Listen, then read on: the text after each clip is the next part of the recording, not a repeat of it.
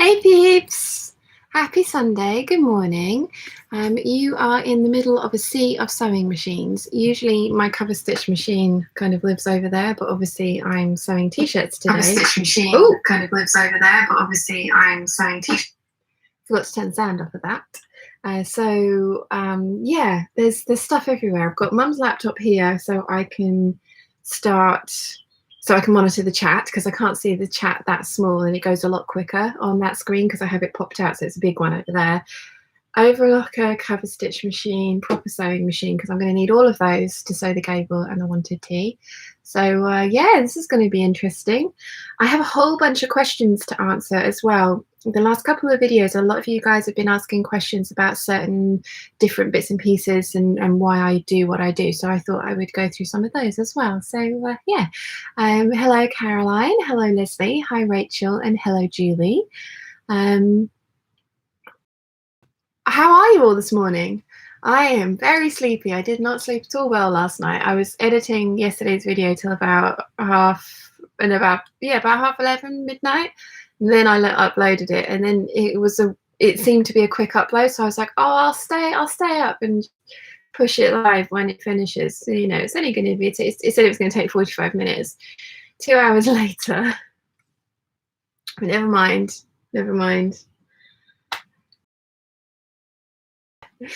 So yes, how is everybody this morning? Hello, sewing in PJs.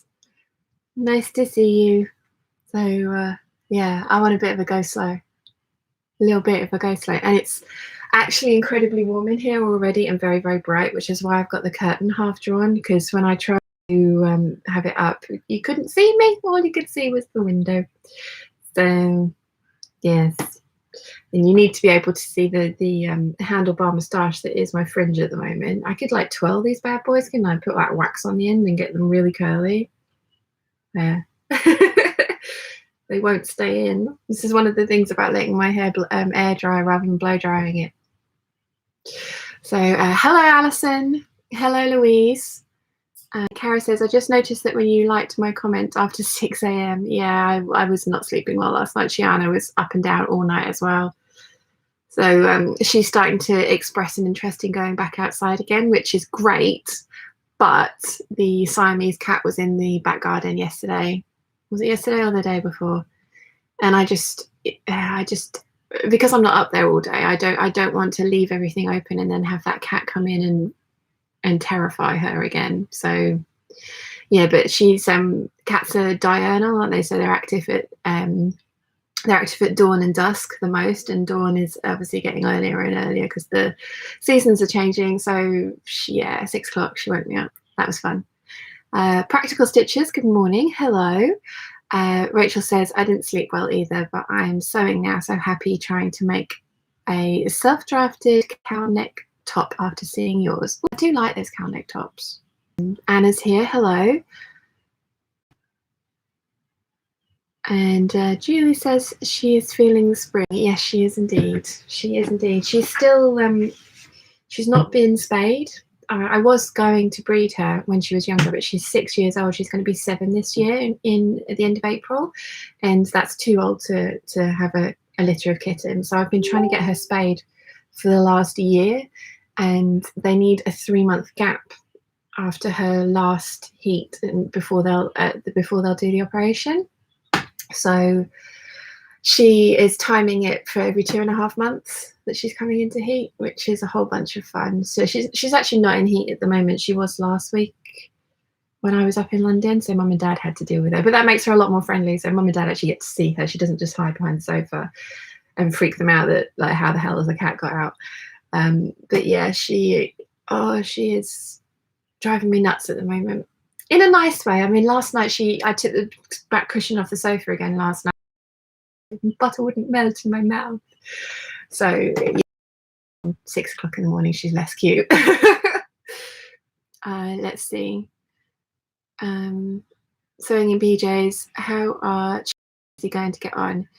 They're not going to get on well. they've met a couple of times in the house because obviously in the summer we have everything open, and Chiana likes to be with the people. She just likes to know that she likes the people to know that she's disdaining them. So she does follow me down to the house and follow me around the house, and she comes and sits in Mum's fabric stash quite a lot in one of the Expedit cubes. But if Mum's not sewing in here, she'll sit.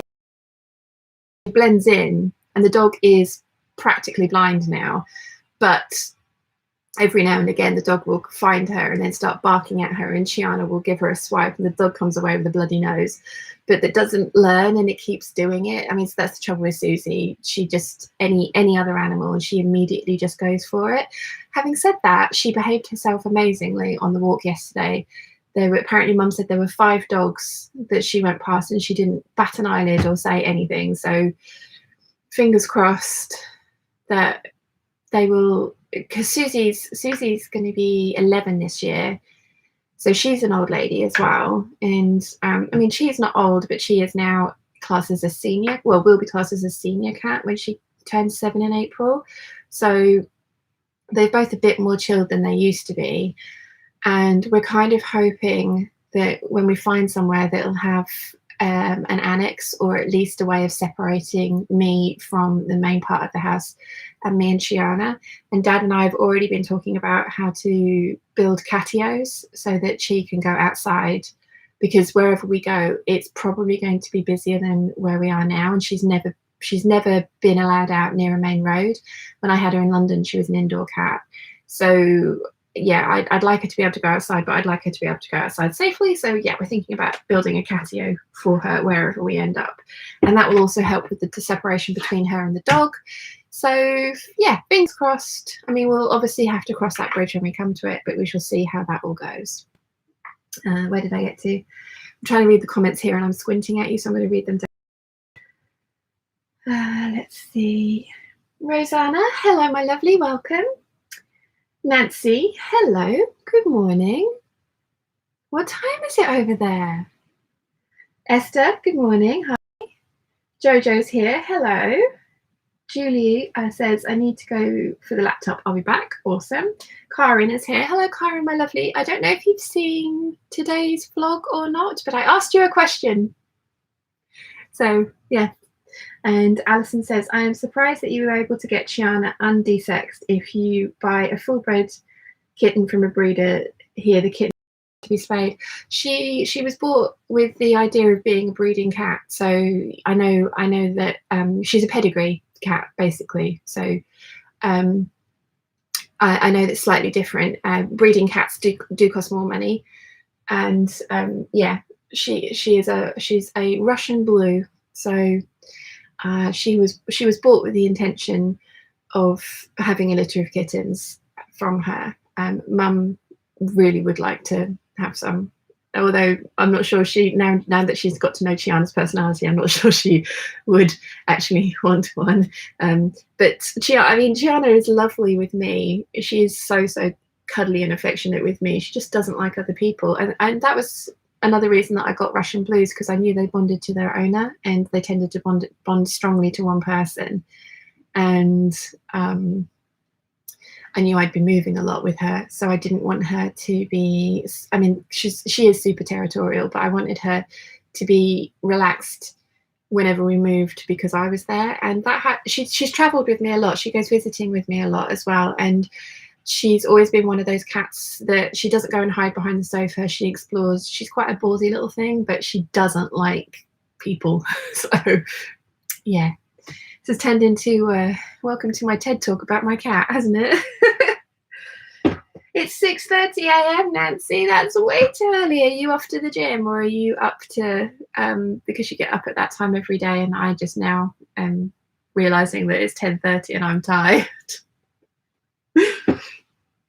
Anna says, I was going to suggest kitty area for her incorporated with smells from her bedding, etc. Rosie says, it's in Guyana at 6:37 a.m. and you will keep me company whilst I tidy my card making counter. Oh, awesome. Cara says, sorry, not seen the vlog yet. What's the question? I was putting together the Patreon mail out rewards, and I noticed that you are still with we still PO box address for you, Karen, instead of your real address because you didn't want to get the key fobs every month, which was fine because, you know, like how many key fobs does one person need unless you're my dad? And I was just asking, given that I've changed kind of the parameters and I'm now sending out kind of memorabilia from whatever day out Mum and I have together, I was just wondering if you'd like me to change your address back so that I would send you the postcard, or it was an alpaca farm leaflet yesterday because they didn't have postcards. But yeah, let me know if you'd like me to change your address back so that you get some happy mail in the post. Alison says, I still love Chiana. Did you get my email? I did get your email. I've read it briefly this morning, but don't ask me to tell you anything that it said other than your address, because yeah, I don't think I took it all in. But yes, no, I did get it. I've got your address, so I will get that on the package that I packed up for you yesterday, Alison. And Papa is going to go to the post office for me with my giant pile of letters to get sent out and the 2 parcels that I need to send out. I actually have the 3rd one that I need to pack up for Michelle and send out. I need to remember to do that. And yeah, the post office always love it when Dad comes in with a giant load of my stuff. He's always so happy. Nancy says, restless sleeper, so staying up instead of going back to sleep. Oh, I hear you, Nancy. That was me last night. If I fall asleep now, I'm sorry. Right, okay. So I have, as you can see, I've kind of got a dusky blue thread on my overlocker, and I've got grey on my cover stitch. And I think what I'm going to do is, this is the black viscose jersey, so it's like this, that I wanted to try for the Gable t-shirt. I had tidied all this up and then I rearranged stuff, so yeah. So I think what I'm going to do is so we've got the grey kitties, we've got the beautiful bird fabric. I'm going to do that with the blue on the inside and grey on the outside because I think that's going to work really well. We've got navy kitties, which I'm going to do with the blue, and then I'm going to change over a thread for the top stitching. Got the wanted tee. We've got the okay, so we've got the peacocks as well. So I think peacocks, I've got the right colour thread on my sewing machine as well, because I've got a similar one to this. So I think what I'm going to do is I'll sew these 3 with that combination and then change over the thread on this one, and then I might actually do the inside of this with rainbow on the loopers and then grey on the upper threads. Might do it that way. Yeah, let's get this done, shall we? T-shirts. Sewing in PJs says, do you need a strong coffee? No, I don't. I've never had a coffee in my life. Caffeine does not agree with me. I used to drink a lot of Coke, Diet Coke, and if I have like a 500ml bottle of Coke now, I'll be up for at least 36 hours, probably longer than that, feeling awful the entire time. Caffeine is not good for me. So no, I don't need a strong coffee, although I do need to perk myself up. I probably ought to eat an apple or something like that. Apples are meant to wake you up, aren't they? Although I can't bite into apples anymore, which is really annoying. So Mum's just come in. Sorry. That's all right. Do you want to come say hi quickly? Yeah, just off to church. Oh.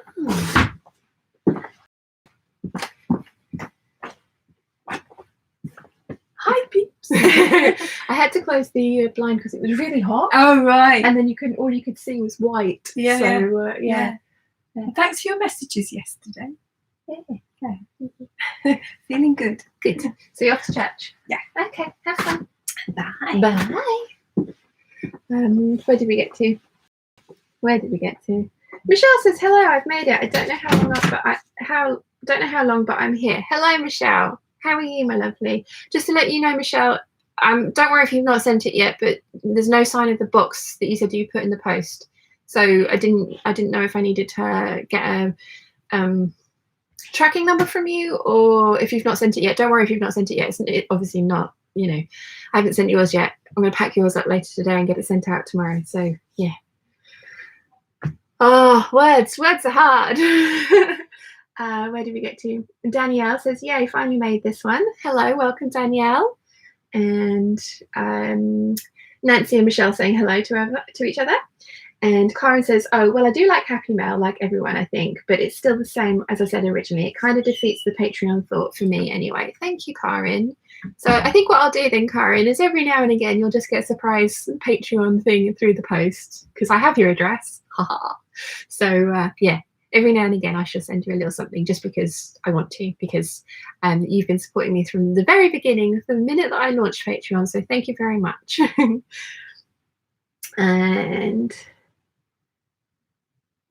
And then lots of people saying hello to Mum. And Zoe says that she needs to go back to sleep soon, so she probably ought to not have a coffee. And Michelle says no, she's not sent it yet. So no worries, Michelle. But I was worried that if you had sent it, it hadn't turned up yet. Helen says, hello, what's everyone's favourite online fabric store in the UK? Sherwood Fabrics. They're doing an amazing discount this weekend as well. If you spend £60, you can get 2 meters of Lady McElroy fabric for free. And yeah, I bought the extra fabrics that I needed, the jerseys that I was worried I wouldn't have enough of for that dress. And even if I now have too much, I can make t-shirts, which is good. So, and Anna says, sleeping is one of those things that some people have some and some do not. I have suffered sleepless issues for many years, so I sympathise.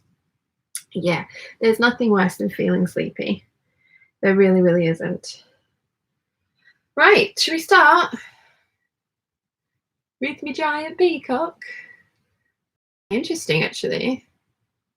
Yeah. So the pattern actually wants you to sew the shoulder seams together first and then overlock it, but I find that, I mean, it wasn't difficult, it was just a bit awkward. So I'm going to overlock it first and then I'm going to sew the shoulder seams together, because it's me we're talking about and I like to be contrary. And again, the overlocker is going to be loud, so hope you're prepared. This is a sewing channel after all. Let's hope I am not so tired that I overlock my fingers. And let's hope I've now not tempted fate.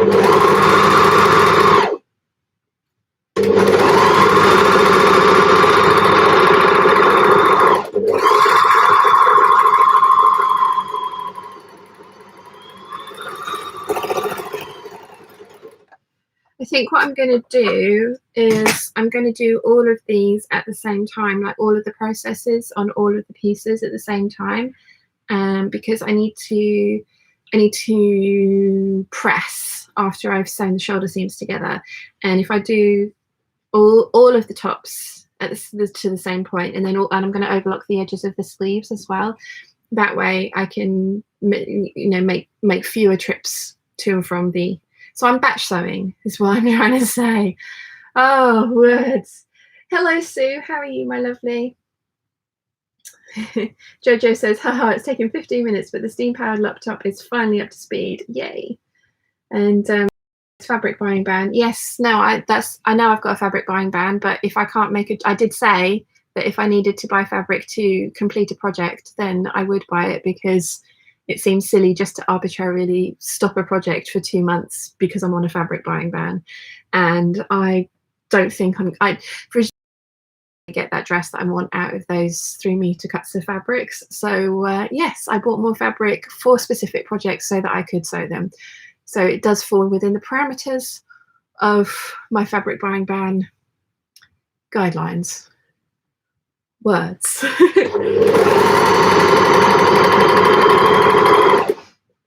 But I am being very good. The Textile Centre currently has the most amazing viscose palm leaf viscose in there, and I've discovered Material Girl Laura.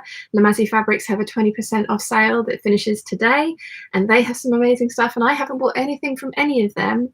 I've only bought stuff for specific projects that I actually need the fabric to complete the project, because otherwise it ain't going to happen. So yeah.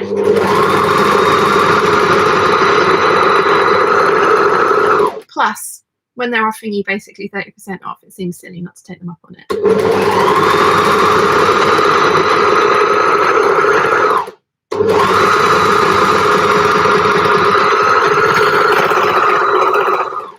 So you had to spend £60 to get the two lengths of fabric for free. And the Lady McElroy fabrics that I was buying were £14.90 per metre. So buying 4 of them, I was 40p under the £60 threshold. So what I did was buy a sample of some new Lady McElroy cotton lawn that they've brought out, which Danny sent me pictures of and said, "Have you seen this?" I was like, "Yes, Danny, I have." Thank you. And so that was £1.25. So that took me over the £60. So I could then get my 2 meters free, rather than having to spend another £15 to get more fabric, if you see what I mean. I thought that was quite an intelligent way of doing it. Do you like all my justifications for the fact that I bought fabric?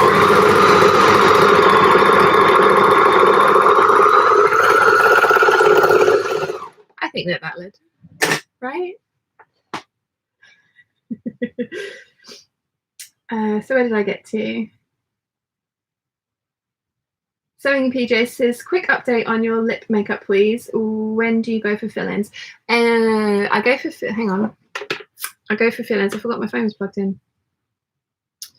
I go for, so the 31st of March, I go for my top up. It's worked, the colour I really, really love, but it is incredibly patchy, which is why I've not shown you guys like a close-up of it, because you can kind of see that some areas are darker than others. The color, I love, like I say, I love the colour, and when I go back, it'll get filled in. And she did say as well that if it was still patchy, then she would just touch it up. And you only pay for one treatment, and then the top-ups are included in that treatment. So I'm not paying every time I go to have this done. I think that's what Mum thinks, and no, because I couldn't afford that. So my eyebrows are amazing. I do have one tiny little patch in the middle here that's not taken so well. So again, when I go back and get my lips done, she'll probably just fill that little patch in as well for me. But I love it. I love it. It's gonna be amazing. There is always, at the beginning, there's always kind of patchiness between the treatments, and then you need to get it redone between 12 months and 18 months. And then if you get it redone within that time period, it's a less expensive treatment because it's a top up. If you wait longer than 18 months, you're paying full price again, because the pigments don't last that long. But again, that's a good thing, because you're having your face tattooed, and if you don't like it, you don't want to have it there permanently. So yeah, really, really, really, really, really pleased that I had it done. And I'm not going to wait 7 years like I did this between last two treatments. I'm going to keep, at the very least, I'm going to keep my eyebrows topped up. And when my lips are finished, I'll then decide if I want to keep those topped up as well.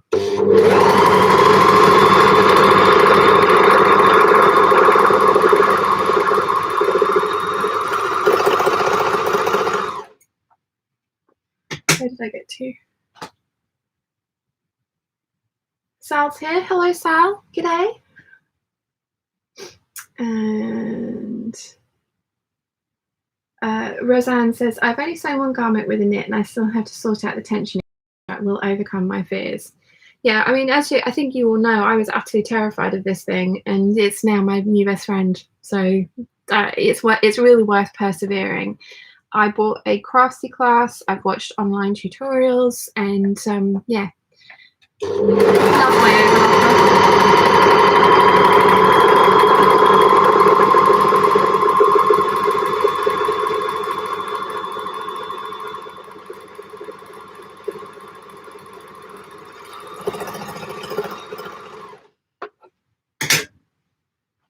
So I'm just throwing the sleeves onto the ironing board, because I'm just finishing the edge and then they need to get pressed up. I know I'm going to cover stitch these, so I know I probably don't need to overlock them, but I like it because my cover stitching is still not perfect, so I sometimes don't quite catch the edge, so I like it to be completely finished, because otherwise I'd want to go back in and trim them. So for me, this is my preference.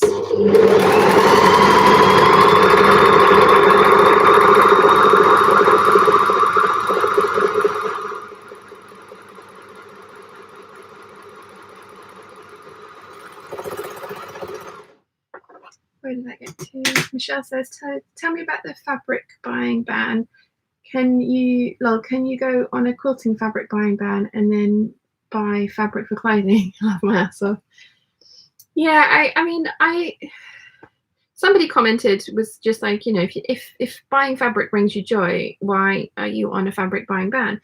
And it's purely and simply because I'm running out of room to put it in.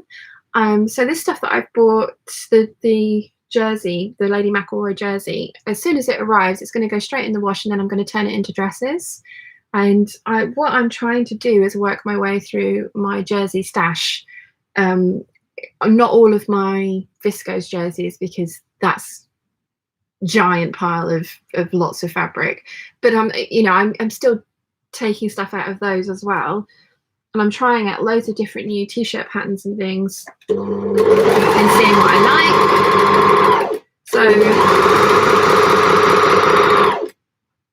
it's kind of one of those things where it's just like, I could easily buy fabric every day because I look.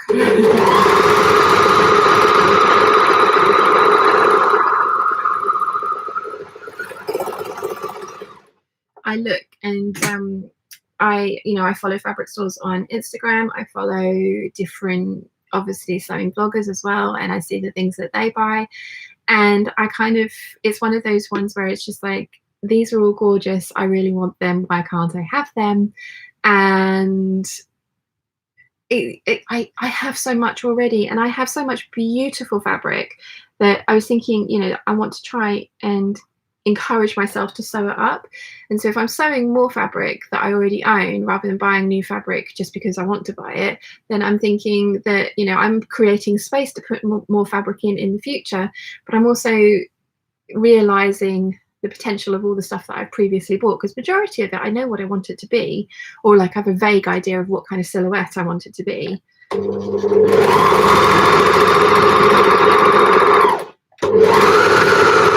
So it was an arbitrary ban.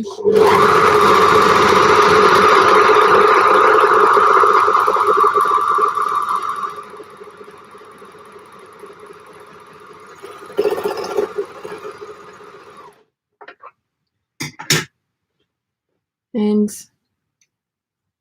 you know, so far I'm sort of succeeding. We'll just ignore the 6 meters of fabric that's on its way.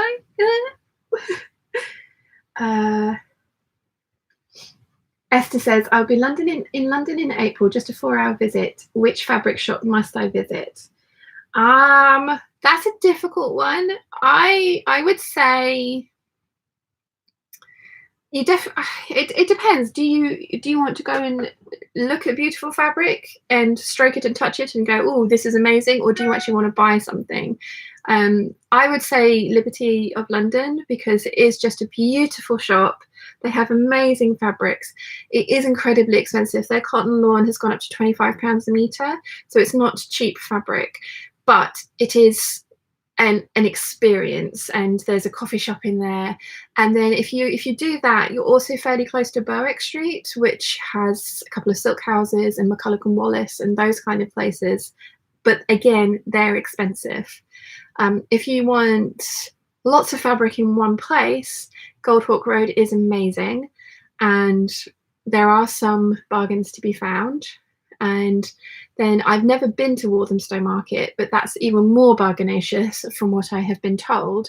So it really depends what you want from your 4 hours in London. I think if it's an experience and an overall kind of like an amazing day, I would say, if you've never been, I would say Liberties, because it's awesome. And maybe plan to maybe plan for like a very small top that doesn't need too much fabric so that you can buy yourself something. I bought buttons from there as well. They sell patterns. And like I say, it's just an amazing experience. So it depends what you want, but there's options. Let's see. Alison says, Rachel, of Stitched Up, I hope you're okay. Been thinking of you. Oh. And Cara says, this weekend I'm allowed to buy fabric. Hubs is treating me for my birthday, so I will definitely be on Sherwood's later. Awesome. Let us know what you get. Danny says, haha, sorry for enabling you. I'm watching from my hotel in Cork, flying home this afternoon. It's perfectly all right, Danny. I very much enjoy the fact that you guys know me so well that when you see a fabric that you think I would like, you send it to me. It helps. And I will totally be buying that one when my fabric buying ban is over. Because you know I need an 8577 in that particular print.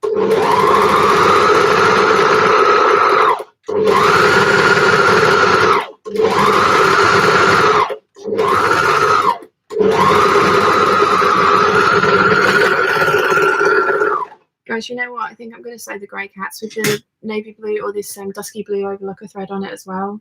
And I think I'm just going to, yeah, it'll be fine. It'll be fine. Because my grey thread's over there and I don't want to change it and change it back again. I will change the thread on my machine for the top stitching around the neck though. I think that would be, it's super lazy if I didn't do that.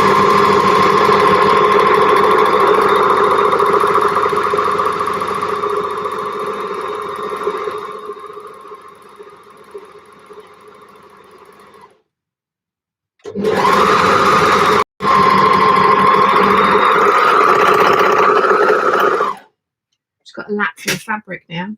Where did I get to? Julie says, working on hand embroidered maxi skirt. It's going to take forever. At the moment, I'm at the why did I start this part of the project? It's going to be awesome when it's done, though. That sounds immense.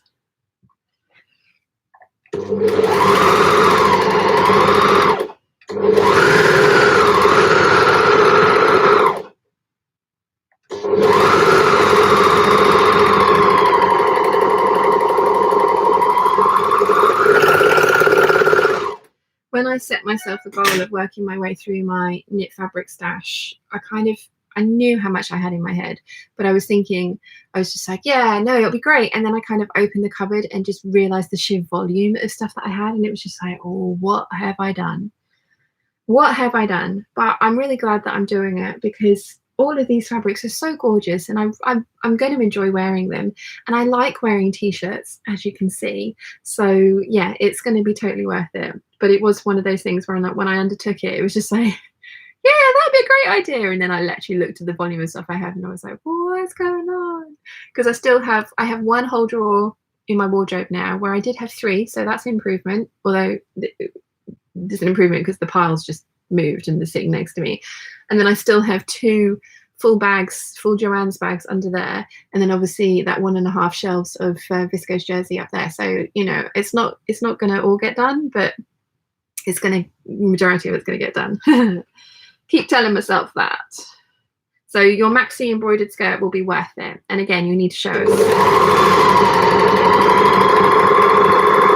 I found a hand embroidery YouTube channel. She doesn't talk, but you just hear the push of the needle through the canvas that she's embroidering on and the pull of the thread. And it's ASMR that I like because usually ASMR weirds me out.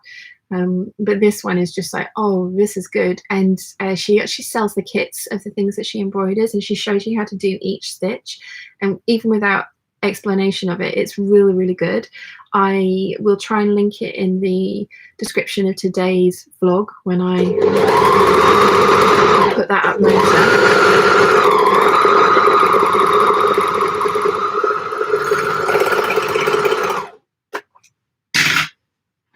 Right. Just get the kitties done as well. Where did I get to? Lamazzi has a discount on, opens new tab speedily. No fabric buying ban here. Yes, Jojo, 20% off. And again, show us what you get so I can live vicariously through you, as you have been doing. Where did I get to?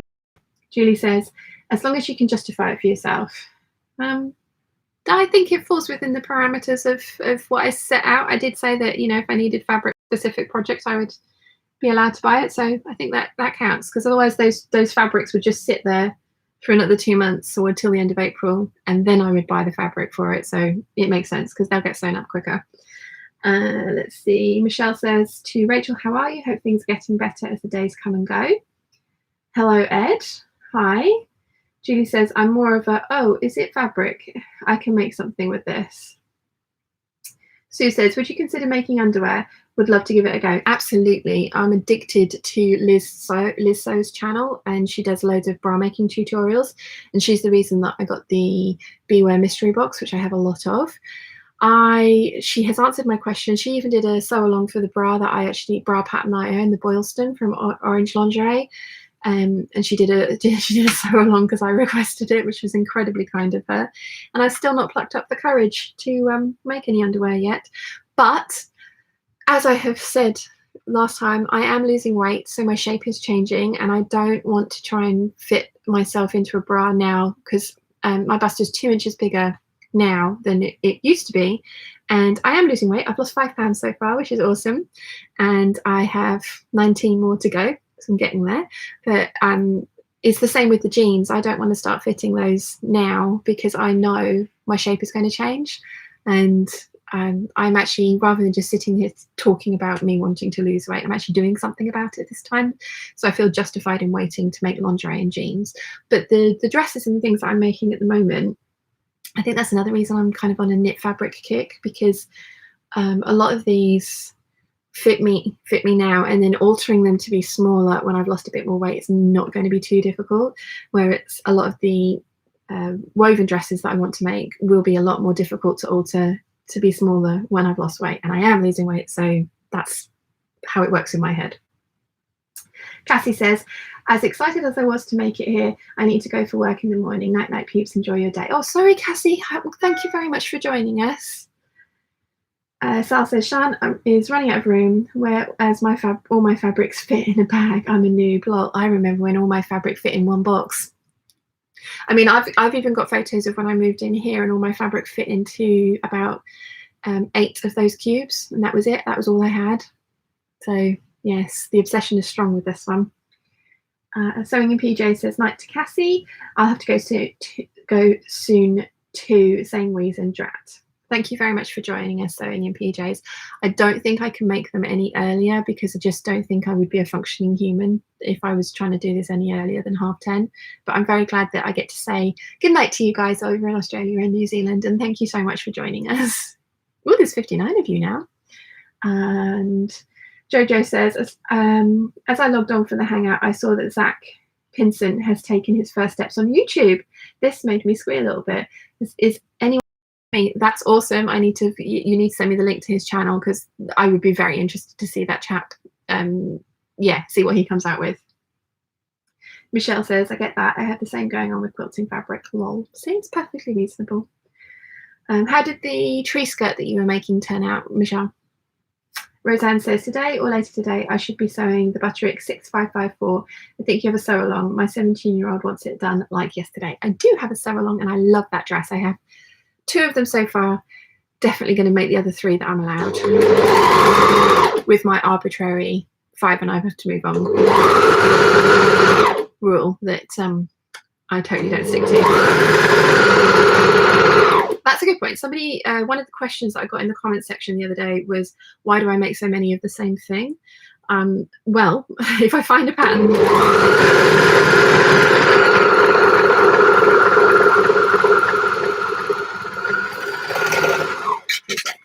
if I find a pattern that I make up and that I love, and especially if it's an indie pattern, it will make a lot of money on it, because, you know, the indies are expensive. Not when you think about the longevity of them and what you get out of them, but if they don't work for you, then they are an expensive undertaking. So I've put a lot of work into tracing the pattern, altering the pattern, making the pattern up. And if I find one that I like and that suits me, then yes, I will make multiples. And I think I've told you guys that many times before as well. There's when I was buying clothes, if I found something that fitted and suited me, I would buy it in every color that it was available, because finding stuff that fit and suited me was very difficult.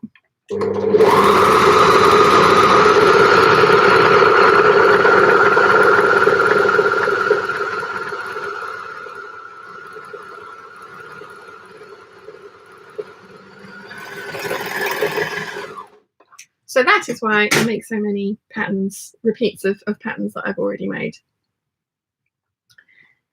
because I like them. Somebody else, what did they ask?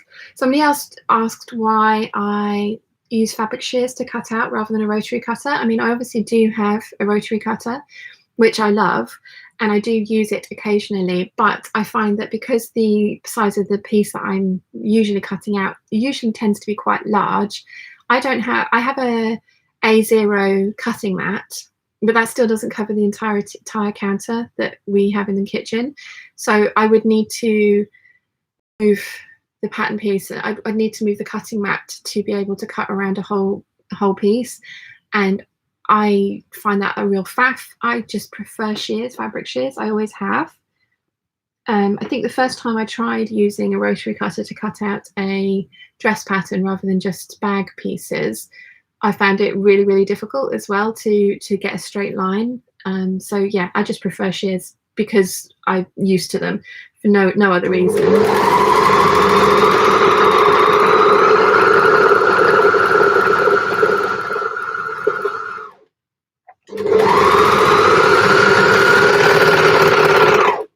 Where did I get to? Hannah is here. 2 hangouts in 2 months. I've been seriously lucky. What's on your machine at the moment? So these are Gable t-shirts. I am batch sewing them because I have cut a whole bunch out so that I could batch sew them with you guys today. And yay, I'm glad you've managed to make both of the hangouts. Julie says it's going to be beautiful. Thank you. Nikki Duda says, about to start my first NCW. Watched your sew along about 10 times, Sean. I'm using Mary Poppins Fat Quarters as a trial version. Wish me luck. Well, good luck, Nikki Duda, and let us know. You know, if you join the Peeps group, please do show us how your finished make. And the NCW really is, if you break it down into pieces, it's a very easy sew. You just need to remember to be accurate with your seam allowances with bag making. That's the important thing.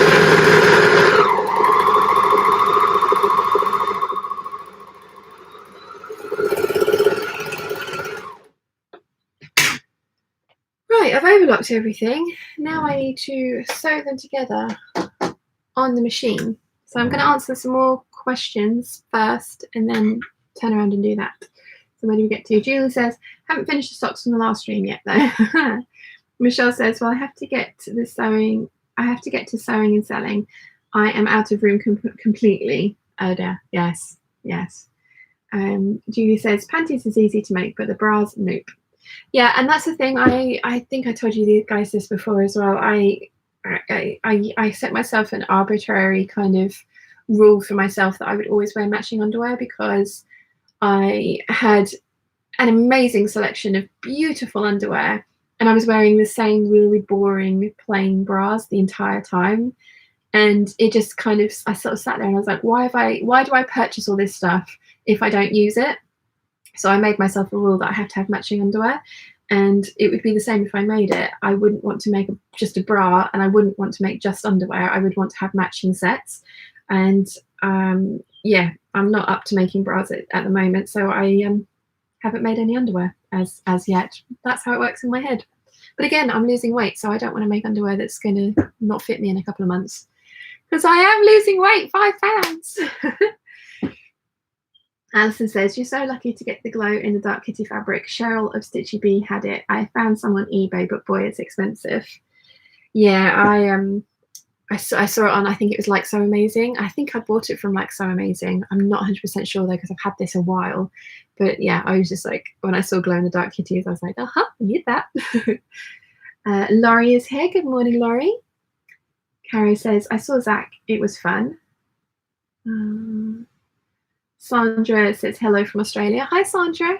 good evening for you, isn't it? Anna says to Alison, like so amazing. So sales go in the kitty fabric. Alison lives in Australia, Anna, so we need to try and find somewhere for her a little closer to home. And Michelle says, it was okay, just need a few adjustments that I need to learn how to do. I'm at impasse on making a few things like sweatshirts and a few things, cannot find the right things I am looking for in the US. The only dedicated jersey seller that I know of in the US is Girl Charlie, and so I can't be more helpful than that, I'm afraid. Carol Clifton says, I would be the same. I would always buy the same designs in different colours. I'm glad it's not just me, Carol. And Julie says, pic of the embroidery project just uploaded to the Facebook group. Awesome. I shall have a look when we're done here. And Sewing in PJ says, sorry, Shan, I missed the name of the channel for the bra sew along. Liz Sews. She is amazing. I love her. I have super large girl crush on her. I've told her this before. I think I've weirded her out many times. But yeah, I love her and I love everything that she makes. She's so adventurous as well. Like, you know, she has no fear of drapey silks and making evening gowns in them, and they turn out amazingly. So yeah, I absolutely, anything she's one of those ones that anything she uploads I will watch, you know, kind of thing. I have a few of those channels. Majority of them are not sewing actually, which is a bit weird, I suppose. Oh, dropping pins on the floor. There we go. So yes, Liz sews. And where did I get to? Hannah says to Sewing in PJs, it was Liz Sews, an American YouTuber. Awesome, Hannah, thank you. And Sewing in PJ says, oh, thank you. I watch her channel, must have missed it. She has so many bra tutorials, so many, and they're so good. So you should definitely go and check her out. And she started doing a series of kind of like why and how she makes the alterations that she makes as well. So because before it was kind of just like a technical, this is how you sew the thing. So yeah, love her channel. Don't know if you can tell.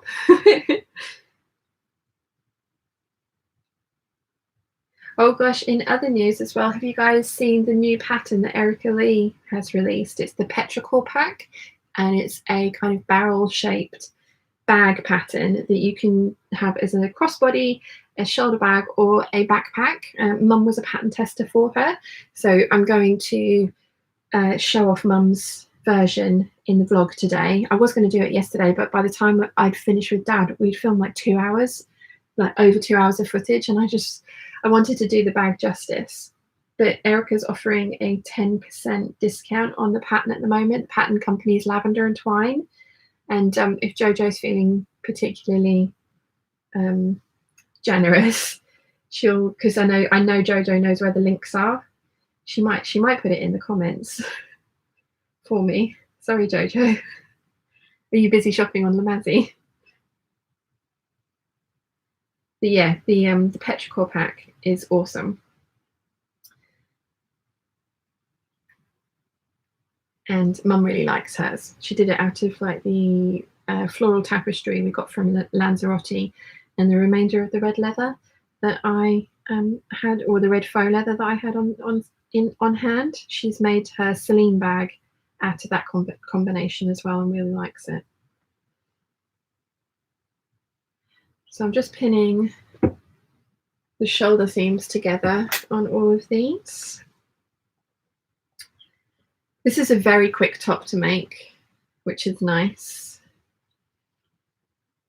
And very intuitive as well. Once you've kind of made one, it's one of those ones where it's like, aha, yes, that's how that goes together. A Russworm says, good morning from Canada. Lois Fabric Canadian has an amazing knit collection and maybe reasonable shipping costs for US customers. Awesome, thank you. Always like getting new fabric store recommendations. Actually, somebody from Canada did send me a link to some beautiful, well, what they said was beautiful fabric that they thought I would really like, and the link didn't work. I haven't replied to the email yet though, so I'm going to do that and just say, I need to see this fabric that you think I would like. Can't get a thing to match the dot. Got there eventually. So yes, it's like I said to Danny as well, I do really appreciate it when you guys send me links to fabrics that you think I would like, because you introduce me to new fabric shops quite often. And I, you know, sometimes you introduce me to new fabrics that I haven't actually seen, and that's always good as well, even if I'm on a fabric buying ban. Mental notes are made for future purchase or future Shan to purchase later. It's like the first time I went to the Goldhawk Road with the Peeps on I think it was the 15th of July. In fact, it was the 15th of July because I met Wilson for the first time in a couple of years that evening, so I remember that date very well. But I was very well behaved and didn't buy anything because I was on a fabric buying ban, and everyone was very impressed with me.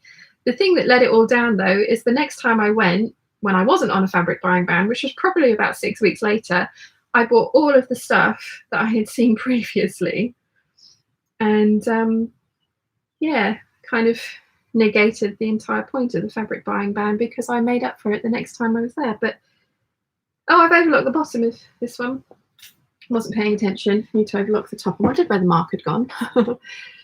That's okay. I'll overlook the other bottom side of this one because usually I do it once I've sewn the side seams up, but I shall do it slightly differently today, which is fine.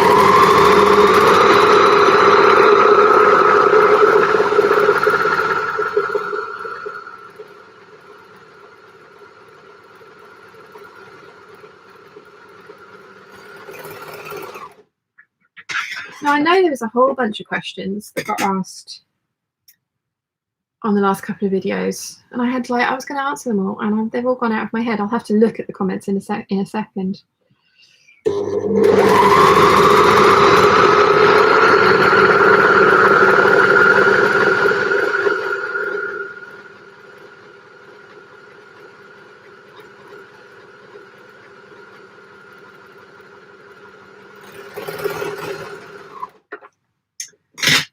Let's see.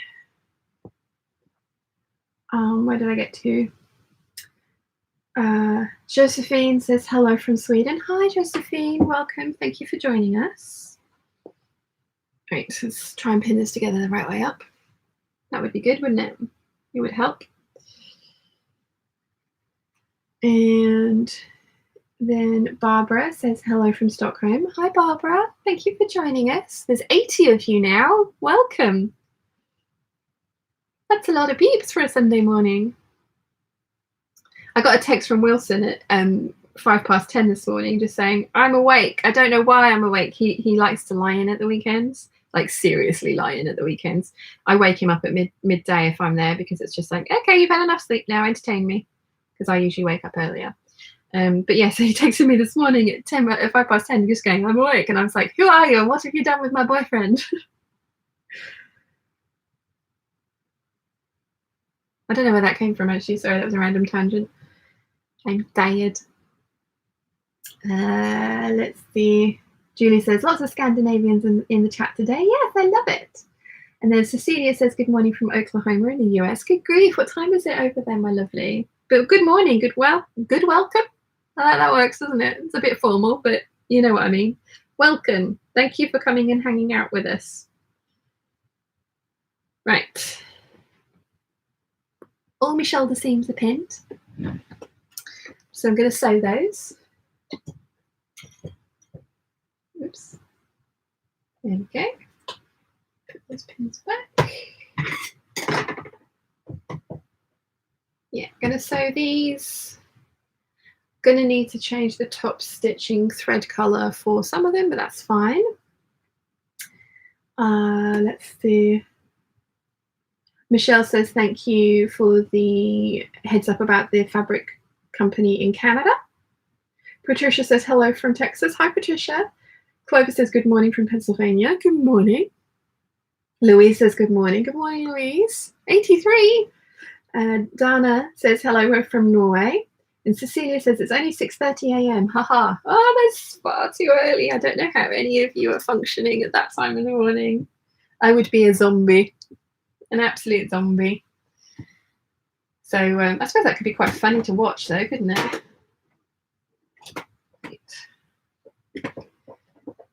I I would not attempt to sew at 6:30 in the morning. I would make so many mistakes.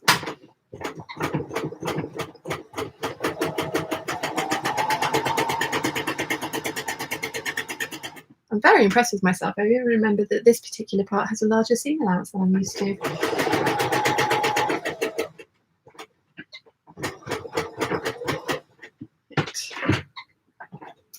So I'm batch sewing because I think I've told the majority of you guys, but just for anyone that's new here or just joined us, I like to batch sew because I want to do as many things as I can whilst I'm at my sewing machine before I then have to get up and move over to the ironing board. So yeah, batch sewing is the way forward, at least for me.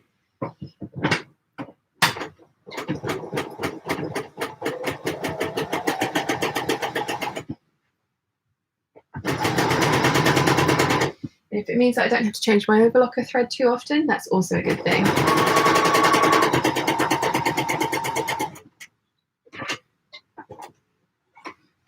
I think you can just about see actually behind me as well, those two cubby holes there and there. I cleaned out, well, I didn't clean out, I moved my vintage patterns so that the McCall's pattern stash that the lovely Nancy sent to me can go in there. And Nancy's lovely other half, I went and bought my Vogue patterns yesterday because they're on sale. So they're on their way as well, which is amazing. And Nancy, if you did send me an invoice, I haven't got it yet. So just letting you know, I'm not ignoring you if you've sent it. And if you haven't sent it, it's not a problem. Let's see. I kind of threw a spanner in the works as well because there's a pattern in there that Wilson said that he liked, and I hadn't told Nancy one of the patterns was a pattern for a man, so they know what size range to get for me, but apparently that threw the other half, and he was texting, and then I texted back and he was already at the counter and he had to go back, and so yeah, you guys have massively gone above and beyond for me, which is very, very kind of you. Thank you for enabling me. Because clearly I don't have enough patterns. Actually, you can just see them there. Those green Elba file folders. I went to include the link to them in the video last night, and the price has gone up from £14.47 to £72. So I think somebody had listed them incorrectly, and I just got like the most bargainacious bargain of the world.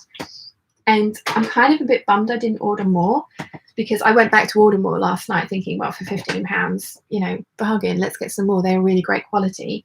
But I was worried because they were such a low price, I was worried that they weren't as good quality as the other ones that I'd had. So I didn't want to order loads and they'd be wrong, although obviously I could have sent them back. And yeah, they've gone from £15 to £72. So I'm a bit bummed. But I ordered the orange ones. Were the cheapest of the other colours that I've and I've also listed those, so I've ordered myself some orange ones. So we're going to have a very strange menagerie of colours in the sewing room. But yeah, and I just really like storing my patterns that way, the PDF patterns.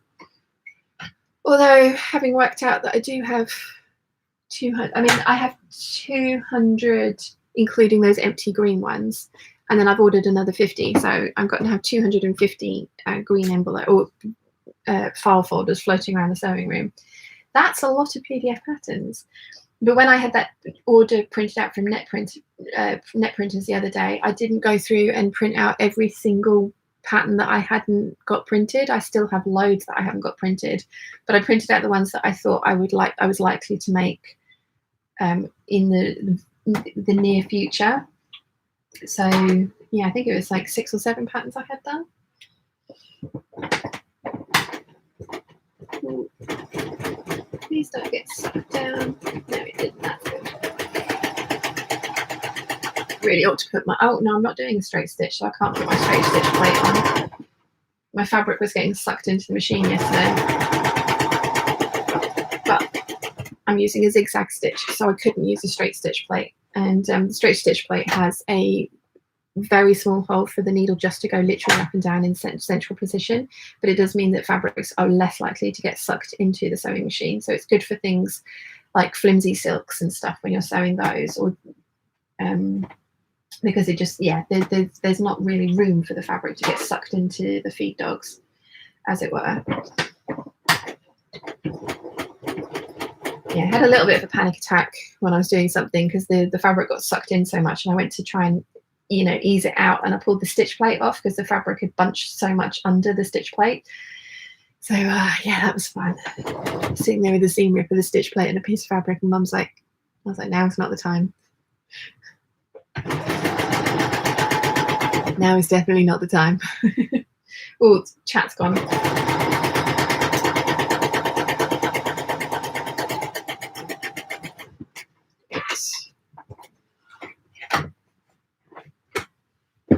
Where did I get to in the chat? Hello, Claire. Quilty Girl is here. Hello, my lovely. Good evening. Michelle says it's 6:24 here. The time changed, so it's actually 5:24 a.m. Wow. Sal says it's 10:24 p.m. here in Australia. M.L. Callahan says, good morning, Louise from Nova Scotia. Good morning, Louise. Good, welcome. And Julie says it is 12:25 in Denmark. Is it 11:25? It's 11:30 already. I've been doing this for an hour. How's that happened? Hannah says it's 10:30 p.m. here in the east coast of Australia, which means my sewing is all packed up for the day, but I was sewing the Adrian dress earlier, threading elastic sucks. Ooh, how do you like the Adrian dress though? Threading elastic does suck. Jojo says, I love the glow-in-the-dark kitties. I've only made PJs so far. Every time I wear them, I crack myself in the middle of the night because I forget they glow in the dark. Yeah, I like that. I like that a lot. Sewing in PJ says, Liz sews, yes, I watched the Black Beauty bra sew along. I wish I could get the underwires to stay in the channels though. Embracing when they come out and start creeping out of your shirt. Embarrassing, yeah. Used to happen in my Playboy bunny costume as well. Like every now and again I'd be dealing something and suddenly this wire would come up and it looks like you've got like a microphone or something. It's just like so annoying. And quite a lot of the wires as well had been cut to fit the custom sizes, so they'd got like electrical tape on them, so black and yellow striped tape working its way out of your Playboy bunny costume when you're meant to look glamour. Oh yeah, I feel you. Louise says, I'm a bit late because I took the challenge that Kathy Hay set to turn off your phone, etc. for an hour and see what you can achieve instead of going on social media, etc. I haven't watched that video yet. Yeah. Yes. Social, my phone tells me what kind of my social media or my phone usage has been for the week, and I spend a lot of time on my phone. I think we all do nowadays, don't we though? This Betty loves flowers. The East Coast is waking up. It's just great to watch while waking up with coffee. Good morning, welcome. Thank you for joining us. Elisa's here. Hello, my lovely. And Julie says, lucky you like colours. L. Hayes, hello everybody. Recently ventured into the world of dressmaking and been advised to invest in a decent overlocker. I have no clue what to go for. Would you recommend yours? Thanks. I love mine. Mine is expensive. I didn't have a budget when I was shopping for sewing machines, very luckily, and it's not the case anymore. I think this was around £800–900. I'd go for the best overlocker that you can afford. My experience is amazing because mine is amazing, and I've never had any issues with it. I've heard a lot of people have had issues with the less expensive ones, especially the ones that came from Aldi. And I mean, I think that's one of the reasons I love my overlocker so much, is it's never done me wrong kind of thing. But I haven't experienced anything other than this Bernina 1150 MDA. I don't know if they make this anymore. I know you can get refurbished ones. If you're in the UK, Sew Works in Epsom is amazing. Brett is the guy that owns it. Tell him I sent you. He's lovely, and he will really help you out. I think if you don't know what you want, what I would do is find a dealer that you do like. I would go in, I would ask to have a play on the different machines, tell them your budget, tell them what you're looking for. They are the knowledgeable people. They're the people that will be able to answer all your questions about what it does and what it can do for you. So I would suggest going to your local dealer and asking them for advice. Tell them your budget, tell them what you're looking for, and go from there. But yeah, I love my Bernina 1150 MDA. It's amazing, absolutely amazing. When I was buying this, I was going to go for the combined overlocker and cover stitch machine, and the guy that was selling them to me talked me out of it because he said it's just a faff. And I'm really glad that I have got a separate overlocker and cover stitch machine.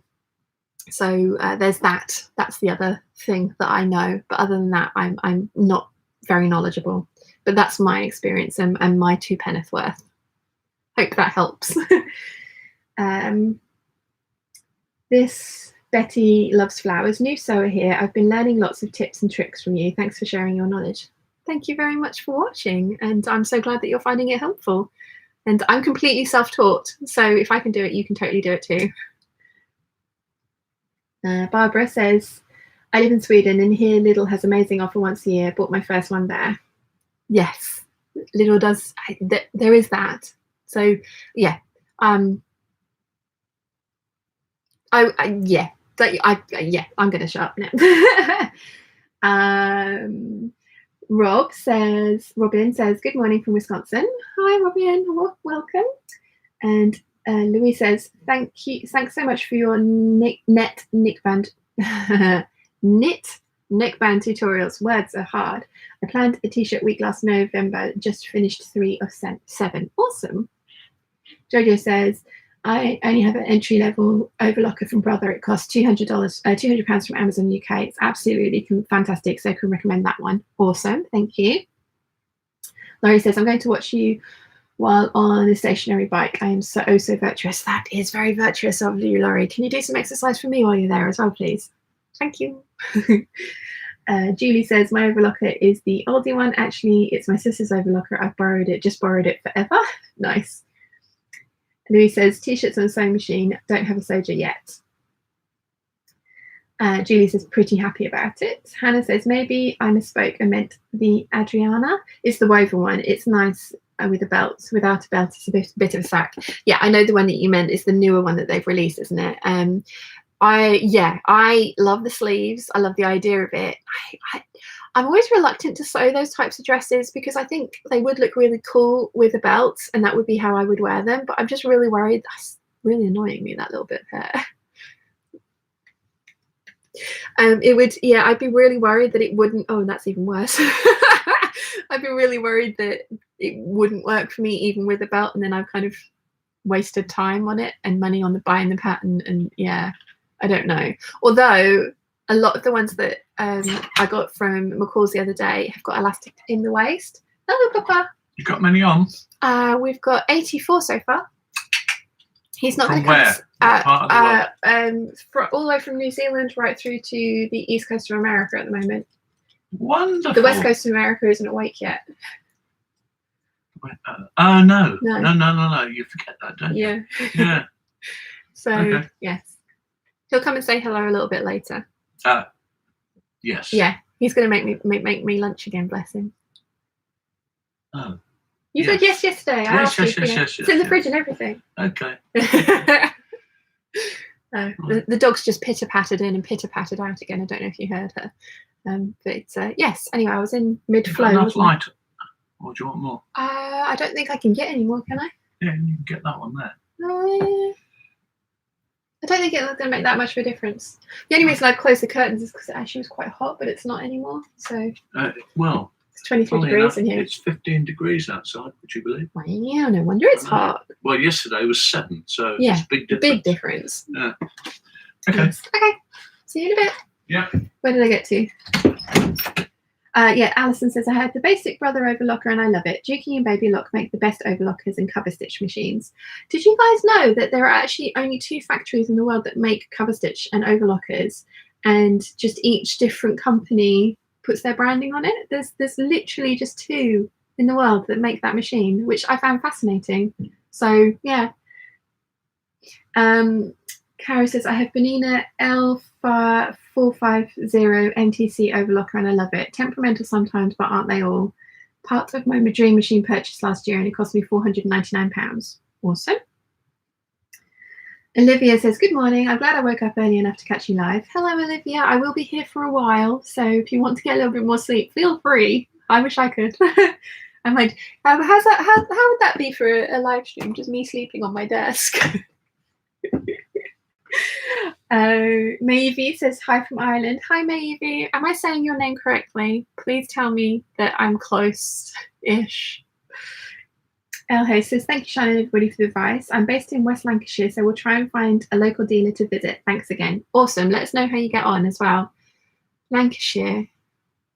Yeah, I don't really know anything further than Frank Nutt in Birmingham. I couldn't advise your next closest dealer. The other thing would be if you go to any of the shows, and again, I'm sorry, my geography is not brilliant for the UK, but I know the festival, the knitting and stitching show, whatever it's now called, does one in Harrogate, which I believe is north. And again, I'm really sorry. My English, when I used to be a travel agent, and my English geography was the thing that always let me down. Terrible. So yes, but that would be my advice, is just go and play on as many machines as you can get your hands on and find out which one you like and what you can afford and what your dealer recommends. So let's see. Sue Veal says, hello from Australia. Good evening. Hello, my lovely. Jasmine says, I'm awake and I'm in Oklahoma. Good morning, Jasmine. Olivia says, yes. Ever so often, hi from Yorkshire. Hello, my lovely. Carol says, my overlocker is from Riddle. I'm ashamed that I have been too scared to take it out of the box. Ah, don't worry. I left this one in the box for 5 years. I think that's got to be some kind of record, right? I'm terrified of it. It's like, oh my God, it has a knife. It has a knife that it's going to wield at me every single time I sew. Ever so often says, studying this morning, but sewing is planned for this afternoon. Awesome. What are you going to sew? And Simone says, hi from Perth. Hi, welcome. And then Coco Chan says, bought myself a Janome 9300 DX when I got a promotion at work. Was about £250, so a bit more than the oldie little deals, but has run like a dream for 2 years so far. Awesome. See, this is the thing. Like, I think it's the same sort of thing with everything. When something works really, really well, very few people. I mean, very few, you hear reviews and things like that, but it's when things don't work brilliantly for some people that you hear more about it, because they're more vocal about it and they like to take to social media, and that's just the sort of culture that we've become. So the few things I'd heard about the cheaper versions from Lidl and things like that were bad reviews, because people were just like, I hate this thing. But that, you know, that could be user error, that could be a whole bunch of different reasons and things like that. I think it's just one of those things that depending on what you have to spend and what you want it for, it really should make up a lot of the decision-making process. And on that note, I'm going to put a jumper on because I'm getting chilly. I have a jumper and a cardigan in my bag. I have some sweets, well, not sweets, they are honey and salt peanuts from the Walker Sensation. It's 10 points for an entire bag, but they're very, very sweet. Glasses came off. Such an elegant creature. And I tend to eat half a bag at a time, so they're not the best snack. And I've been mainlining fruit like you've no idea. But yeah, these things are just, oh my gosh, they're such California honey and salt flavored oven roasted peanuts. Oh, they're good. Oh, I've just got a whiff of the door. I'm gonna have to get a tray or a plate to put them on. So and now I'm making myself salivate. I'm hungry. Okay, let's get this last neckline sewn and then I can do some pressing.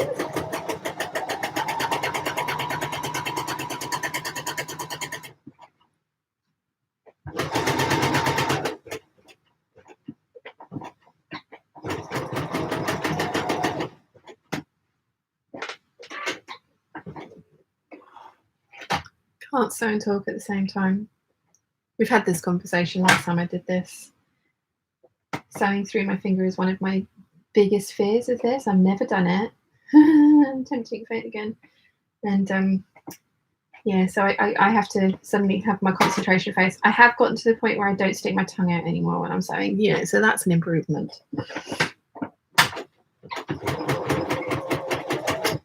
Now, if I stick my tongue out when I'm sewing, don't tell me.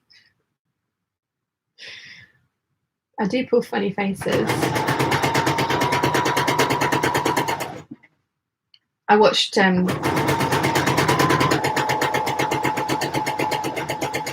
some of one of these sew-alongs live hangouts back once, and I kind of wish I hadn't, because it was just like, oh my god, what face is that?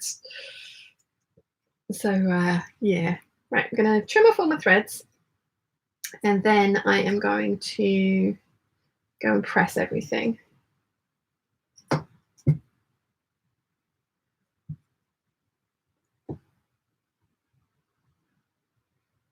Where did I get to in the comments? Let's see. Sue says, I have 2 Bernina overlockers, one with dark thread and one with light. Too lazy to change for different garments. That is the height of luxury, Sue. And I want one. Sal says, there was a live stream where the guy fell asleep for 3 hours. He woke up to have 200 viewers still watching. Lol. I watched I kind of stumbled across Mr. Beast, and I watched one of the ones where he goes and just donates loads of money to different Twitch streamers. And there was this guy that was asleep, and he donated $10,000 to him, and it has a vocal alarm when something happens. So the guy kind of woke up and was just like, he was like in a dream. He was like, 10,000? That's a joke. It was really funny. Right. Got to trim all the threads off of these ones. And so on. Hello, my lovely. How are you? I really like the Erin skirt that you made. It's gorgeous. I haven't bought this because that's from the Capsule Weekend book. I thought Sew Over It book, isn't it? I haven't bought that pattern bundle yet because I really want the Lola coat and the Erin skirt, but I don't know if the Erin skirt would suit me. I think that's where it's from. Correct me if I'm wrong. Where did I get to? Ever so often. I'm planning batch sewing of boxes for hubby and my daughter's boyfriend. Oh, that's nice of you. I haven't made Wilson anything since the sleeves. That's because he keeps saying he's worried that I'm going to make him something in such a loud, bright fabric that he's never going to wear, and then he's going to be worried that I'm going to be insulted that he's never going to wear it. But like Nancy knows, he approved that Vogue pattern that I asked for, Nancy. I'm not sure if you've seen it. It's kind of like a zip up kind of soft jacket. So he because we went through a whole bunch, because I was offering to make him a coat because he said that he wanted a longer coat, and then he's changed his mind, and I think he was just worried that I'd make it and he wouldn't like it, because obviously you cannot try on a pattern until it's finished. But yeah, we stumbled across that Vogue jacket pattern for men, and he approved that one, although I think he wants it exactly as it is on the pattern envelope, which is all grey and black. So yeah, right, all my threads are trimmed, so I'm going to do some ironing in a second. But oh, there's 93 of you now. Hello. When did that happen? Where did I get to? Caroline says to Sue that it's an awesome idea to have one overlocker dark and one light. I just love that. That's my, yeah. I'm gonna eventually have enough money that'll happen. And room. That would be my other concern. Michelle says, I have a Brother Lock 929D, cheaper side of the scale. It works lovely. Awesome. Julie says, I will say though, I have to go through my overlocker and clean it and find out why it has a tendency to miss stitches on the left needle. Ah, it's interesting. Jasmine says, I have a 25-year-old Kenmore sewing machine with an awesome zigzag stitch. Nice. I mean, this is the thing. One of the things I liked about the Jennifer Lauren Gable t-shirt instructions is that she did say this is completely sewable on your domestic machine. You don't need an overlocker. And I mean, you don't really. You can do it all on this. I have this, and now I'm not scared of it. I'm determined to use the damn thing because I've got to make up for 5 years of it sitting on the side looking at me going, love me, love me. Where did I get to? Julie says, only the left one though, never on the right one. That's so weird, Julie. What did you have you got any idea what's causing that? Barbara says, on the subject of overlockers, has anyone taken an overlocker class from the Stitch Sisters? Hope it's okay to ask. Of course it's okay to ask. I haven't taken any classes from the Stitch Sisters. I know Lorianne has, but Lorianne is on the west coast of America. She's in Oregon, so I don't think she's going to be awake to be able to tell you. But if she pops on later, because I'm planning on going for a while today, we need to remember to ask her how her class was with the stitches. I'm sure she loved it. I'm sure it's awesome. Yeah. ML Callahan says to Jasmine, I'm going to get my 30-year-old Singer repaired this year. Love that machine. Awesome. Angela Heron says, I had a Toyota Overlocker and only had trouble with it. I bought the little Singer and it has been great. I recommend a get to know you machine course if you can find one. Definitely. That's kind of something that I wish I'd done. Benina do courses, like a 2-day course for this bad boy, which I went on and then kind of promptly ignored this machine for 6 months because I was terrified of it. To use my little Singer Featherlight. But yeah, I did. Yeah, definitely do a get to know your machine course if you can find one in your vicinity. That's a very good idea. Laurie says, you mentioned you were a travel agent. How many jobs have you had? I've been fortunate to only have 2. The last was for 36 years before I retired. Wow.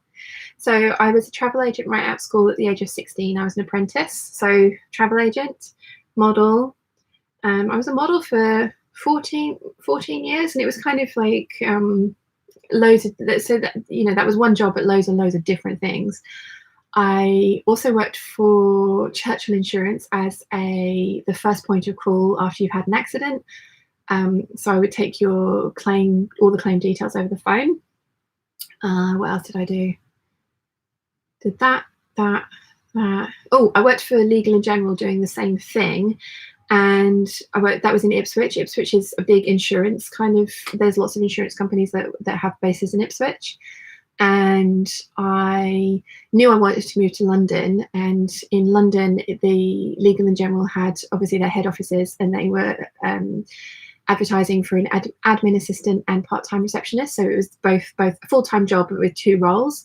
And I applied internally for that job and got that, and then that's when I moved to London, and then that's when I started modelling and stopped working for Legal & General, fairly sharpish. Did that for 14 years. Then I was a Playboy bunny croupier, and then this. So 1, 2, 3, 4, 5, 6 jobs in total. So yeah, that's not too bad. I plan on doing this for the rest of my life. Jasmine says, good old faithfuls. And someone says, I'm great. Oh, thanks so much. Yes, it's from the ebook. I'm glad that I remembered that.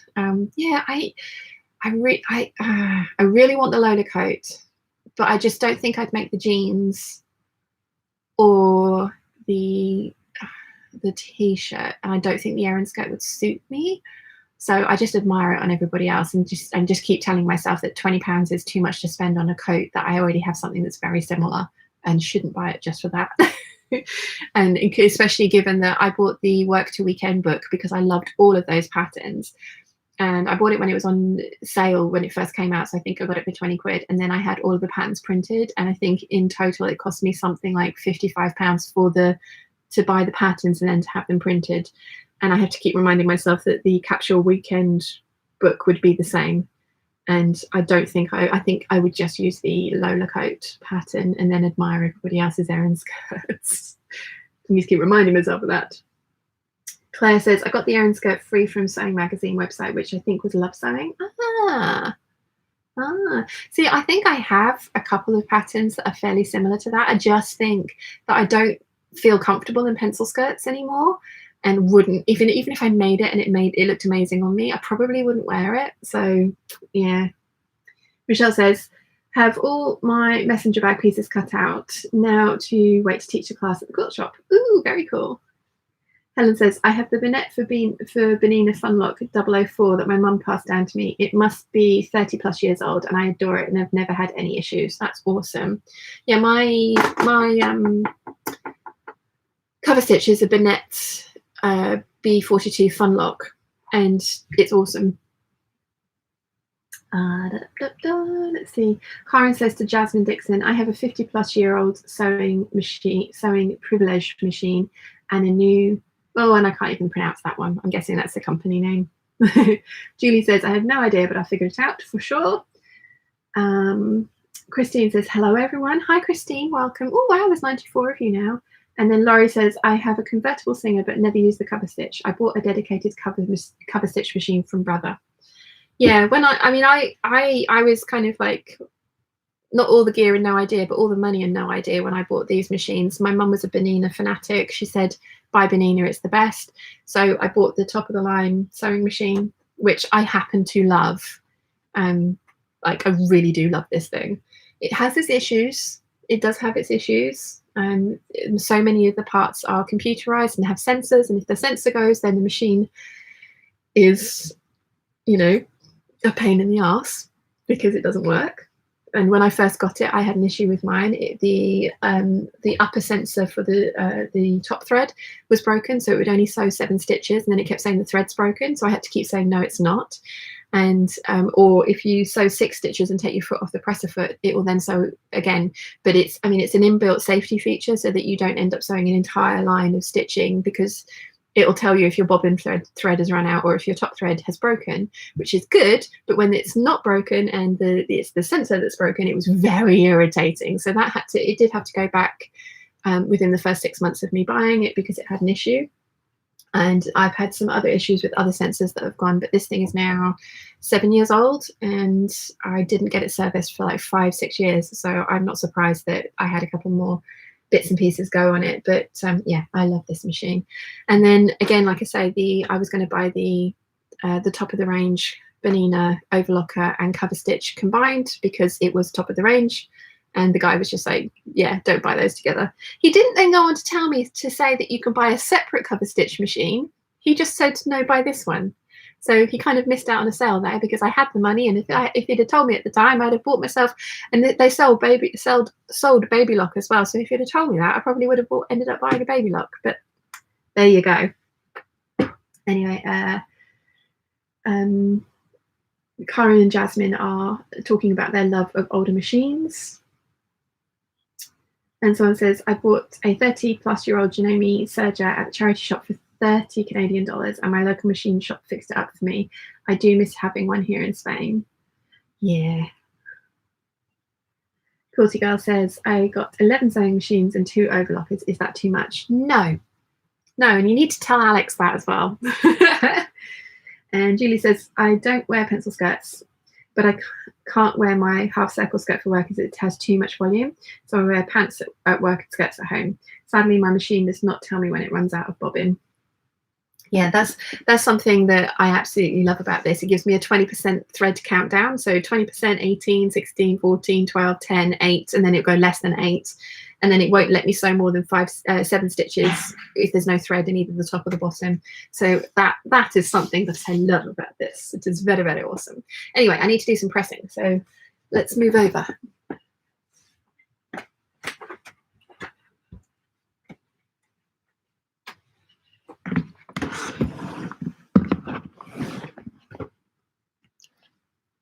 Hello.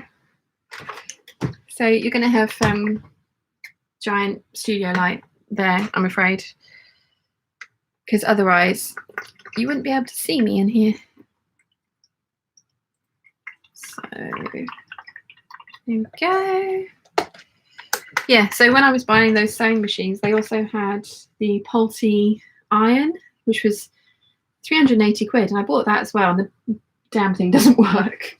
It didn't make steam, and I stupidly didn't get it fixed when it was in warranty. So I messaged them. They told me that I needed to send it into them so they could fix it for me, which they did. Charged me 100 quid for it to fix it, and now it makes too much steam and it just pees out water everywhere. So my super fancy expensive iron is in the cupboard and hasn't been used. So yeah, not great. Not iron my fingers. That's not good. Right.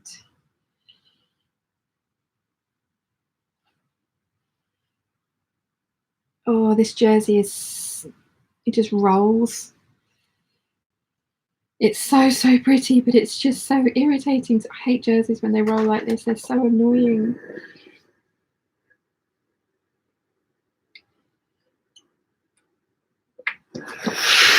That's a bit better. No, I've made a crease up there that I didn't want to. Yee, fun times.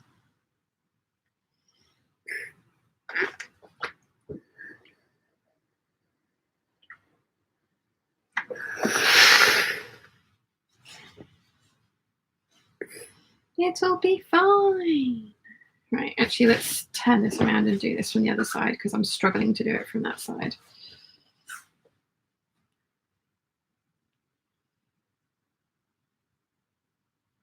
So if any of you guys been watching New Amsterdam on Amazon, say hospital drama set in New York, I'm really enjoying it. Mum and I started watching it a couple of years ago at the knitting, when we were up in London at the knitting and stitching show. We were so tired after, this is 2 years ago, so not last year when I was, oh, was it last year? No, I think it was it was last year. I still wasn't very well, still very anemic. So like walking around the show all day, basically just done for me. So I couldn't do anything else. We couldn't go out that night. So we bought food because our little place had that we were staying had an amazing kind of, it was just a little apartment really, tiny little kitchen, all the sort of, the basics, but what you need. So we'd bought food and we were just sort of sitting and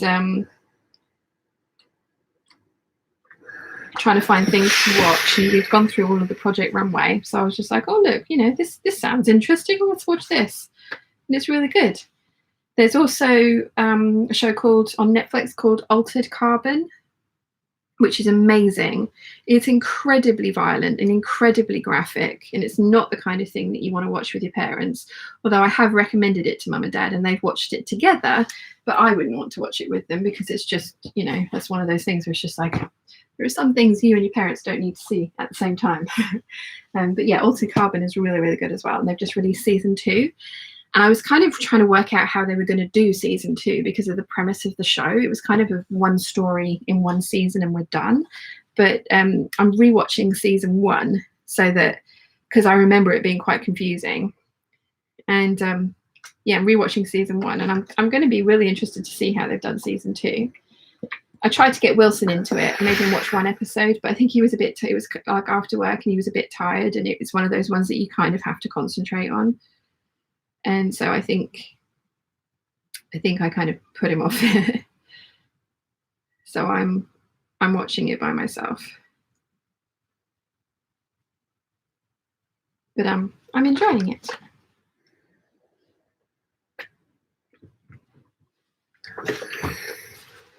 Okay, where did we get to?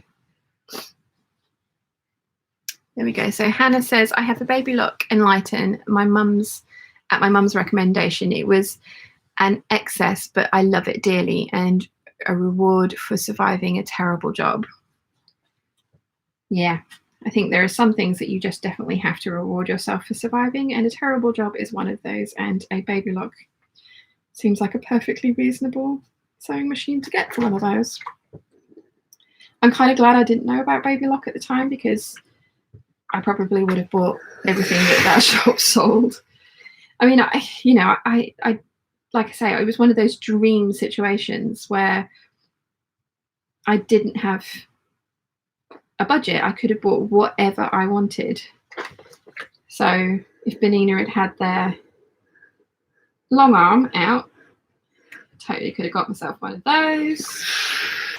Could have got all of the Baby Lock machines, multiple needle embroidery machine. Yeah, the whole shebang. And I probably would have been terrified of all of them. So I'm glad that I kind of only knew about and got the ones that I got, because I love my machines.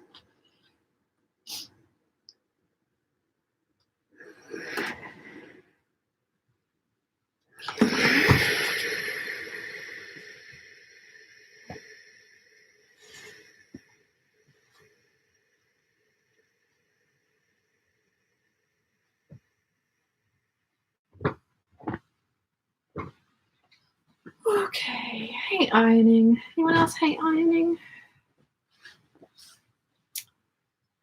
Ironing is not my favourite. Laurie says to Quilty Gal, nope, you have exactly how many you need until you need another one. Laurie, I like the way you think. And you are correct. Obviously.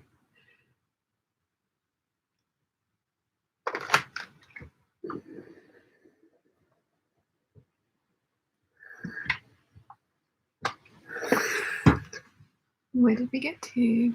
Olivia says, I've got 4 overlockers. The newest one is 10 years old. Wow. Do you have them set up with all different coloured threads so that you don't have to change thread, or do they have kind of different purposes for you, or do you just look at them? Because I would do that too.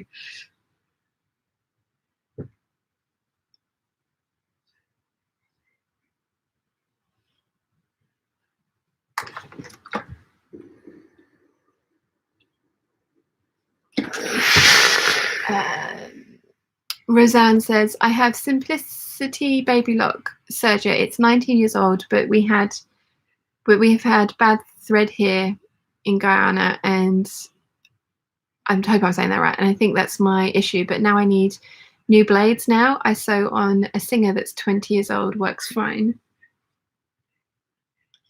Yeah, lots of people like the mechanical machines over the newer computerized ones, and I don't blame you, because, you know, all of the issues that I've had with my machine have been because of the computerized parts.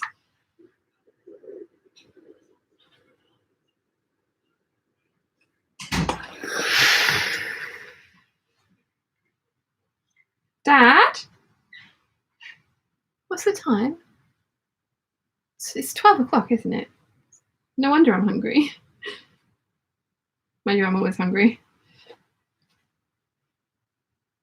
That's not true. I'm not always hungry. I always want to be eating, though. Why will this particular part not do as it's told?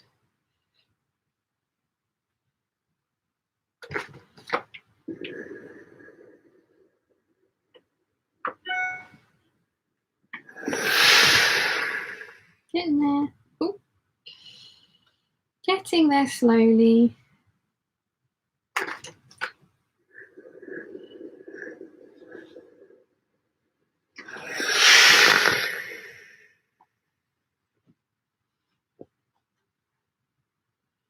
Slowly but surely. Oh, and that peacock's come out just at the right height. That's awesome. Because I didn't want his head on my boob. It was like, nobody needs that. Right. Where did I get to? Simone says, I have to say, I actually love the luxe lounge look you have going on. The rainbow trim is fantastic. Thank you very much. That is kind of the point. So yes, I am incredibly comfortable wearing secret pajamas, but I look like I've made an effort. It's one of the things when you work from home. Like in the summer, I wear my fancier dresses. Not that they're fancy, but I wear my cotton dresses way more often, because it's, warm, and I do enjoy wearing those, and I find them comfortable. But at this time of year, it's like, what do you wear? And obviously, I have all my scuba dresses, and I do wear those. Although I haven't worn those for a while. Maybe I need to break one of those out tomorrow.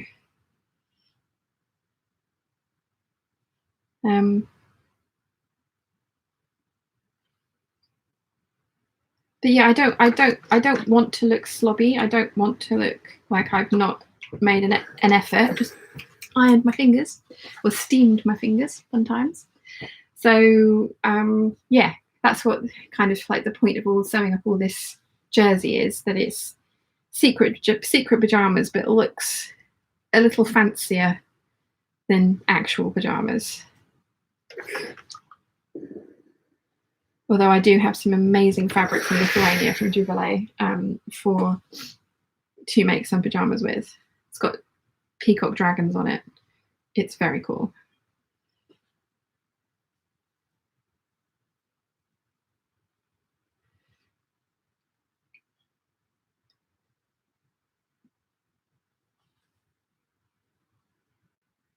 Okay. It's kind of difficult to get this neckline to fold over by the right amount. See my concentration face again.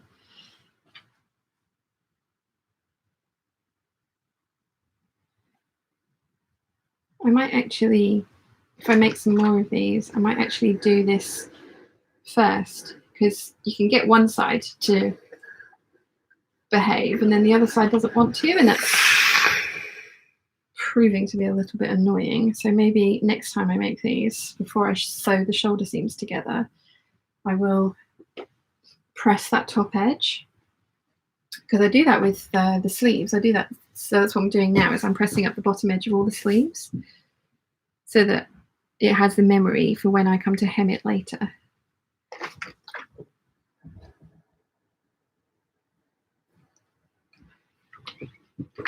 At least that's my theory, and I'm sticking to it. I think Mum's back from church.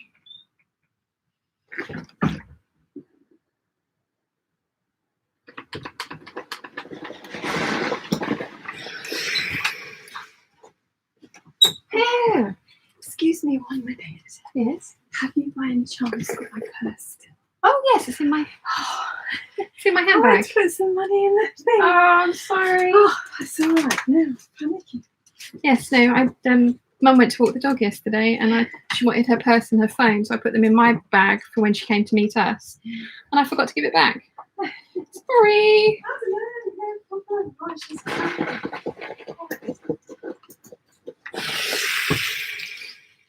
Can you shut the door? Oh no, you put your coat in. Okay.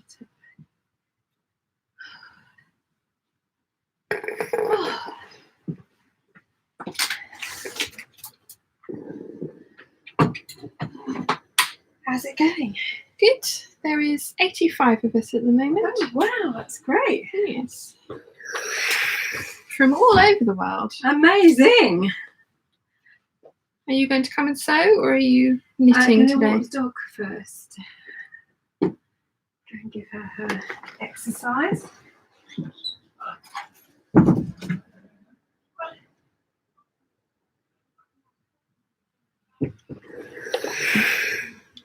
Where did I get to? Roseanne says, bye, have to get in with my work for the day. Thanks for your company. My card making desk is all clean. Bye, Roseanne. I hope I caught you, but if not, thank you for hanging out with us. Ever so often says, love New Amsterdam. Been waiting for the second half of the series to be released in May. Oh gosh, I didn't know there was only half of it. I watched episode 4 last night before I started editing. I gave myself one 45-minute episode, and then I had to edit all of the 2-hour vlog.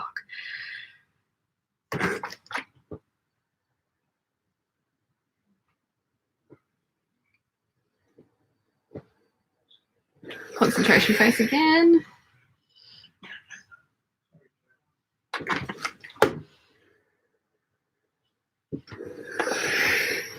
And where did I get to?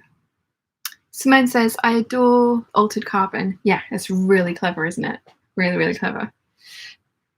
So violent and graphic, but very clever. I'm looking forward to season 2. I'm intrigued to see how they've done it and what they've done with it. The trailers look great though, so you know.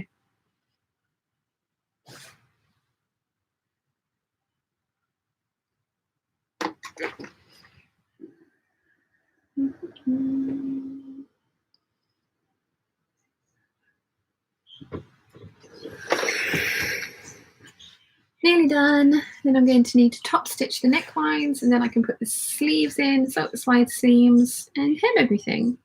So these are very quick makes.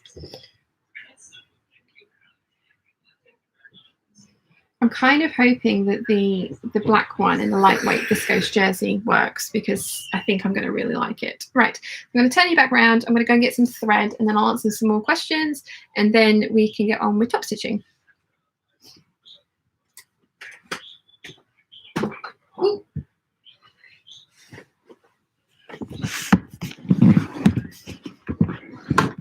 Here we go. Hope none of you got seasickness. Right, I need navy and I need grey. Have I got any grey out already? Yes, I have some grey.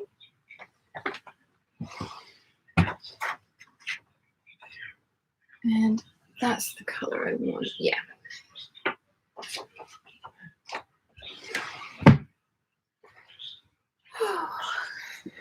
Giant pile of projects.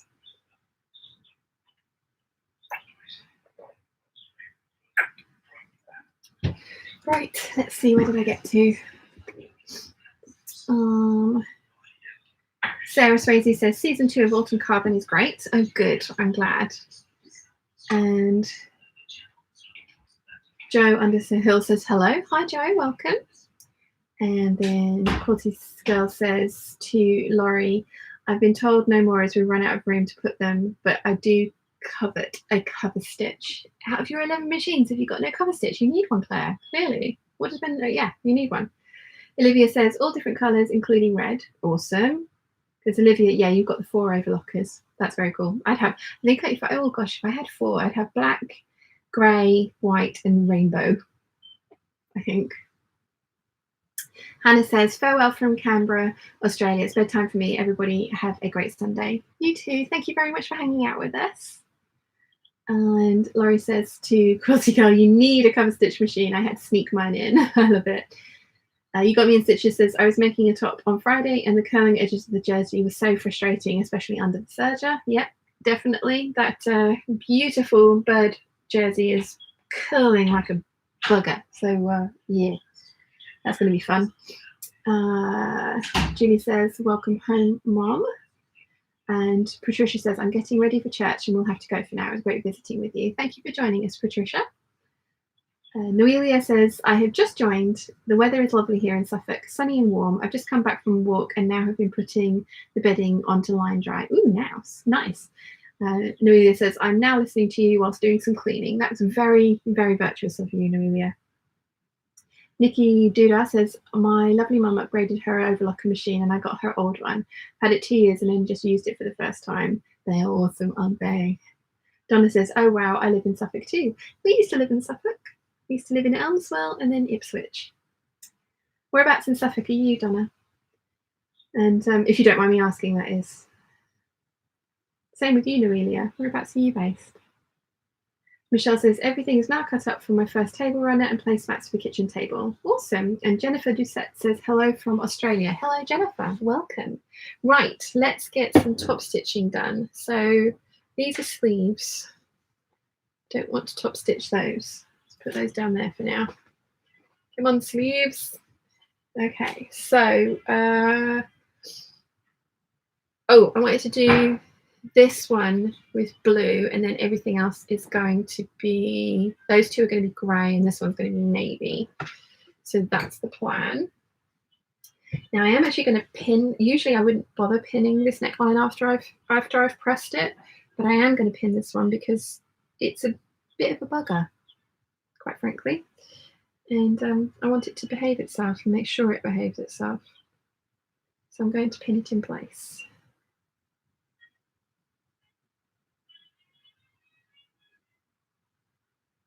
I try to avoid pinning as much as I can when I don't really have to. But for some things, especially when they don't want to behave, you just need to pin them into submission.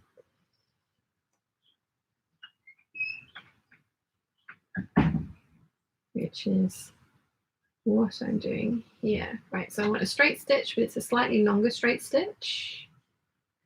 And I'm going to move my needle all the way over. And get some top stitching done.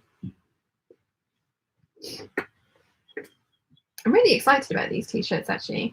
I wore my Gable t-shirt all day yesterday, as I think if you've watched the vlog you will have seen, and I really really liked wearing it, and the neckline being that high really didn't bother me at all. It was a very, very soft cotton jersey, so I think maybe like this kitty one's got glitter on it, but I really don't think that's going to bother me either. So I really liked this t-shirt.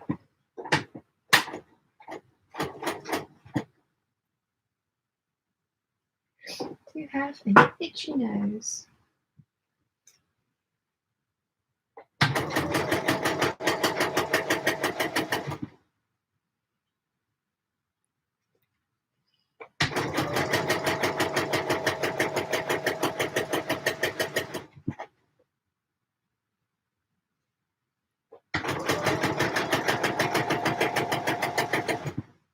Concentration face again.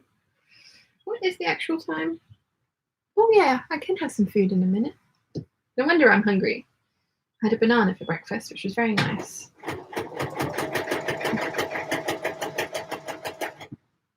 But it was a while ago.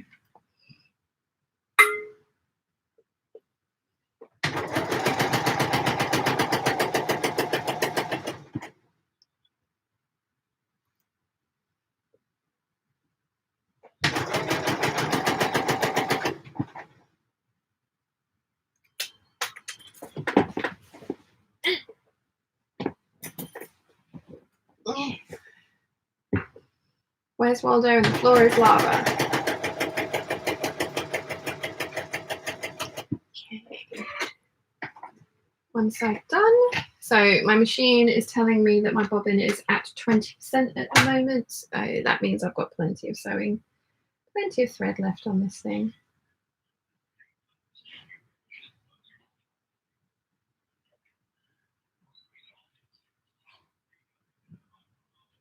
Let's get the other side pinned into place.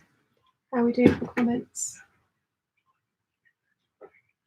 Donna Perry says Ipswich. Yeah, I used to live in Ipswich. Have you seen the new fabric shop, Lily and Mimi? I think she's out on one of the industrial estates looking at the setup that she's got. But she does amazing knit fabrics. I got my, the Renfrew t-shirt that I have, the grey one with the deer on it. I got that from there, and when I bought it, all the deer had foil on them. And I've washed and worn it so many times that the foil has kind of rubbed off, but they still have there's a remnant of it. But their French terries are beautiful. There's a whole, I could very easily spend a lot of money there as well, and keep going and filling up my basket and then restraining myself. Because I already have a giant pile of knit fabrics that I need to get through, and I don't need any more of these types of tops, but they just have so many beautiful fabrics.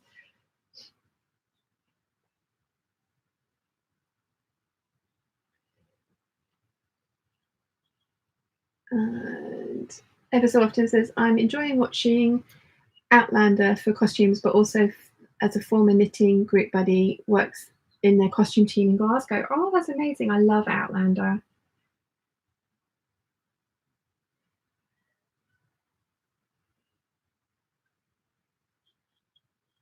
Itchy eyeball. Julie says, my mum lost her sewing machine, at least if somebody asks about it. Noelia says, I'm in Easton, which is near Woodbridge, not far from you, Donna. I work at Ipswich Hospital as a midwife. Oh, wow. Mum used to be Director of Nursing at Ipswich Hospital before she moved here. Rachel Lynn says, good morning, all. Donna says, oh, wow, I'm just down the road from the hospital. Oh, wow, because we used to live on Rushmere Road, so we're just around the corner from you, because the hospital's on Heath Road, isn't it? Sorry, I'm probably not giving away your exact location, but yeah, I used to live on Rushmere Road, just around the corner. Let's see. Sal says, wow, machine, it tells you that. Yes, my machine is very good. It tells me, my machine is brilliant. As long as I tell it when say for example, if I change the foot, if I tell it I've changed the foot, and it's one of those feet that if you put a needle down in a certain place, it will break. It won't do it. It'll be like, meh, meh. So as long as when I do anything to it physically, as long as I tell it that I've done it, it's really, really clever. And it's just like, oh, you can't do that with that combination. No, no, no. So like if you change the stitch plate, if you change the needle type, if you put a different foot on, it does all sorts of things. It's very clever. Noelia says, Claire says to Donna, Perry and Noelia, meetup going to happen now. And Noelia says, are you? I don't think I know any locals are into sewing. It'd be nice to meet up sometime. Quilty Girl is right. Yes, mini KB Peeps sewing chapter in Ipswich. Eileen says, hello from Norway. Hello, my lovely. Noelia says, you did mention that shop, but I haven't bought anything from them yet. I'm planning to visit them soon. Oh, Noelia, when you do, please let me know what it's like in real life, because I just want to go and stroke all of their fabrics. They're so gorgeous. When I go and visit my friend in Ipswich, I'll have to let you guys know. We can have a little meet up and go and have a look at the Lily and Mimi fabric shop. Yes, because my best friend lives in Ipswich. Donna says, yes, my hubby was the handyman at their place it's at, so I cannot sneak in, lol. Right, okay. Noelia says, it's a small world, Sean. Yes, I know Rushmere Road, and the hospital on Heath Road is on Heath Road, well remembered. Yeah, because we left when I was, oh, we moved out when I was 18, I think. Mum and Dad moved down here, and then I stayed in Ipswich for another year or so, and then I moved to London. But yeah, we used to have the big white house that was set back off the road right by the roundabout as you go towards the hospital. So, and the yeah, I loved that house. It was giant, having moved from a tiny little kind of similar thing as this, like a bungalow with a loft extension in it, into that giant house. Because that used to be a bungalow, and a builder bought it, and he built another level on it, and then a double garage, and then there was a annex above the double garage for my dad's mum to live in. So that was a very cool house. Let's see. Louise V, hello, popping in whilst I cook lunch. Hope everyone is having a lovely day. Hello, my lovely. Donna says, yes, definitely, I need a sewing buddy. Noelia says, yes, Ipswich meetup. And Donna says, what's your Instagram handle if you have one? Yours is my so-called home. Laurie says, I'm going to try using fusible thread in the lower looper to see if that works for necklines. Oh, interesting. Yes. Yeah, I'll have to let you guys know next time I head to Ipswich. It doesn't happen very often because I don't have happy memories of that place. Yeah, my high school experience was not great. But like I say, my best friend lives there. So I do go every now and again to visit her, because I love her. So yeah, I'll let you guys know when I'm there next, and we'll have a little meetup. That would be lovely. Right, let's do the other side of this neckline.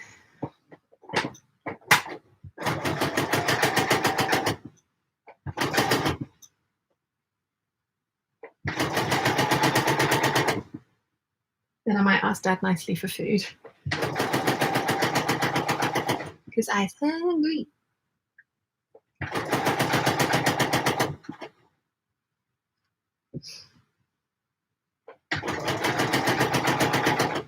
I'm having the tomato soup again. I don't have any white projects to spill it all over this time, though. I didn't last time. I did manage to not do that. I was quite impressed with myself. I'm not quite sure how I managed to not do that, but yeah.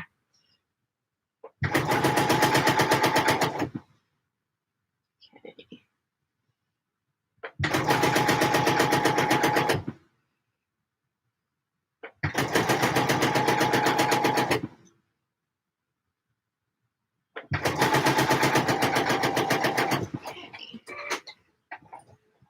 So neckline is all top stitched down. So I need to change my thread over. I think I'm going to change it over to the navy blue, because I've got one of those to do, and then I can move over to the grey for the two of those that I need to do. This is going to be the most awesome t-shirt. Oh, I love this. I need to make myself some leggings or something to wear with it, because I'm going to tuck a lot of that in. Right, what did I say I was going to do? Navy blue next, didn't I? Just said that. Actually, I'm going to stick my head out of the door and ask Dad if he wouldn't mind me making me my lunch, because I'm hungry. 2 secs. Dad, could I have lunch now, please? You have what? Could I have lunch now, please? And can I have a plate as well as a bowl? Because I have some nuts that I want on it.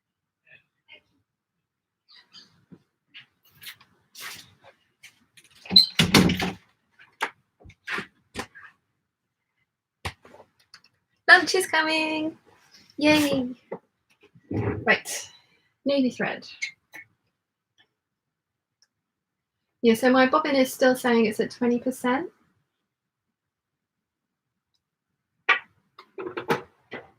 Oopsie. Let's not knock anything over.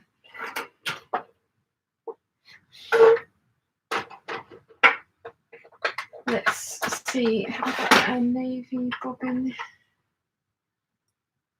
I have got a navy bobbin. Right, so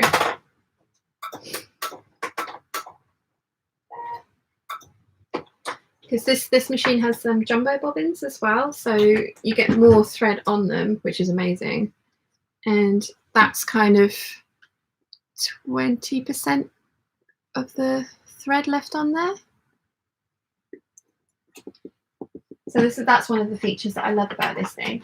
I think I asked you guys this last time. Would you guys be interested in like an in-depth review on my sewing machines? Because I mean, I get questions about it a lot, and it's one of those things where it's like, I will happily wax lyrical about this thing, but I know they're not for everybody, and I know it's incredibly expensive, and the newer ones are even more expensive. So, because I mean, you definitely don't need all the bells and whistles this thing comes with, but I do love it.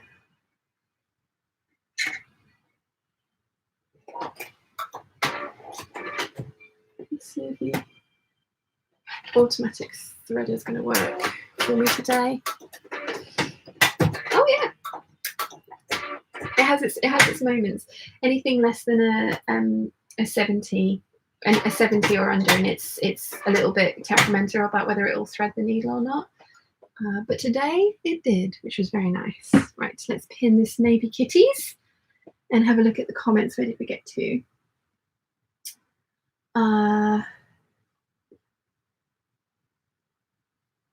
Noelia said there's some beautiful houses in Ipswich. There are indeed.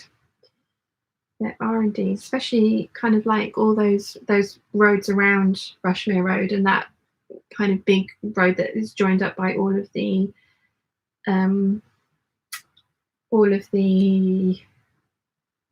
roundabouts. Words are hard. Yeah, I really liked living in that house. I went to Northgate High School. So my brother went to Coppleston because we were right on the catchment area for both. So we had a choice. And yeah, interesting times. Interesting times.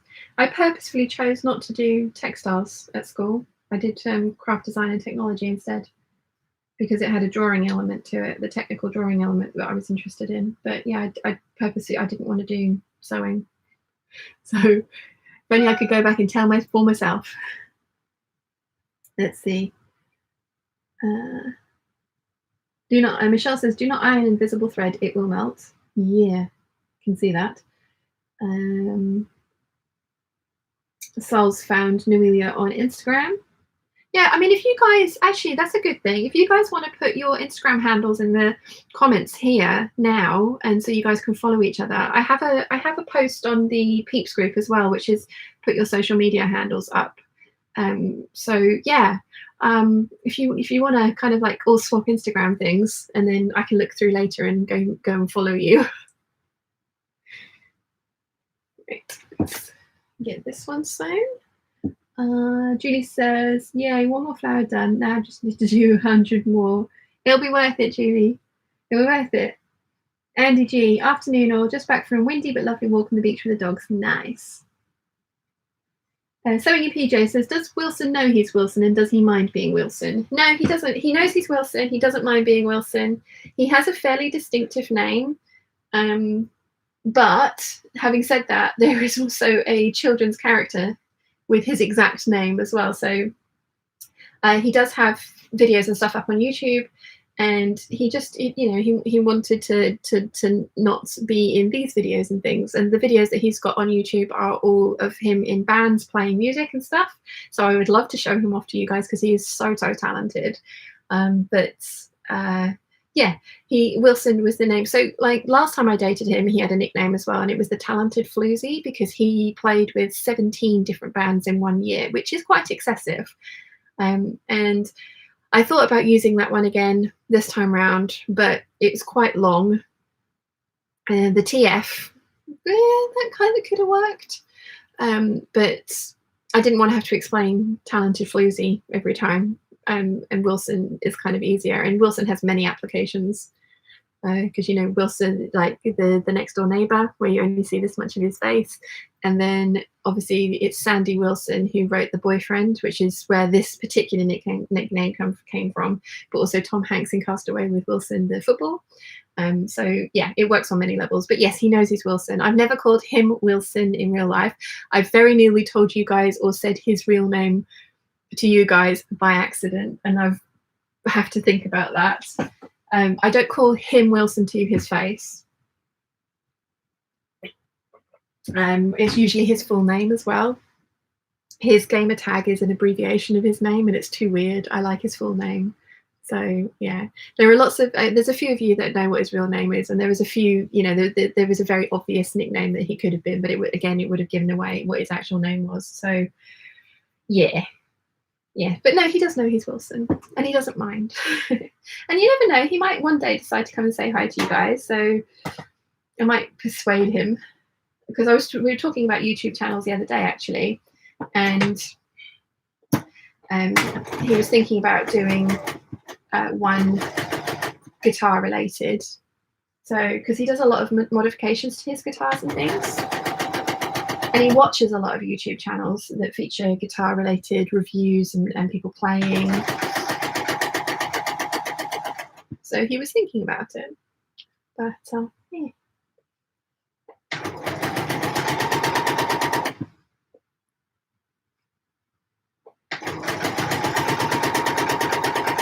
Concentration face again. There's 92 of you now. This is a very nice way to spend a Sunday. I do enjoy doing this. We've been at it for 2 hours, 6 minutes and 36 seconds. How many times can my lisp be pronounced in one sentence? It's particularly bad today. Fun times. Going to see the surgeon and the orthodontist at the end of March for the replacement appointment for the one that they had to cancel. And hopefully we can agree that I need to have my wisdom teeth taken out, which will help with the pain, because I am convinced that that's where the pain comes from.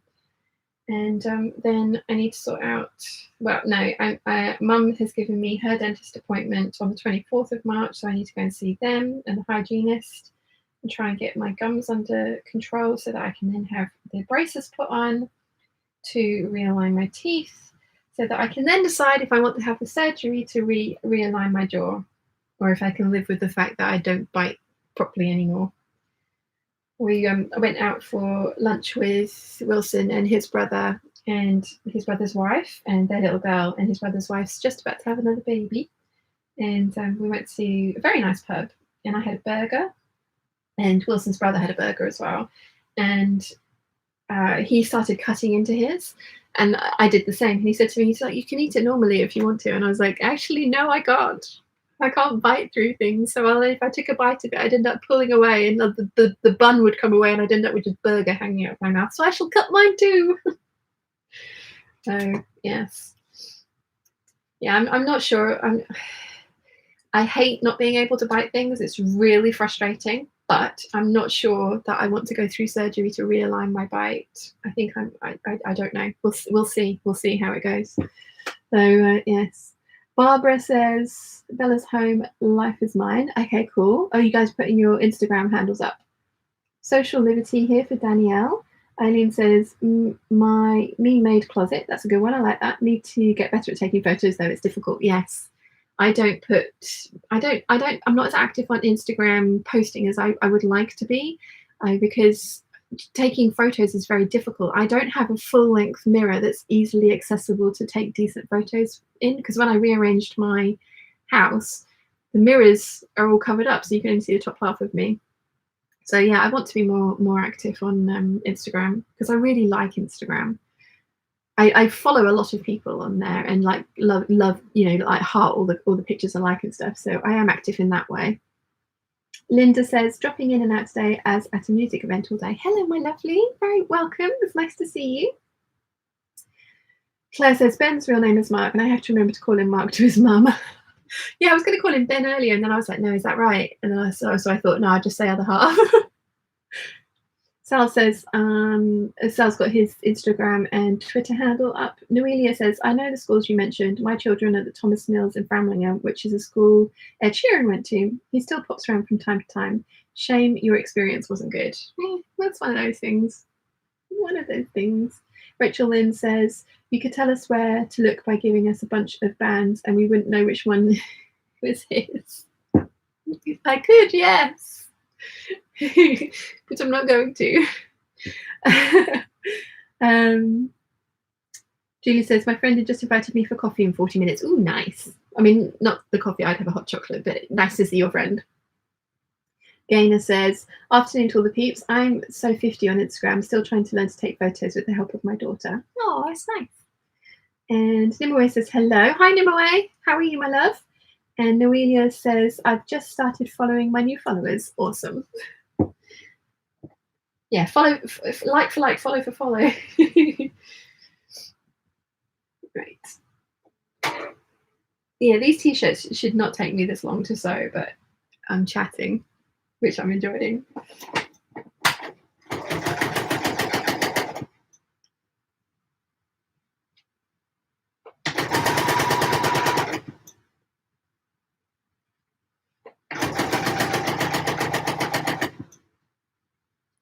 Don't sew over these.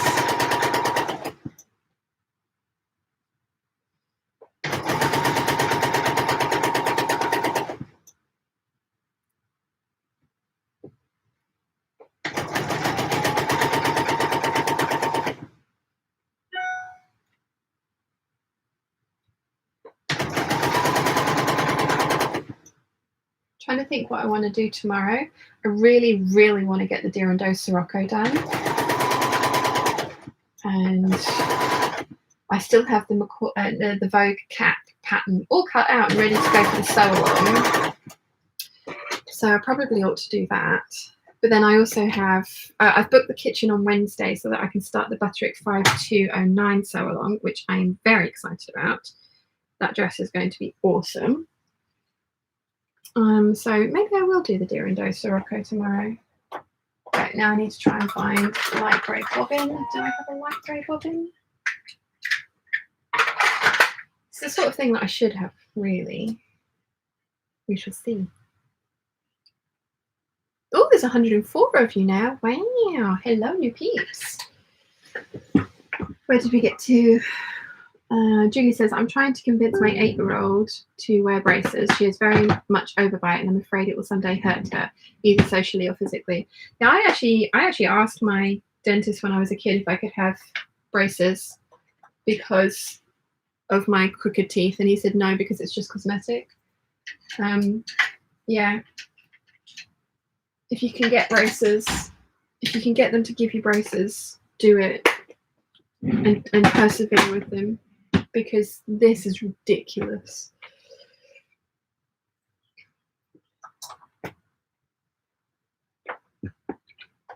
Right, just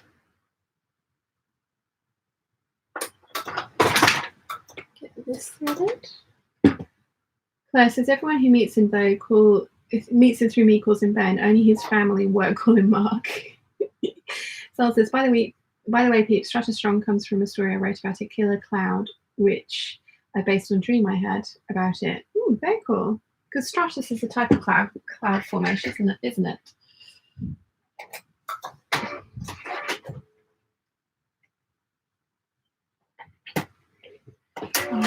Cara says, my Insta is Cara Reed.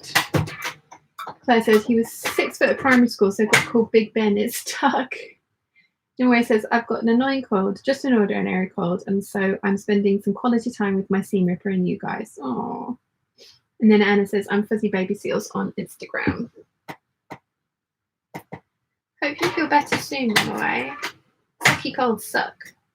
Mum and Dad have still got the remnants of the one that I gave them. They are not happy with me. Dad is constantly coughing and spluttering. Yes, I'm not popular.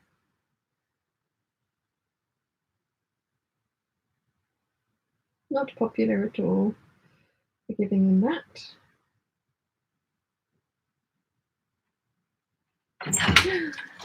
That food. Oh, Papa has bought me food.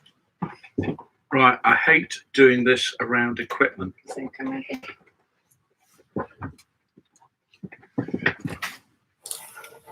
Thank you. Okay. Lovely. Food, one Louise. Thank you very much. Yeah, Louise is here actually. Oh, she was here. Do not spill it. Well, don't say that because I will. Food and equipment do not mix. Agreed. I'm going to be careful.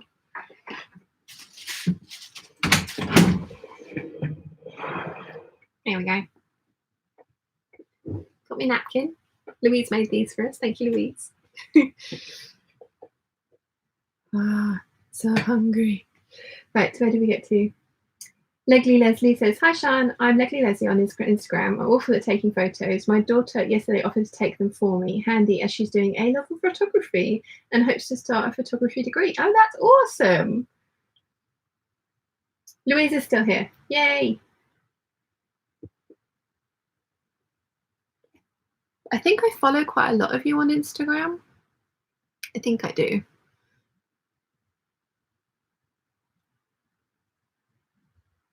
Laurie says you can buy a house in Detroit for the price of a top-line Husqvarna. Really? Is that because Detroit's scary? I mean, that's a generalization that I've got from watching TV, so sorry if that's, you know what I mean. Food.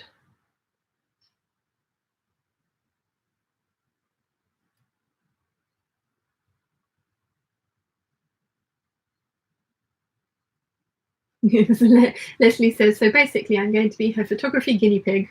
Awesome.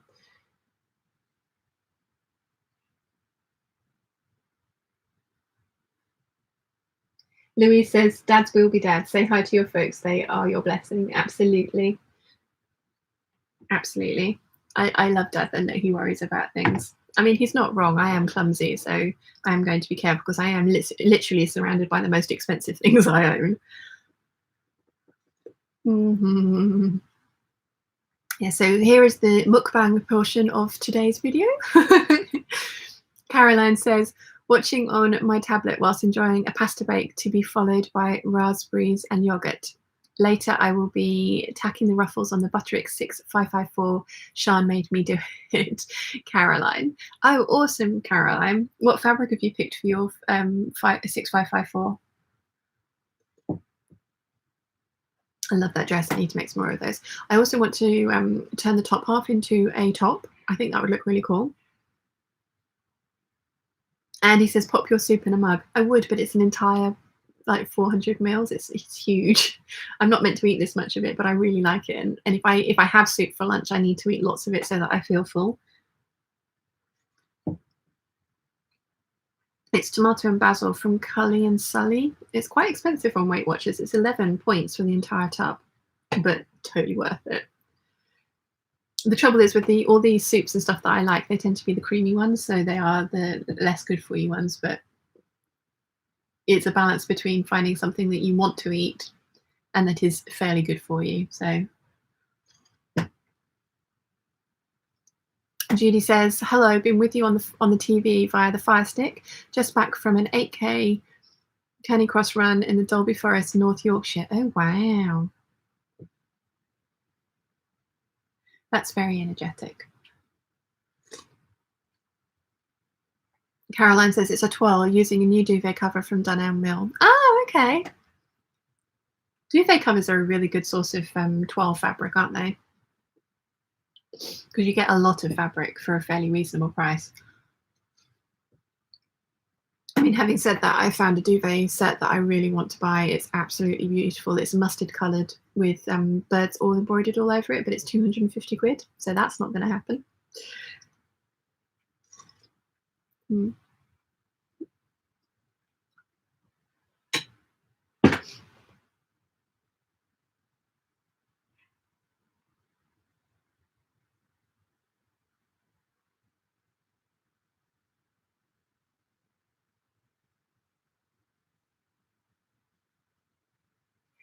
Aileen says, I'm just putting the front band on the first McCall's 6696. I hope to break in new shirt dress pattern for 2020. Oh, you'll like the 6696, I think. Everybody does. The back is the tricky part for the poof. I didn't like the poof, hence the pleats, and I've now actually substituted in a darted panel from the Deer and Doe Belladon, which doesn't quite fit perfectly, so I'm going to have a look through my McCall's dresses and try and sub in a darted bodice back from one of the other shirt dresses. I think will fit a bit better. Julie says, how many points do you have on Weight Watchers? I get 30 points a day. I'm on the green plan, 30 points a day, and 30 points a day, and I have 100 foods that I can eat for free, so like grapes and tangerines and bananas and things like that. So I am eating a lot of those, probably more than I should, because there is still quite a lot of sugar and fruit, but I have a really sweet tooth, so for this to work for me, that's the way I'm kind of doing it. And I tend to have something like a banana for breakfast, which is free, so I can have like an expensive lunch and dinner kind of thing. So yeah, because this is 11 points for this entire bowl of soup. But I love it and it fills me up, so yeah.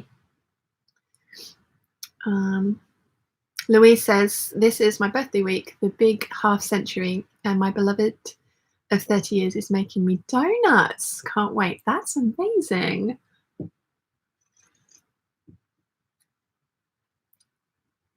Donna says, oh no, just ran out of sellotape. Yes, I'm bad at Instagram, now trying to follow everyone and stick a pattern. Cool. Although running out of sellotape does not help if you're trying to stick together a pattern. Jojo says, I wanted braces as a kid too. My wonky smile reminds me very much of someone who I really do not, to this day, it reminds me of someone to this day I do not want to be reminded of. Dentist still won't help. Gah. Oh, yeah. Well, you just need to develop TMJ, get your jaw to move, and then, you know, go through all that, and then they'll give you braces eventually. I don't recommend.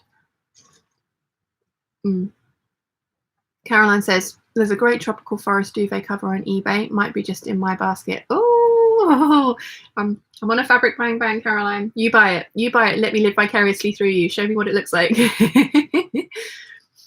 Eileen says, thought that pleats instead. Looks a bit poofy. Yeah, the back is a bit poofy. I have done a sew along for the 6696. And it's the first sew along I ever did, actually. So the sound quality is awful because I filmed it at the tunnel in my shop when it was open on my iPhone. So the sound quality is not good. I do appreciate that. But I do show you how to turn the poof into pleats, but I still think I would try and find a darted bodice back that you like better. Jojo says, so obviously the first thing I'm going to do when I run away with Chris Evans is go for a full Hollywood smile extravaganza. Yeah, definitely. You got me in stitches, says to Judy. Dolby Forest, not been there for a long time. You just sparked a memory when I was there for the RAC rallies. Louise says, happy birthday, Louise, for this week. Joanne Hill says, back again. Tinter Web dropped out.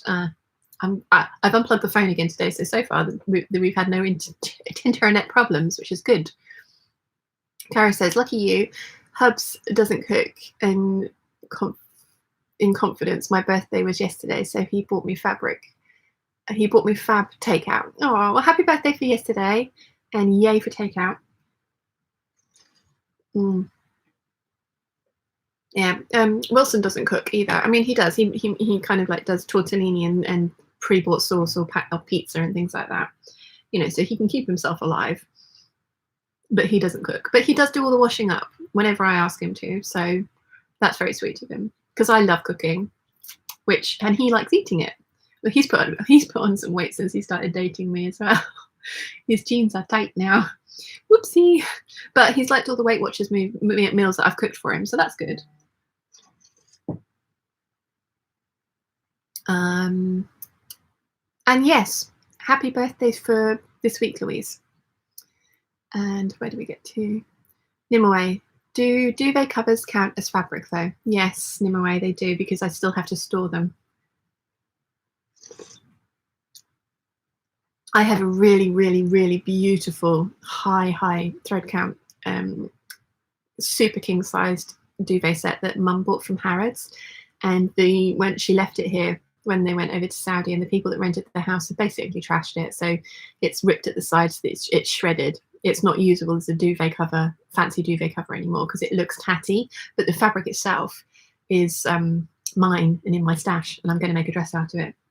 I was thinking the walkaway dress, because it's 2 different tones of the same print, so I kind of like that idea, but then I'm not sure about the walkaway dress, so something like that. But it's all kids and it's gorgeous, so yay.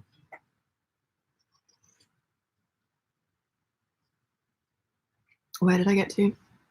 Laurie says, are you going to get conventional braces? I'm going to do fast braces. I did Invisalign before, but I failed with the upkeep. I am going to get whatever they will give me, because they're not going to charge me for it.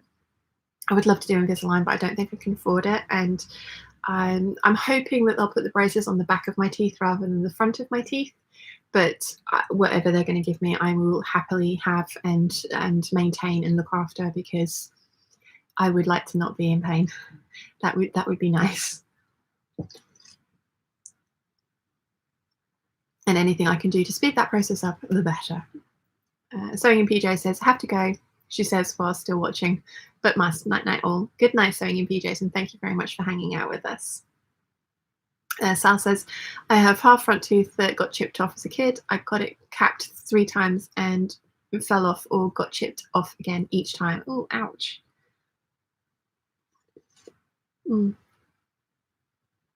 I have actually chipped my crooked front tooth, so when it straightens out, I don't know how obvious that chip's going to be, because at the moment it's over the other tooth, so you can't really see it. But yeah, that's going to be fun.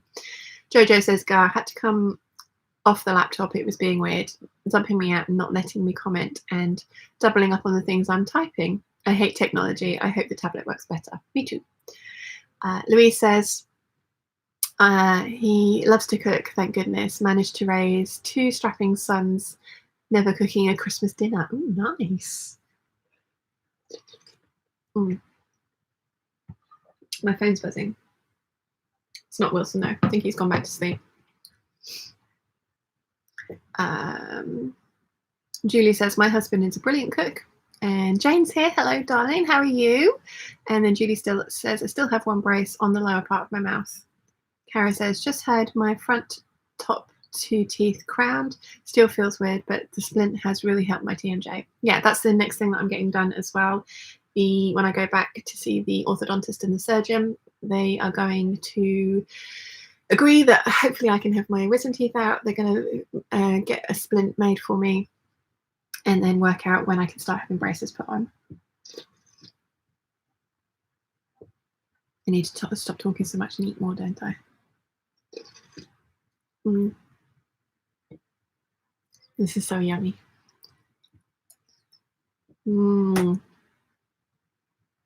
I'm going to end up with tomato soup all around my mouth, though. I can see it.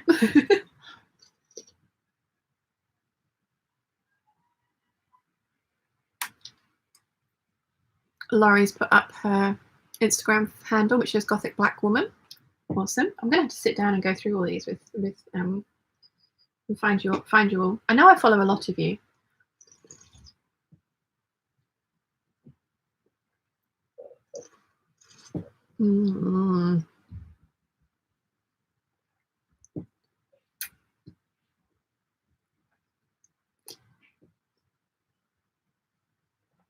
So Weight Watchers is proving interesting for me, because it's this. I've lost 5 pounds over the first month, which is a little bit less than I was hoping to lose, but I haven't really changed my eating habits all that much. I have cut out crisps because they are ridiculous in terms of what they cost in points. Like my favorite packet of crisps was 8 points, and this bowl of soup is 11 points, and obviously one has got way more nutritional value than the other. I'm also eating a lot less chocolate. I did at the beginning stop drinking as much beer as I drink with, or lager that I drink when I'm with Wilson. But we've kind of recently discovered a whole bunch of like indie lagers that we really like.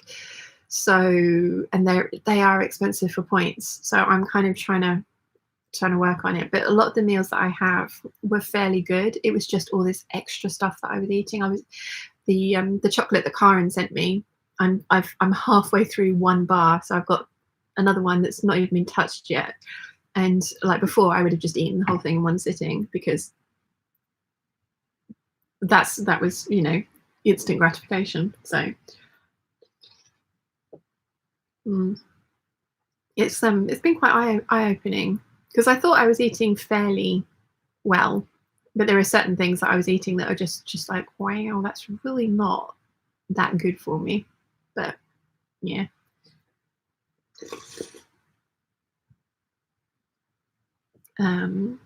Claire says, when I first went to my last dentist, he retired. He said, do you sew?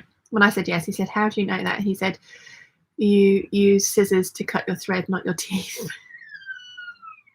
Yeah, when I realised that I had a problem, it's when I couldn't bite sellotape anymore. And I physically could not get my teeth together to bite sellotape, and I'd always used to being able to do that. And it was when I noticed that I really had a problem. But yeah, they when they were asking me, they were like, do you chew pens? Do you suck your thumb?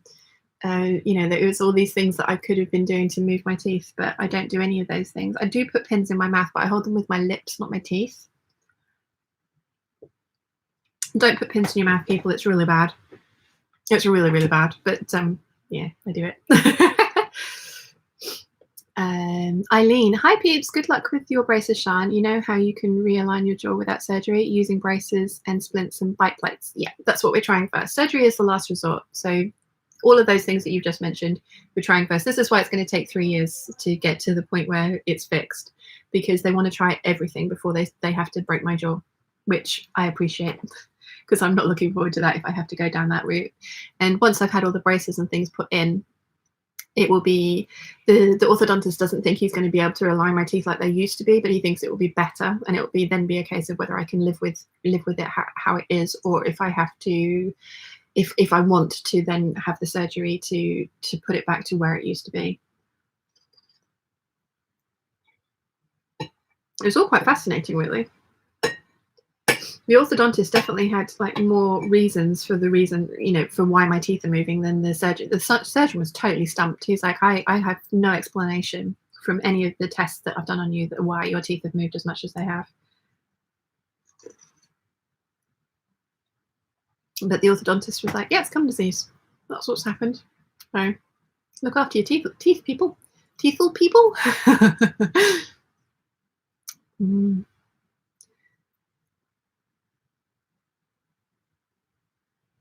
Yeah, I like both of those flavours of crisps as well. You got me in stitches. They are both high up on my list of favourites. It's the Walker's paprika ones at the moment. Anna said that she liked the lemon and scampi knickknacks and the prawn cocktail Walkers. Yeah, they're good,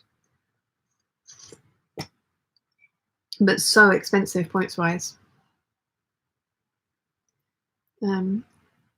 Claire says, I've had a night splint since Christmas and my headaches have all but disappeared. Oh, that's good. Yeah, that's hopefully what I'm getting fit for at the end of March. Because I do wake up every now and again with all of this clenched. So, yeah.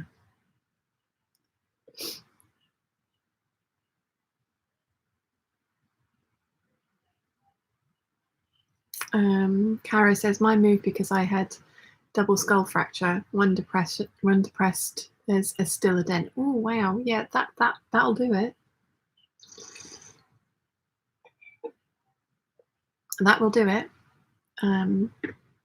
Eileen says, it took me 3 years, it was worth it. I can't bite sellotape, but that's no biggie versus the reduction in pain, tension and migraines. Yeah, Yeah, I don't think I'm going to go through with the surgery because it's not that pronounced.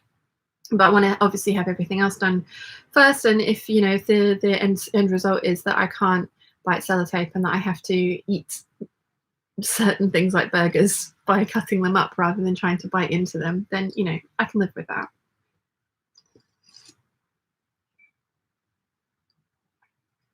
Sal says your teeth may be moving because you have a fault line going through your mouth and you're getting earthquakes. Yeah, no, it's the gum disease.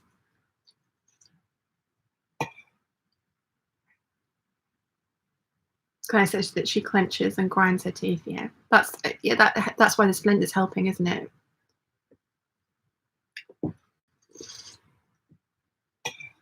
It stops your ability to be able to do that unconsciously whilst you're asleep. At least that's my understanding.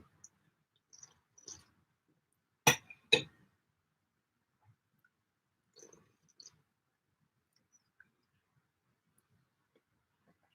nearly just coughed all of my soup out. That wouldn't have been good. Christine is here. Hello, my belle from Canada. Hello, Christine. Welcome. Rachel says, I didn't notice how much I clenched my teeth until I got Invisalign. Then I woke up one morning in a ton of pain and realised I better stop that. Yeah. Eileen says, I grind too, and the night thing really helps. Yeah, I'm looking forward to getting one. Because it's ridiculous. It's ridiculous that teeth can cause so much pain.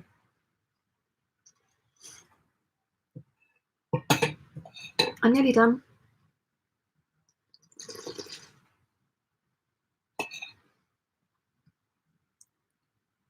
Eating my soup like a heathen.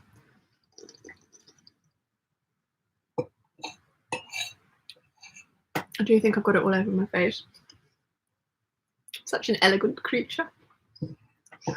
Back to sewing soon, I promise.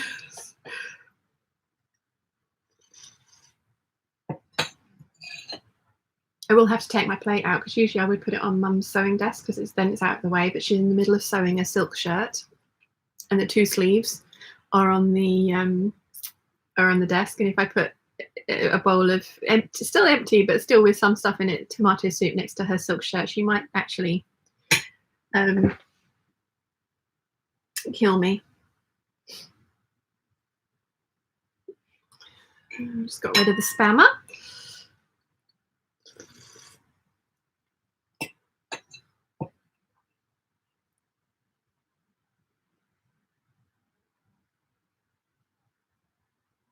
Jojo's just saying, maybe nature is helping me out, trying to find the positive here, free dental work. I have been smacked in the jaw by TMJ, have an appointment with the surgical team from the QE hospital next month. Awesome. And then time for you and me.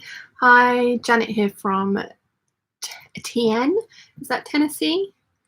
I'm not very good on the state abbreviations. And Sal says, whilst getting diagnosed for sleep apnea, my doctor said that out of the 10,000 mouths he saw, mine was the largest. Oh, I got it right. TN is Tennessee. Hello, welcome. Claire says, mine started with the shoulder bursitis. I obviously had pain in my sleep, which I didn't feel because painkillers, and now it's a habit or maybe a subconscious way of dealing with stress. Yeah, that's what the surgeon said as well. That's why he tried to give me amitriptyline to begin with, because in a small dose, it's a relaxant rather than an antidepressant. And yeah, I just, as you all know, had a very harsh and severe reaction to that. Not good. Not good at all.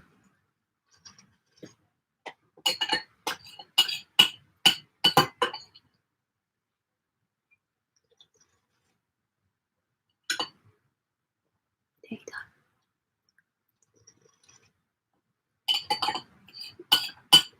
So Wilson might be going over to work in Nashville, which is in Tennessee, right? One of the bands he plays with is out there at the moment, and they've been signed by a record label, and they've asked him to go out for like a holiday, a working holiday, because I mean, any excuse that he gets to play on stage, he's very happy. I think I told you guys about this last time, but yeah, I'm going to we're hopefully going to go and visit or go over for a little while with him when he goes to goes over to Nashville, because I think that would be very cool.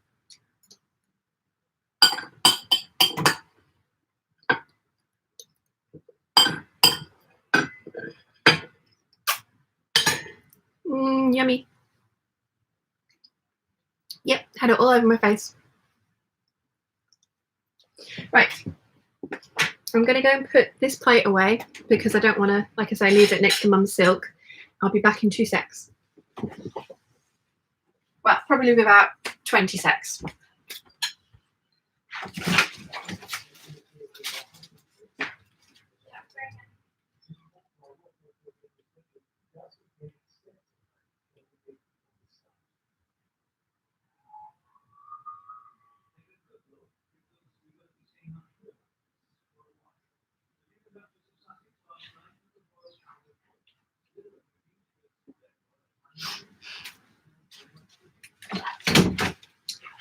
I'm back.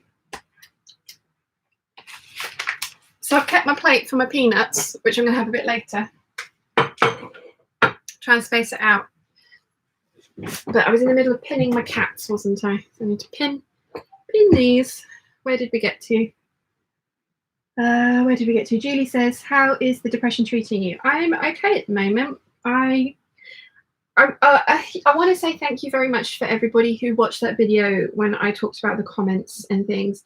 I, again, really don't think anyone was trying to be purposefully mean. I think I was just having a very low point. I'd had lots of people commenting on lots of different things, and I just was having a couple of bad weeks, and I think it got to me, and that was why I made that video. So I want to say thank you. I am feeling much brighter at the moment, which is good.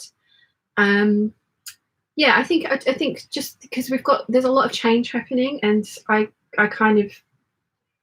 a creature of habit, so I'd gotten a little bit stressed about all of that. And then I think the other thing as well is I know all of you care about me and wish me well, and if you make a constructive comment, it's usually because you have a point of view that you want to get across. And I don't want to silence anyone and say to anyone that they can't tell me those things. I think my problem was that there's 16,000 of you now, by the way, as well. I hit that milestone yesterday, so that's amazing. Thank you.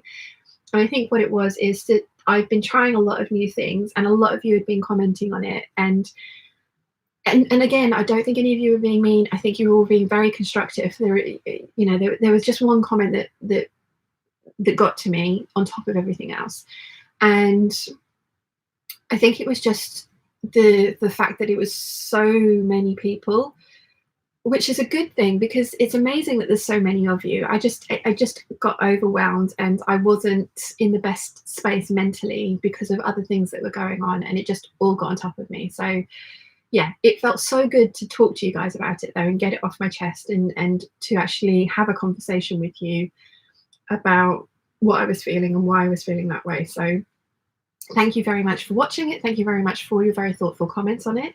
I only had one person with a negative comment, and he was just like, that's fine, that's totally your prerogative, but you're now blocked because I don't want to see it. So yeah, and yeah,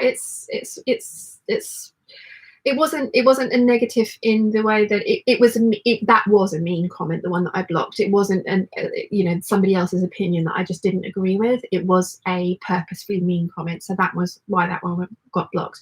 I would never try and censor anybody from giving their opinion if it differs from mine. I don't expect you all to have the same opinion as me, but I also expect respect, and I also expect honesty, but critically. I do want honesty, but I don't necessarily need to hear if I love something that you don't like it on me. You may not like it for yourself, which is fine, but I don't need to know that you don't like it on me, kind of thing. But anyway, I said all that before, but yes, I'm in a much happier headspace at the moment, which is great. this was not the worst slump I've ever had. I have had much worse. I've had them last much, much longer. And this one just, yeah, like lots of, moving house is one of the most stressful things that anyone does. There's, you know, there's 3 or 4 things that are the most stressful things to do, and moving house is one of them. And it's been very up in the air because we had sold it and then we haven't sold it, and now we're having viewings and they've now found somewhere that they want to live, and that's stressful as well. So yeah, I think all of that had just gone to my head, and I'd not dealt with it very well. So yeah, but much happier, much brighter at the moment, which is awesome. So I hope that answers your question, Julie. Sorry, that was quite a long rant, wasn't it? Let's see. One time for you and me. Oh, that's awesome. Happy for him. Yes, it's going to be fun. It's going to be fun. I don't know when he's going to Nashville. The band are out there at the moment constantly, and yeah, I know about the tornado because they all mark themselves as safe because of that. But I don't know. They keep saying to Wilson, "Come out and play with us. Come out and play with us," and he's probably going to go for 2 weeks. So I'm hoping I can tag along and make a holiday out of it, because I've never been. I have been to America. I've been to Key West for about 8 hours, and I would like to go and see more of America.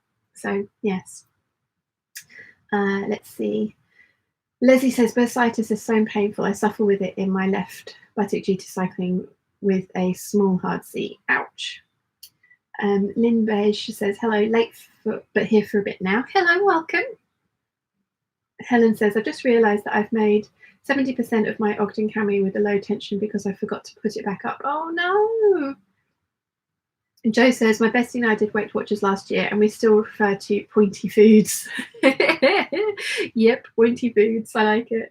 Lottie says, I didn't get the notification. Luckily, my battery ran out and kicked me out of the YouTube video I was watching. Oh, welcome, Lottie. It's nice to have you, my love.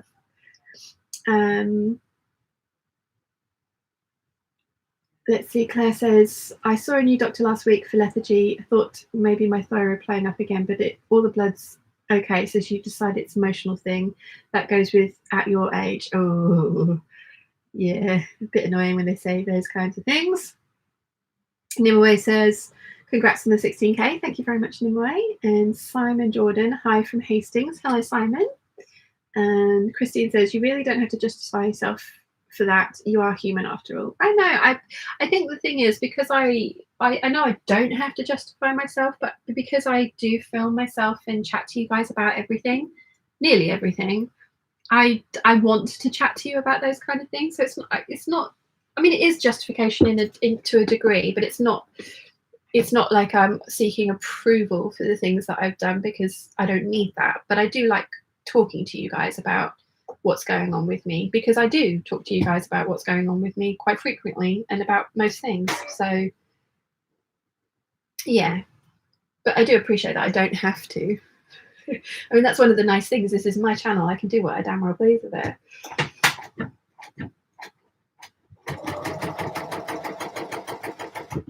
Which is awesome. Yeah, there's going to be bouts of sewing, bouts of speaking in between the sewing.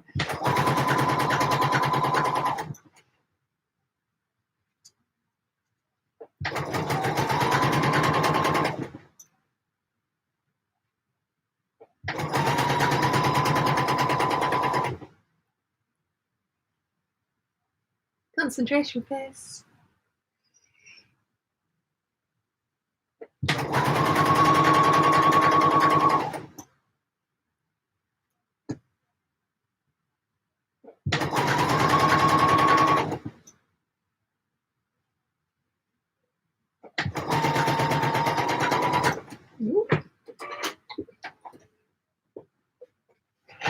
Okay, now for the other side.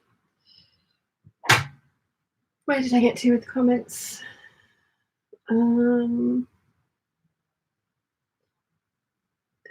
Alison, I'm moving house and it's really stressful as I'm moving to a whole new area. Yeah, you said.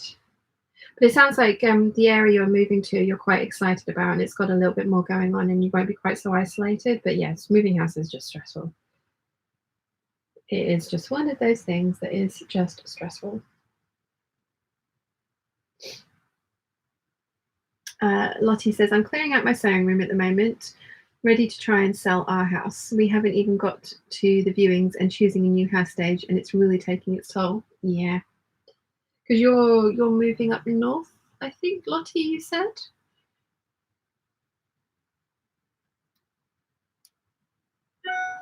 Nimue says it's also the time of year that can get to you. February wasn't a good month for me either, but things are looking up now again. Yeah, the January and February are never fun months, are they? So, yeah.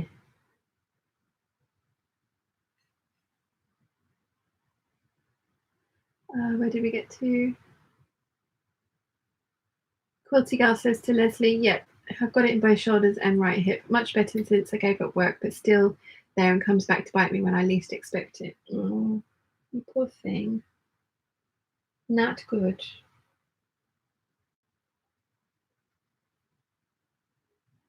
Not good. One time for you and me says, well, don't go to Nashville. Well, I don't go to Nashville, but I'd be tempted to go there to meet you if you ever did visit. Oh, thank you. I shall keep you posted. I mean, I haven't even spoken to Wilson about it. Like, you know, I'm just like mentally tacking myself onto his working holiday. So, but I would like to go, but we'll see. I mean, it depends, because the boys that are out there, the band that's out there already have a house, and I think Wilson would be staying at the house. And if there's room for me, then I don't think it would be a problem. But if there's not, then it might be, because I don't think he'll want to hire a hotel. But we'll see. We'll see. We'll see.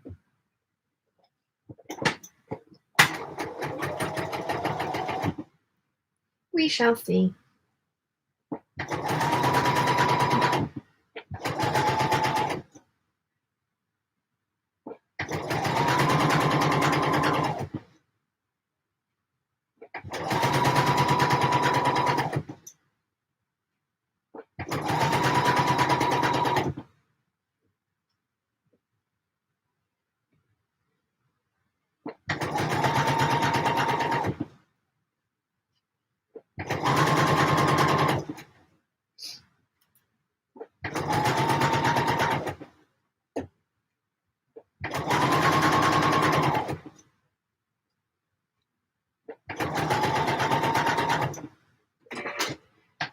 One more to go.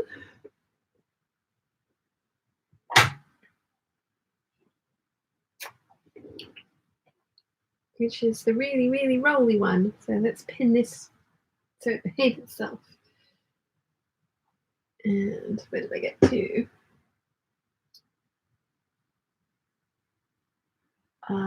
Let's see, where did I get to? Where did I get to? Where did I get to?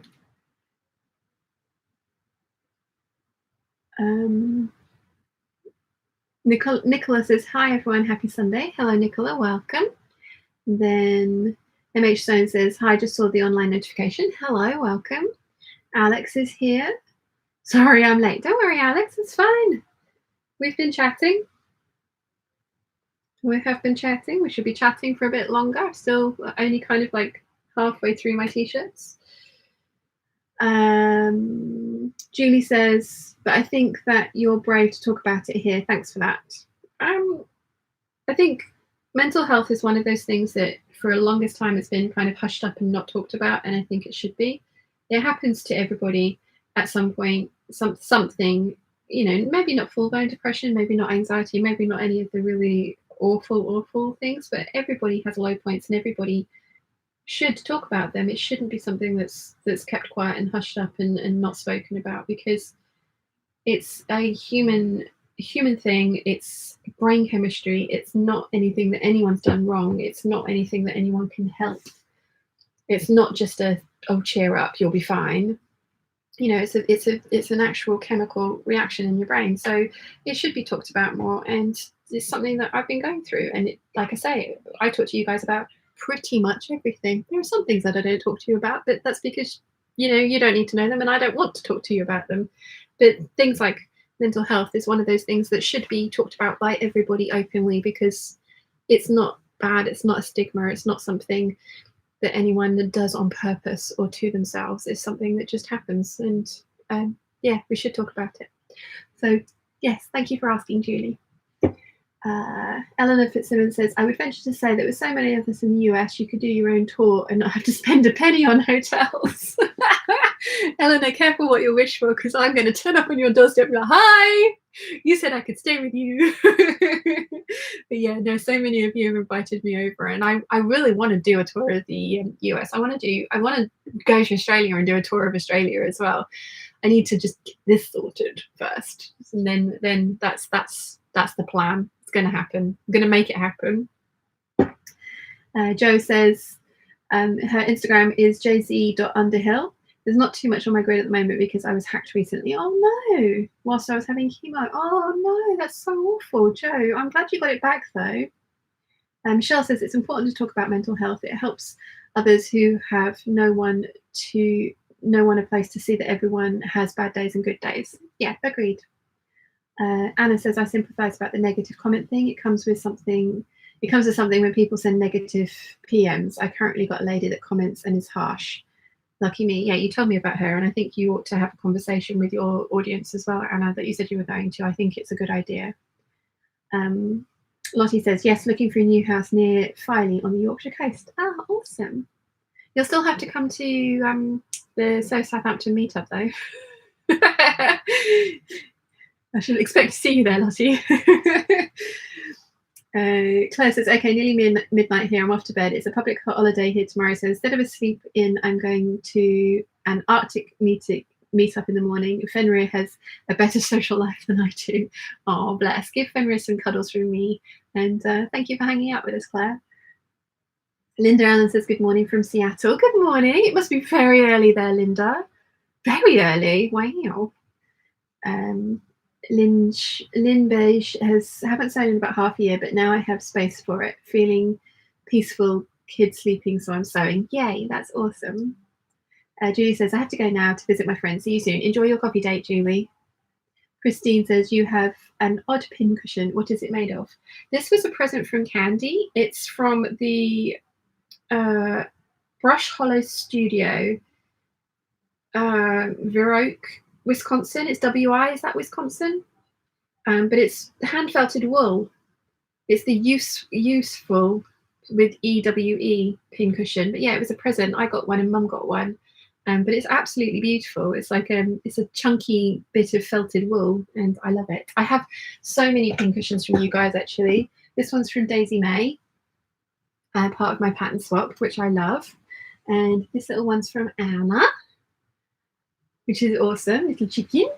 And then this amazing beast is from Caroline. It was my Christmas present, and I still haven't worked up the courage to put pins in him because I feel mean.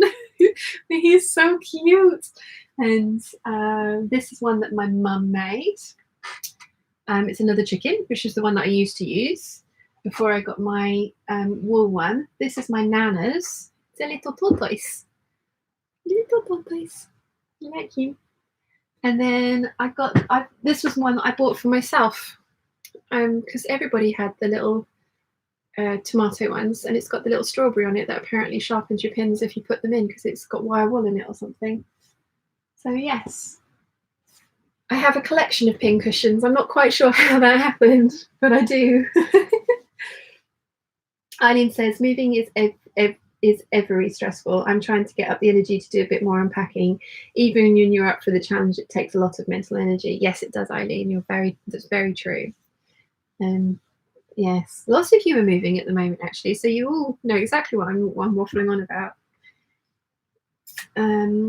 Abe's to Kim says, good morning from Austin, Texas. Morning. Hello, welcome. Oh, wow, there's 106 of you. And Alex says, I'm going to listen for a bit before I say anything. The curse of joining late. No worries, Alex. Michelle says, good morning to Alex. Christine Owen says, sorry, not been joining in the conversation. I'm trying to attach a collar to my first Libby shirt and had a major meltdown when I couldn't do it. But doggy cuddles and the waffles have helped me calm down. Awesome, Christine. And yeah, nothing worse than it not going according to plan. But she goes on to say, I think I've done it now. So awesome. Jojo says, hello to Alex. Eleanor says, I'll get the room ready. Ah. Yeah, you guys are going to have to let me know where you all live so that I can come and I can plan my tour of the States and come and visit you all. You're going to have to take me shopping to all of the Joannes and the Michaels. Oh, I really want to go to a Michaels. I know they don't sell sewing stuff, but they sell crafting stuff. I've fallen down the traveler's notebook hole. I think I was telling you guys yesterday. I've got the stuff up there to make a traveler's notebook cover, and I've just been watching loads of different people put, and it's kind of an excuse, from what I can see, for most people it's an excuse to decorate and like use ephemera and stuff that I love. And so yeah, I think I'm going to enjoy it, and I think I'm going to use it more than my Filofax. And the good thing is that the diary inserts that I bought for my Filofax, if I don't cut them down the middle, I can make them into booklets that will fit in my traveler's notebook, so I'm not wasting my diary inserts either, which is awesome, because I was worried about that. Let's see. Lottie says, as soon as you have a date, I will plan moving around it. Thank you, Lottie. Glad to hear it. I'm going to have to ask Claire and Gemma if they want to organise a Sew Southampton again this year, because I'd really like to do it again. It was so much fun. And when we finished last year, Gemma was talking about making it a 2-day event, because we could hire the other room in the Masonic Hall for doing tutorials and things. So yeah, we'll have to see how it goes. But yeah, there will definitely be at least a day of peeps and sewing goodness, which I'm very much looking forward to. Karen says, oh, Anna, that's unreal. From personal experience, you have a heart of gold, and I feel grateful to have met you. Same with Sean.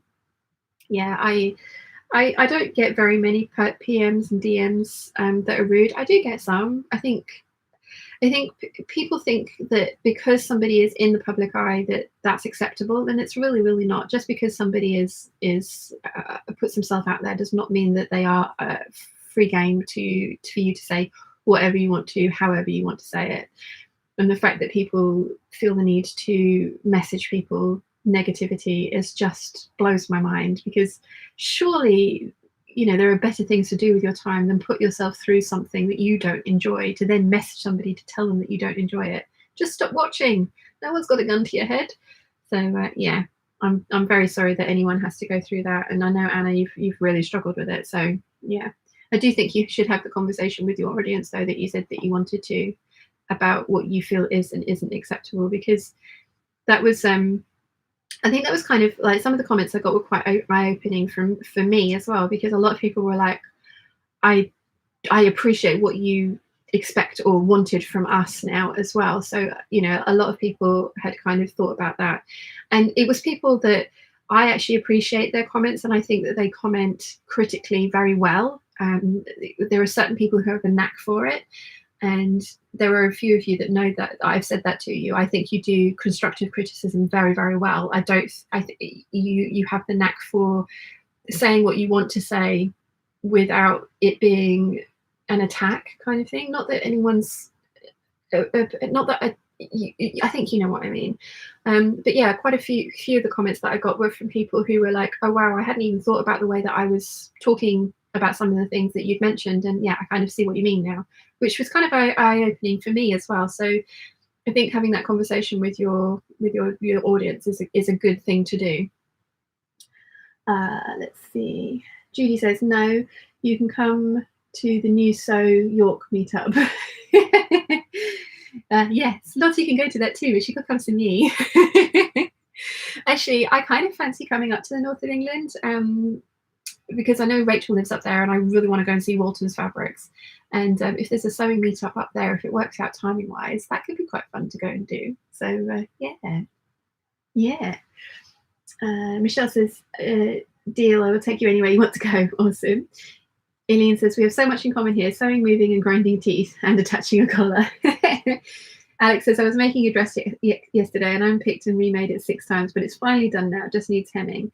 I used to think when I learn more, I will not have to unpick. Yeah, no. Nikki Duda said, start your tour local. I'm in Inverness, Scotland. Not that we have many fabric shops here, but we have scenery, Loch Ness, and friendly locals. Awesome.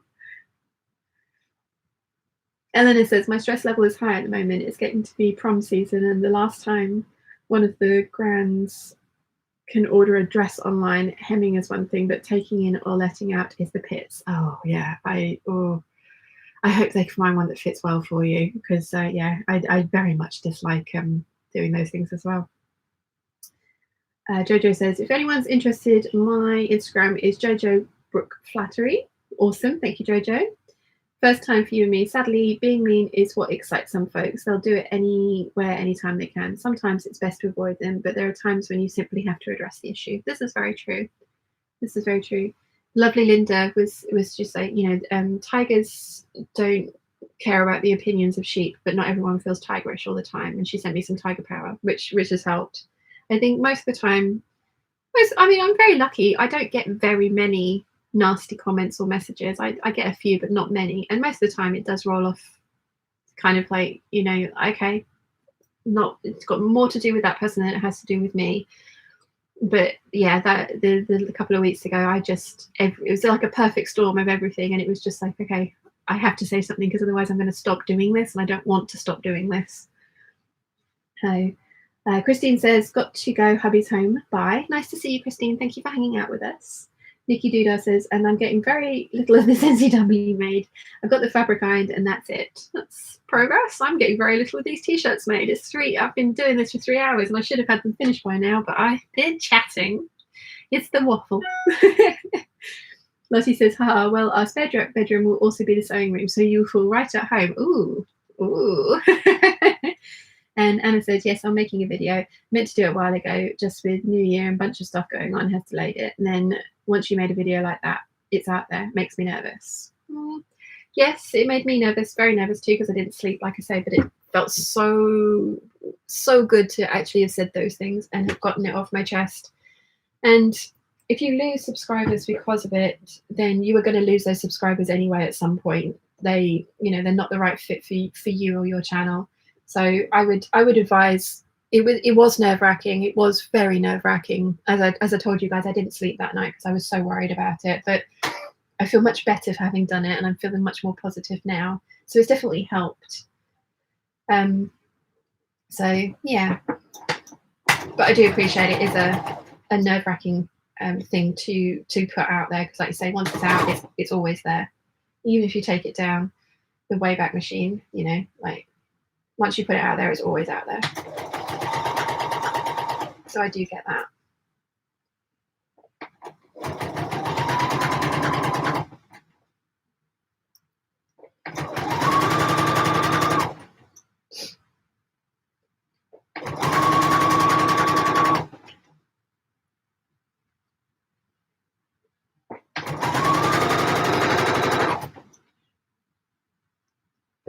Concentration phase.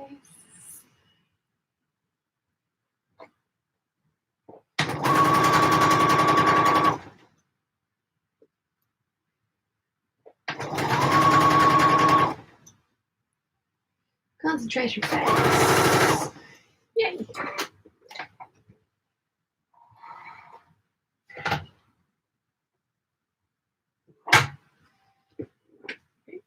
Where did we get to? One Time for You and Me says, you have a good positive attitude. It's always a treat to watch your videos. Oh, thank you very much.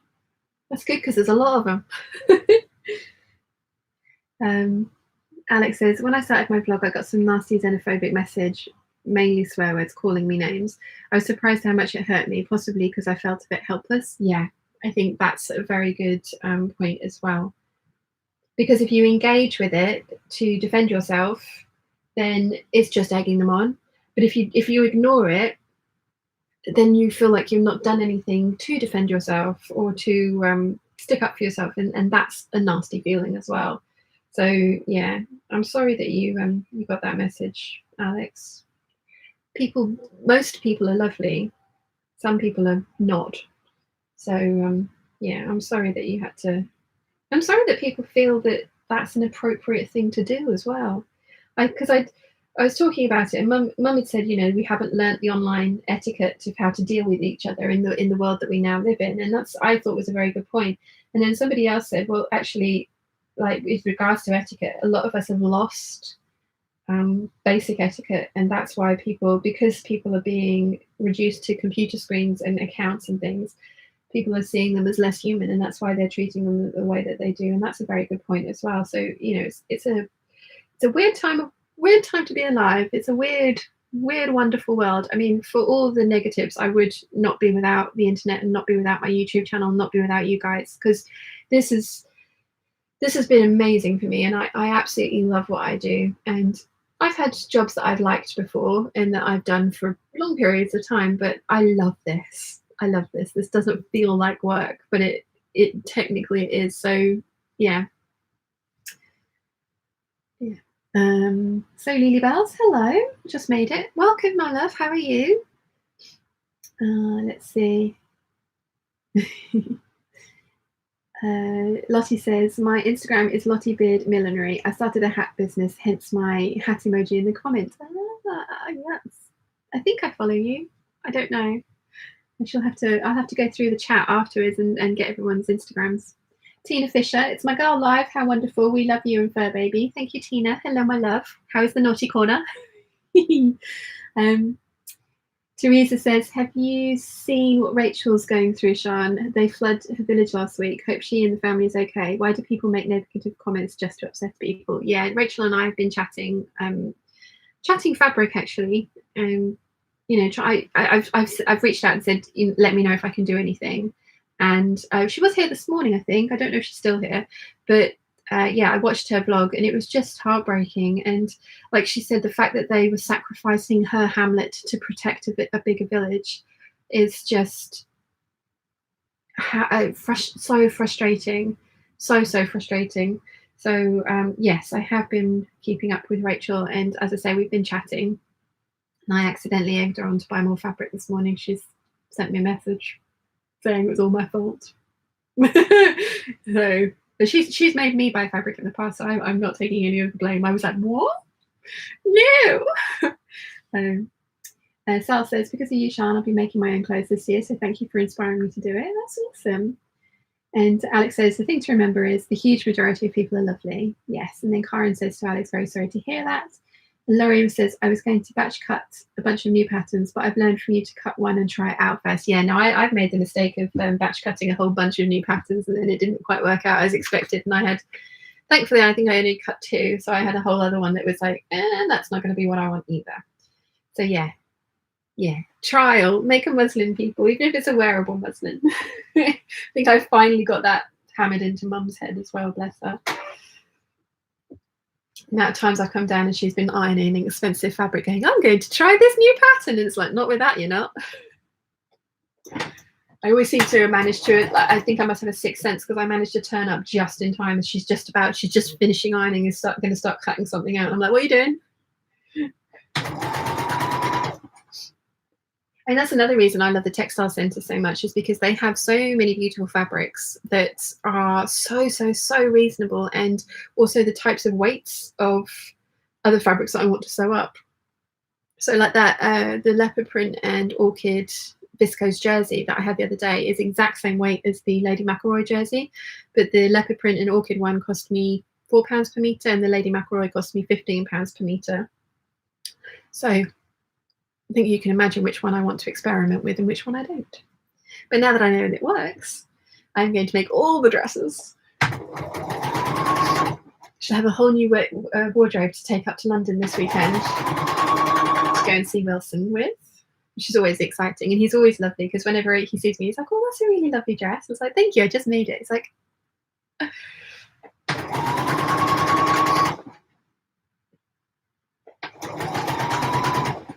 Like this time I went up with my rainbow striped trousers, and he's like, they're bright. And I said, no, they're black.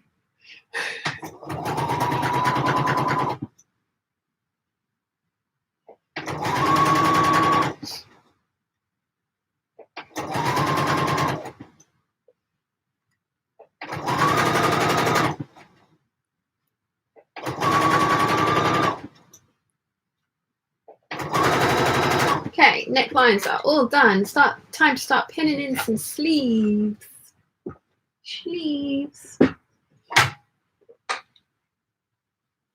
Well, find the sleeves. Found the sleeves. Right, now put the right sleeve on the right top. That would be a good plan, wouldn't it? Where did I get to? Alex says, I'm not bothered now. I'm not helpless. Hate crime is punishable by law and can and should be reported to the police, who can easily trace the account. That is another very good point, Alex. That is a very good point. It is illegal. The thing that these people are doing is illegal. And, you know, I'm not sure how many of them realise that, because very few people do report them. I mean, if it's a continued barrage of abuse, then you definitely should. But yeah, most people are awesome.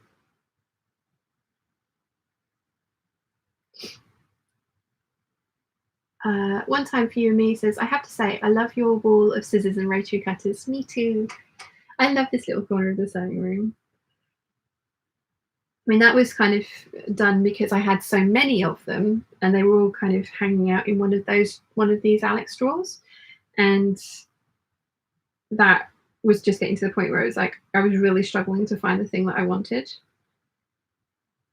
So I thought, I know, I've seen other people do this. I shall hang them on the wall. What you can't quite see is above the light is all of the bits and pieces that people have sent me as well. So there's some embroidery up there, and a little plaque, a couple of little plaques actually. So yeah.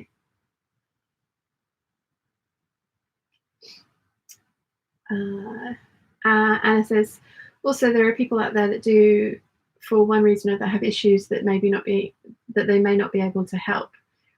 Then there's the generational thing, not that it's an excuse, just have to be objective. Yeah, I think I've had a few people who have been very abrupt to say, oh, it's a generational thing. I'm an older generation than even your mum, and it's how I was raised. And I have to say, like, my mum's in the same generation, and she was raised very differently, and she didn't agree with that. So I think it's more of a kind of nurture thing rather than this whole generation is blunt and speaks their mind kind of thing. Or maybe it's a local thing to certain regions, but yeah.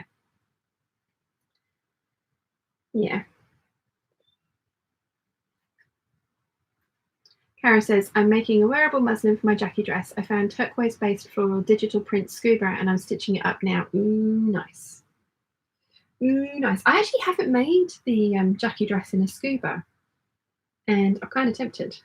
But I have sewn all my scubas up except for one 2-meter cut that I'm going to make a skirt out of. I don't have any more scubas in my stash.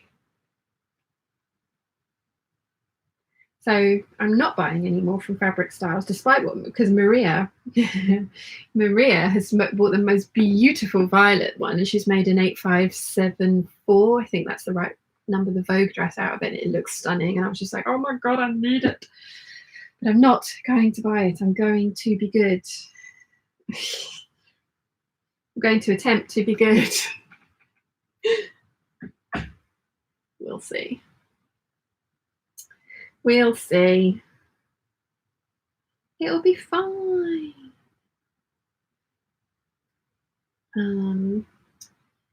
One time for you and me says, you've probably mentioned this in other videos, but how many different sewing machines do you use? I have 3. I have my Bernina 830, my Bernina 1150 MDA Overlocker, and my Bernina B42 Funlock cover stitch, and they're the 3 machines that I use. I don't have a backup machine, which I would like to get. If I did get a backup machine, I would like to get the Bernina 820, because it's exactly the same as this, but it doesn't do sideways motion or embroidery, because this one has an embroidery unit that goes on it as well. And I mean, if I had the money and a second-hand 830 came up with the embroidery unit, I would totally buy that in a heartbeat.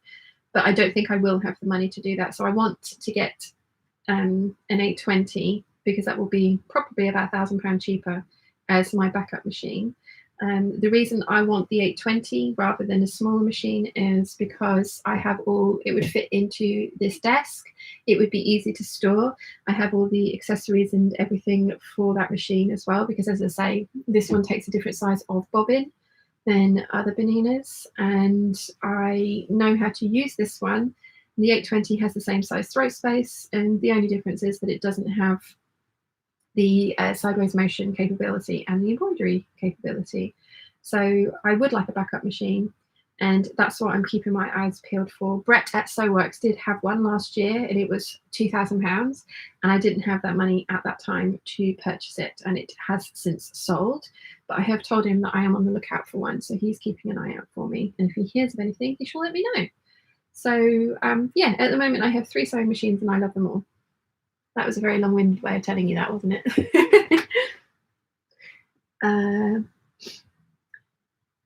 Let's see. Alex says, right, I think I need to do something like hem my dress or trace something, perhaps.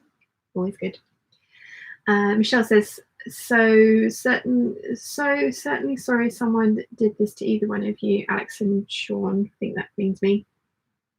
And then Nancy has sent Alex little heart smiley faces. Rachel then says, if you ever come to South Florida, let me know. I'll take you to all the Joann's and the small fabric stores that I'm just finding. Oh, totally. I loved South Florida. Well, I love the Keys. That's, like I say, that's the bit that I've been to. I went to, it wasn't Fort Lauderdale, it was Port Lauderdale. We were on a cruise, and that's where the ship docked, but I didn't get out because I got terrifically bad sunburn in a very awkward place, which made walking very uncomfortable.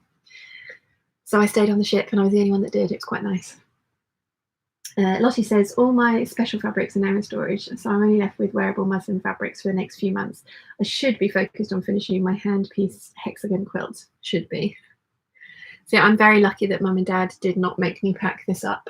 It's my job, so they couldn't have made me pack this up to try and sell the house and turn this back into a bedroom. Yeah, because who knows how long it's going to take to sell this place. And that, oh god, that's just giving me night shivers, like thinking about it now. That would have been awful. Alison says, when I move, I'm hoping to have a sewing room, and I intend to buy one of those IKEA pegboards to store and hang all of my sewing stuff. Yeah, I'd like a pegboard. I think they're pretty cool. But at the moment, they're all command strips, so they're very strong, but they don't damage the wall either, which is great. Laurie says, you may want to check out Tandy Leather. Sorry in advance. Oh dear. Why?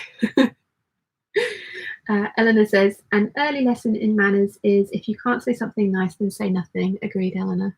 And that's why I find so odd about the people who are saying it's a generational thing, because, as I say, most of them are trying to say that they're my mum and dad's generation or older, and my nana would have. I mean, my nana washed my mouth out with soap, so she, you know, like she raised Dad well and with manners and to be polite and yeah, to be opinionated, but in a particular way. So I always find that people saying it's a generational thing, I find that odd. I don't think it's a generational thing. I think it's just a nurture thing. But you know, it's one of those things. People that it happens. Anyway, let's move on. Anna says, could we say good day to the video, please? Oh yeah. Thank you, Anna. You're always the one that reminds me. So yes, everyone wants to say hello to the peeps for me. So we've got 102 peeps. We're 3 hours 21 minutes into it. I'm just got to the point where I'm sewing on the sleeves to the gable tops. It's taking me this long. I'm doing 4 at a time. I'm taking forever. So yes, and Anna's reminded me that I got to get you guys to say hello to you guys in the vlog section. So that's what's happening now. There we go. It's all coming through.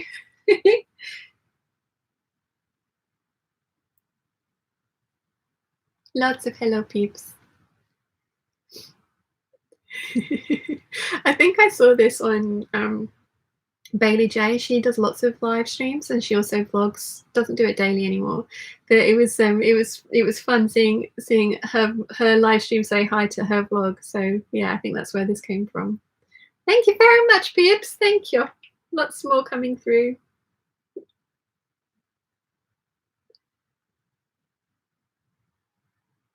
Oh, I like the palm emoji. That's nice. Nana C. That's very nice. Okay, I'll put this down. Right, I wasn't quite through all of the comments. So let's go back a little bit. Not that far. Went too far. Helen says, managed to complete the Ogden cami within this hangout. Yay. It will probably fall apart in the first wash thanks to the tension error. Thanks for the company. Thank you for hanging out with us, Helen. That was very nice of you. Alex says, Nancy, I love Sean's patterns. You're officially the main enabler, Peep. Yes, she is. And then Anna says to Alex, I agree, great enabler. One time for you, cool, thanks. Also appreciate the tips on your future purchase. It's always nice to hear what someone who sews a lot likes and looks for in a machine. Oh, Anna C says, I'm in South Florida as well and shopping Joann's. We're visiting London in May. Would love fabric store recommendations to visit. You have to let us know when in May, because if it's not during one of the hangouts, I'll probably be one of the sewing retreats. I will be in London, so we could organise a Peeps meetup to the Goldhawk Road. And I mean, do you guys like? I was saying earlier, someone was asking for recommendations of what to do with 4 hours in London, and I was sort of saying Liberties and Berwick Street. Do you guys fancy doing that? I know we're going to go to Walthamstow in April. Hopefully, I need to set a date for that, don't I? It's not going to be the Easter weekend because Wilson is going to come here for Easter weekend, so I don't think that's going to work for you, Jane, if you're still here. But do you guys fancy? I mean, maybe not necessarily to buy as many things as we usually do, but do you guys fancy going to Liberties and then the more expensive silk shops on Berwick Street and having a look at those? Because I think that could be quite fun, although maybe it could be damaging to the bank balance, or good for the bank balance because you won't buy anything because it's also expensive. So yeah, let me know what you think. But definitely Walthamstow Market next, or just Walthamstow, and hopefully we can get the man outside Sainsbury's on one of his days when he's there, because I've heard a lot about him.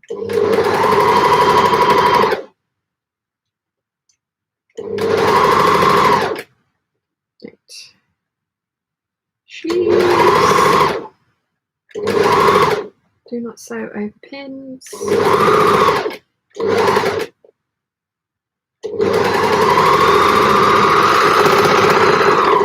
what did I do with my scissors? All the way over there. I know I can cut my thread on my overlocker, but it's just never a habit that I've gotten into, so I've always cut it with scissors. Lottie says, I love the pegboard doors for the Calyx cube storage. They feature heavily in my plans for my new sewing room. Ooh, nice. I think that's one of the things I'm looking forward to. I think, sorry, random person being rude. We can get rid of him.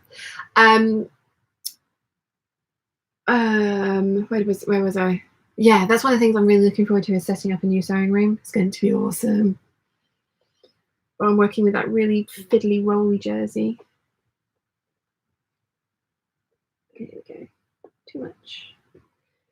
One thing that is annoying about the Gable t-shirt is that it's a 3/8 of an inch seam allowance, which is it is really difficult to cut on the overlocker, because I've got 1/2 an inch marked, and then if you don't cut anything off, it's 1/4 of an inch. So I'm kind of just trying to chop off 1/8 of an inch, but it's there's no like really easily visible marking for 3/8 of an inch.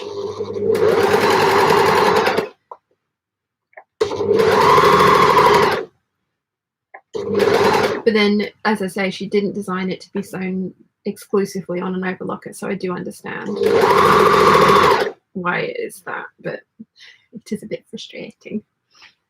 It's all right. I can manage. I can deal with my roly jersey. It's fine. She'll make it behave itself.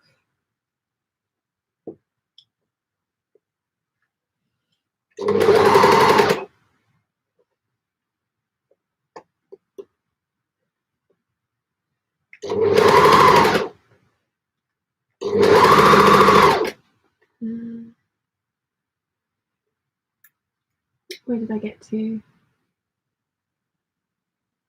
Rachel Lynn says Bailey is doing daily for all of March. Blarch, yes, I'm watching that. I was watching her sew her skirt shorter this morning. It was just like, oh, what are you doing? I think she did a pretty good job, actually, for somebody that does not sew very often. And that dress was cute on her. And good on her for like doing it.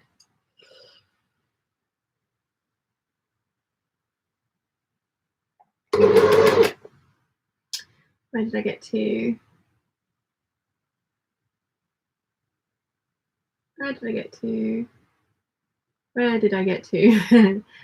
Julian says, this is great to watch as I get ready for church. Oh, hello, Julian. How are you, my lovely? Has your rainbow jersey or rainbow French terrier arrived yet? I cannot wait to see what you make with that.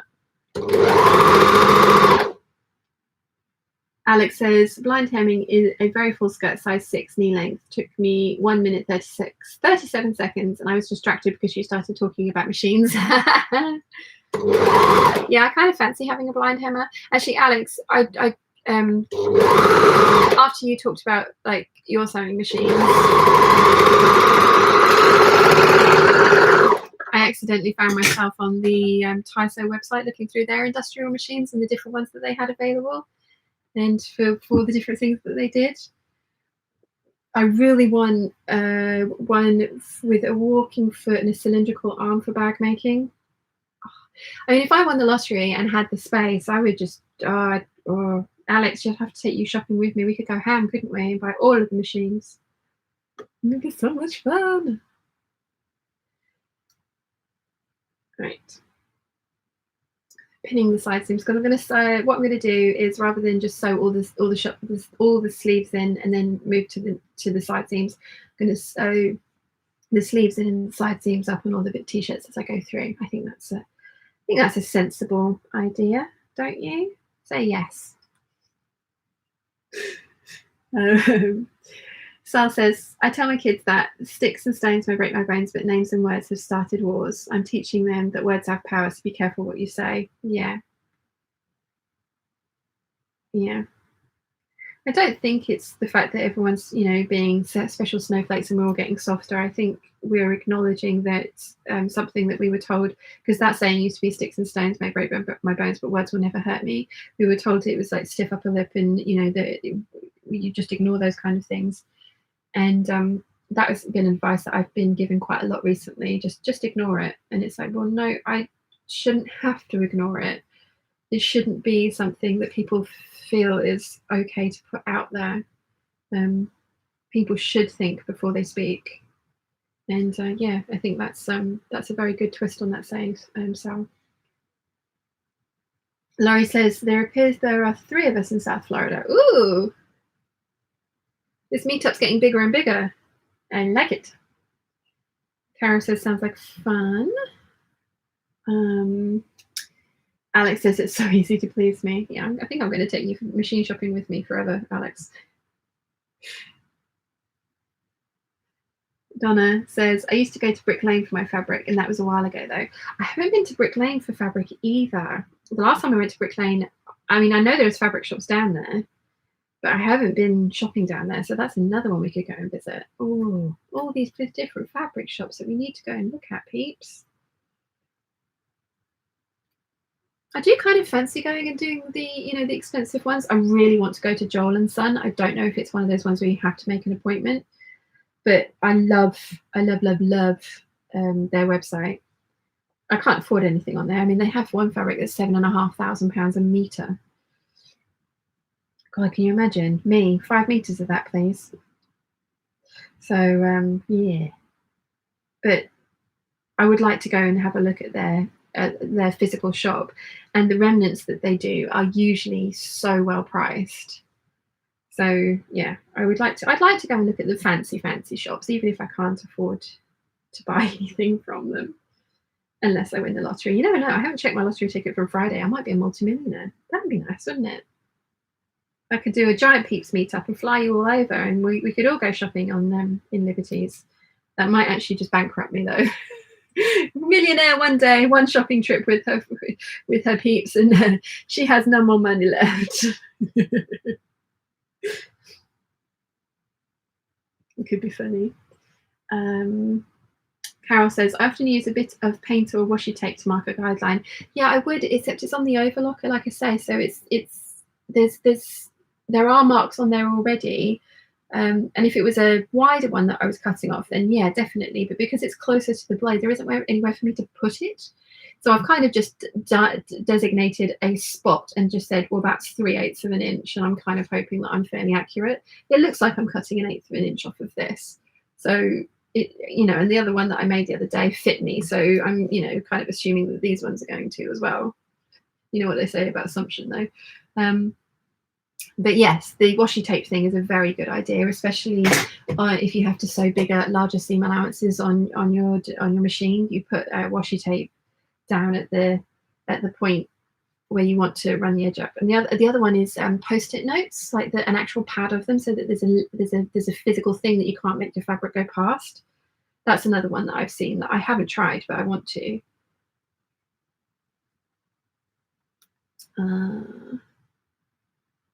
One time for you and me says, I love the top you're wearing, pretty flowers. This was a lovely gift from Alex Gingerhead & Co, who's in the chat as well. And it's French terry from Poland, and it is gorgeous, and I have more of it. And I'm trying to decide what I'm going to make with the remainder. I think it's probably going to be a bomber jacket, because I think I've talked myself into that now, but I need to make a muslin of a bomber jacket first. Or like a zip up hoodie, basically, is what I want. Right, all my side seams are pinned. Where do we get to? Ellen says, I'm on to the hand sewing now, trying to use a thimble, as lovely Bernadette Banner really recommends it. Says one will sew more quickly and nicer, but it's hard to get used to. Do you use thimbles? I don't. Do you use it on your, which are you putting it on your thumb or on your middle finger? I've never found one that I like the fit of thimbles. I kind of like those leather ones. I was thinking about getting one of those, but no, I don't use a thimble, and I really, really should. I love Bernadette's channel. Where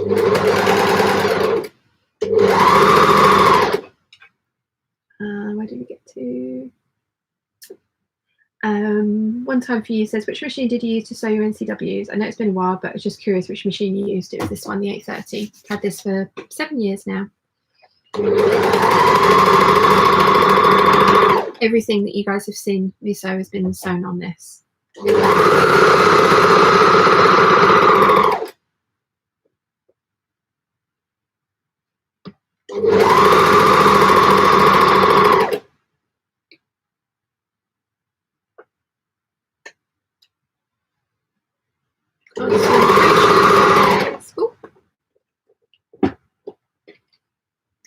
Seam allowance misbehaving there. Can't have that. Do not sew over pins. Keep saying that to myself.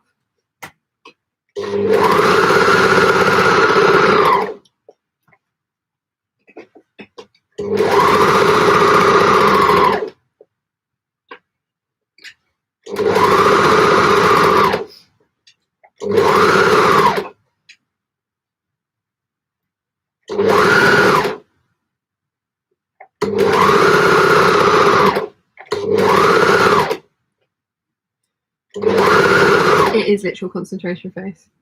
Oh, this stuff's rolling raw.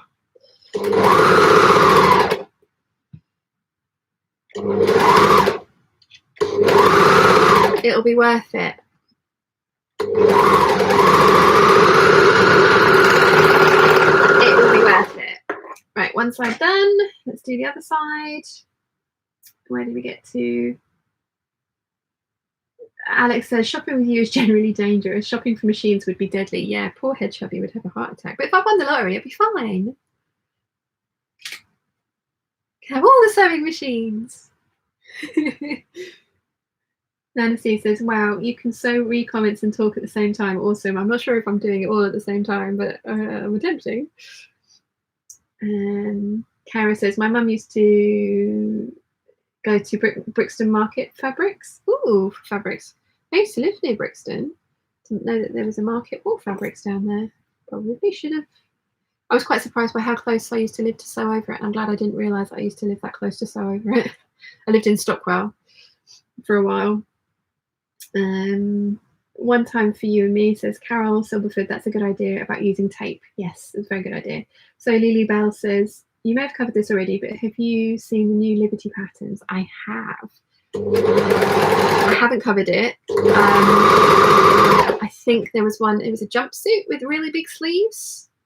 Did I have that right? I think it was a jumpsuit. I was very tempted by that one. But I think they've got paper patterns, right? I think it's sold out already. And then I kind of came to my senses. In fact, I don't need any more patterns. What was yesterday's video? Oh, look at the new 20 patterns that I've bought. Fabric shopping, pattern shopping, and sewing are all completely separate holidays. Hobbies.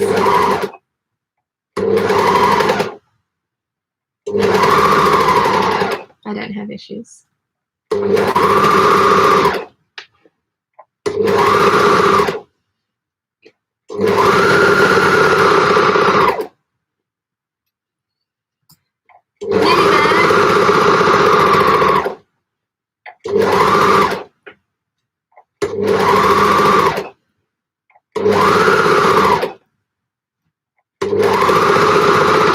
Definite concentration phase here because this is misbehaving. Okay,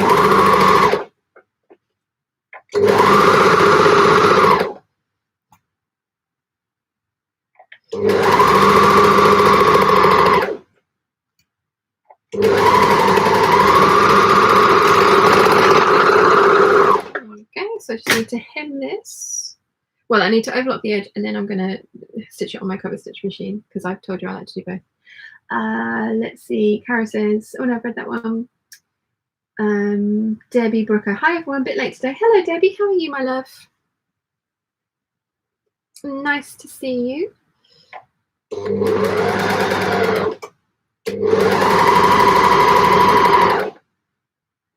And Alex says, that reminds me, Shine, it's your birthday soon, wink wink. Have a look to see whether you need anything.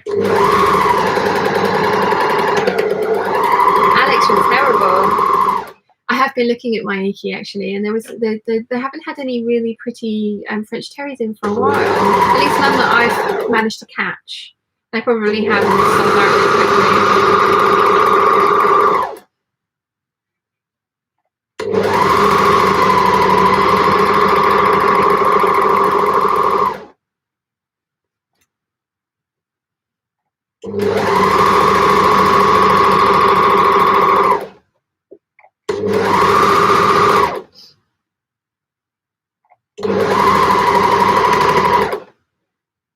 where did we get to?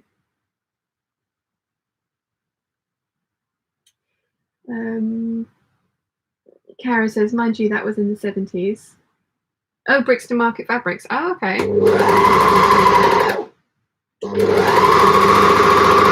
It's probably good. If it's still there, it's probably good I didn't know about it. Because we all know I already have issues.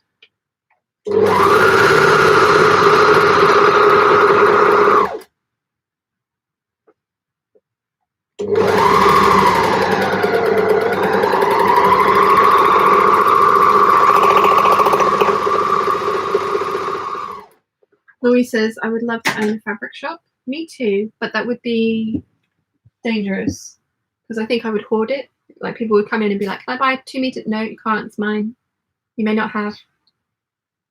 I'd love to have a fabric shop, all joking aside, I really would, but that's not my passion. I like teaching and I like the physical act of sewing. So I would love to have a fabric shop which had a teaching space in it, and I would like to have enough money that I could employ someone to manage the shop for me and run it and fulfill orders and all that kind of stuff, so that I didn't need to do any of that and that I could just come in and teach classes.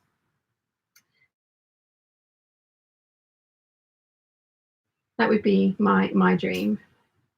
And yeah, actually let people buy the fabric. you know that I would end up having to buy extra of every single fabric just so that I could have some for me. That's what would happen. Oh, this is going to be so pretty. I'm going to show you in a second. I'm just going to finish off the overlocking at the hems, at the sleeves. Abby Stone says, yo, never heard of this YouTuber I weave. Hi Abby. Oops. Welcome to the Peeps Hangout. Hope you enjoy. Louise says, I agree, using thimbles are not easy. Using thimbles are not easy to get used to.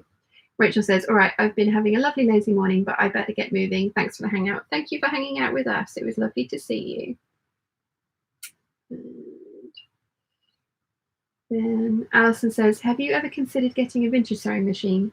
Yeah, 100%. I actually borrowed a vintage sewing machine for the last retreat because I needed to hire one machine for one of the people coming, and I didn't give myself enough time to learn how to use it, and I didn't want to give it to the person and then have to spend a lot of time with them trying to figure out how the whole thing worked. So I ended up letting, it was Wendy Cooper, Grace's mum, I ended up letting her use my Benina. And in fact, it was Grace who needed to borrow the machine, and Grace used her mum's Singer, and then Wendy used my Benina. Because I know this, and if she had any issues with it, I knew I'd be able to troubleshoot and help her with it. Whereas as the vintage machine, I wouldn't have been able to, I didn't know enough about it. I would love to have a Singer treadle and one of the like elaborately decorated ones. I'm not sure that I would use it though. I think I would. I want it as a beautiful thing rather than as an actual practical sewing machine. Yeah, but I would like a vintage machine. I mean, again, it comes down to space. We have zero space, as is at the moment. Right, so it needs hemming still. But there's gable number 1 finished to a degree. So it's very difficult to tell what's the front and what's the back. I mean, I've purposefully put this pheasant front and center on this one, but there's a pheasant that's kind of off center on the back. So as you can see there, I still have my pin in to designate that that's the back. And I'm just going to hand stitch a little cross into the back neckline so that I can identify which is the front and which is the back. But this needs the hem pressing, and then it needs cover stitching for the sleeve and hem. So that can go over there for now, but it's really pretty. It's so pretty. I knew it was going to be. I'm so glad I've got that jersey sewn up because, as I say, that was a gift from Julie from Belgium. 2018, my birthday. And it's been one of those ones I've been hoarding because it's just so beautiful, and I know I can't get any more of it. So it was like, if I mess this up, but I'm really pleased I've got that sewn up. I think it's going to be gorgeous. Right. Let's get glow in the dark kitties done next. Get the sleeves on the right way around. Always pick up the wrong sleeve the first time. It's typical. Where did we get to? Louise says, Abby Stone, how long have you been weaving for? Oh, yes, because she's talking to the new person, Abby. And then Eliza Harper, late to the party, but happy to catch you live. Hi, Eliza, welcome. And Nimoy says, I keep checking if the Creativa is still taking place because I have shopping plans. Ooh, what shopping plans? Shopping? Fabric shopping? Let's see. And Eileen says, you can get some nice fabrics in Brixton, but not a lot of choice. Not worth a special trip. There is a much bigger shop by Tooting Bec Tube with a sewing machine museum that is open once a month.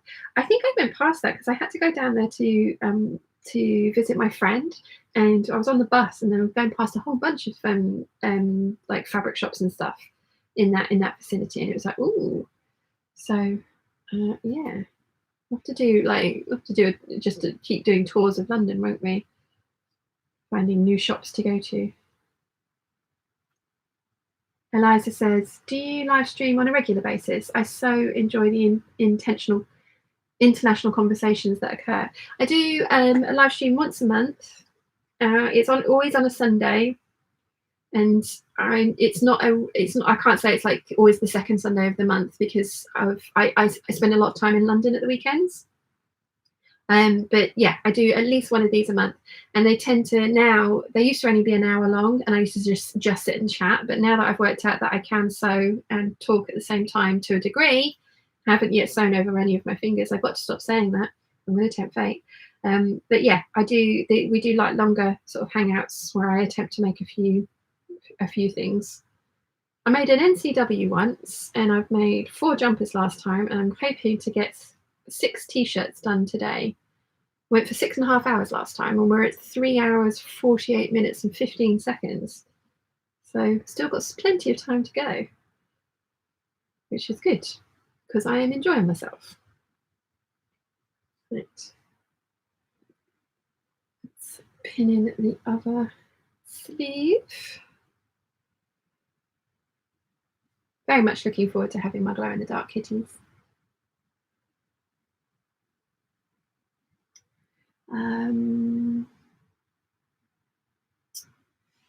Nana C says gorgeous. Eileen says Gable one looks fab. So does Alex.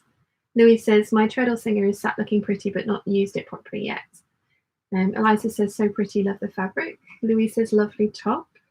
Nimue says Creativa is the biggest European craft convention. Lots of fabric, yarn, paper crafts, everything to cake decorating. Good source for pre-cuts for quilts that are difficult to find here. Ooh, exciting.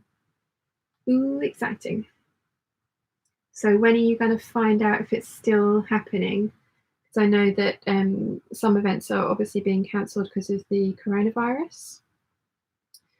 So when is the Creativa event? No way. When is it happening? Hopefully. Itchy toes.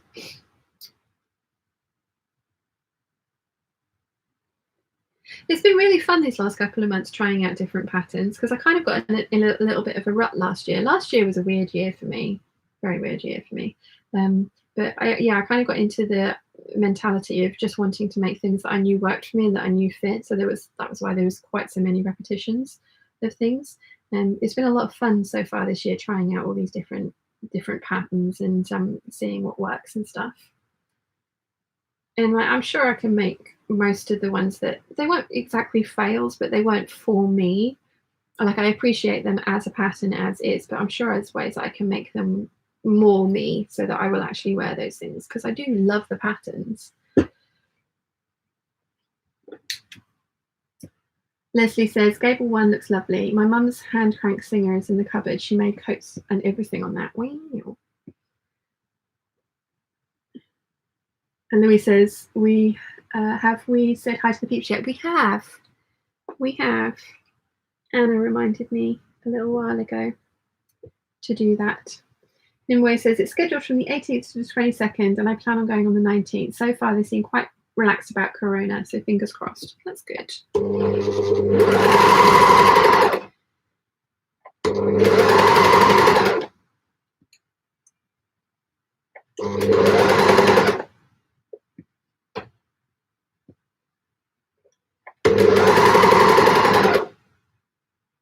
This one's rolling a little bit as well, so again, concentration face.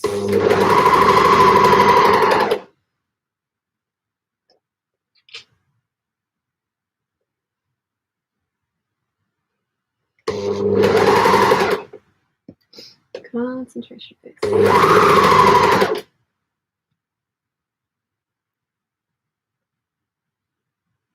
think Mum's watching Cross.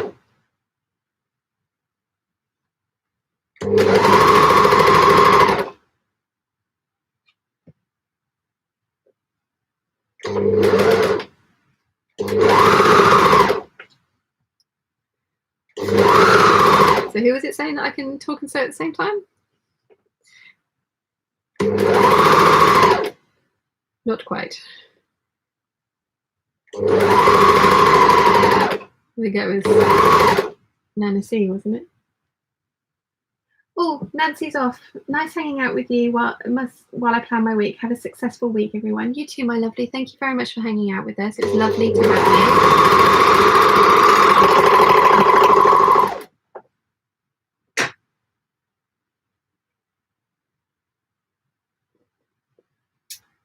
Sal says, my laptop repair has been slowed down because of the virus. The part comes from China. Yeah.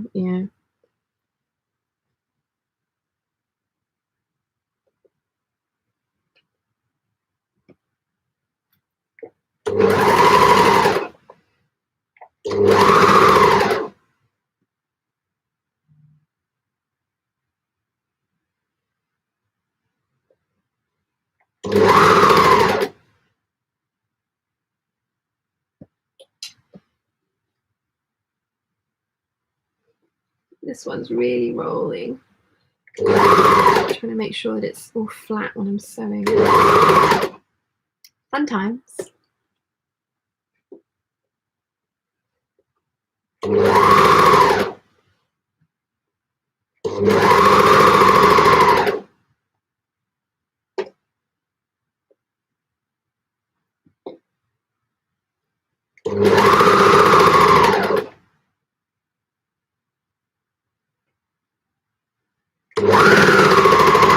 Getting there though.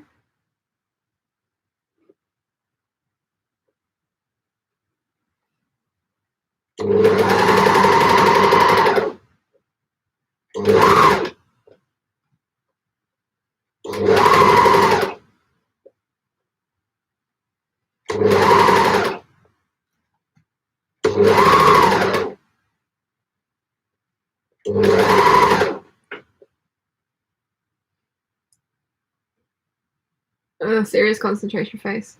Okay,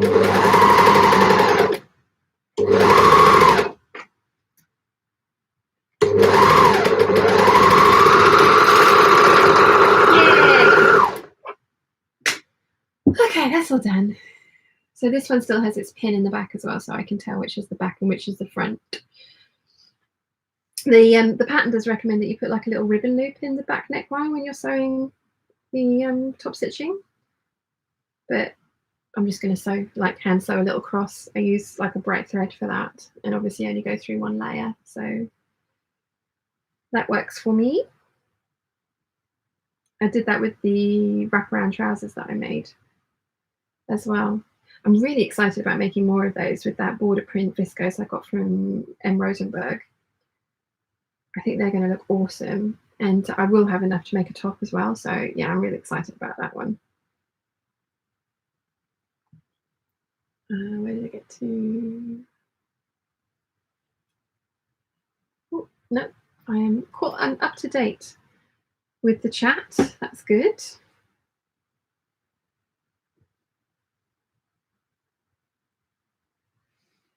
So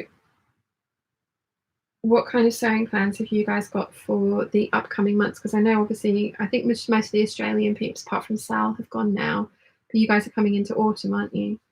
I was watching somebody's sewing plans the other day and she was like, yeah, here's my autumn collection, and it's just like, well, I can tell from your accent that you're from Australia, but it's still really weird. It's not autumn, it's spring. I'm so looking forward to sewing all viscoses and light drapey dresses, and this year I am going to make myself some more beach pajamas because I love them. And yeah, I have fabrics for at least 3.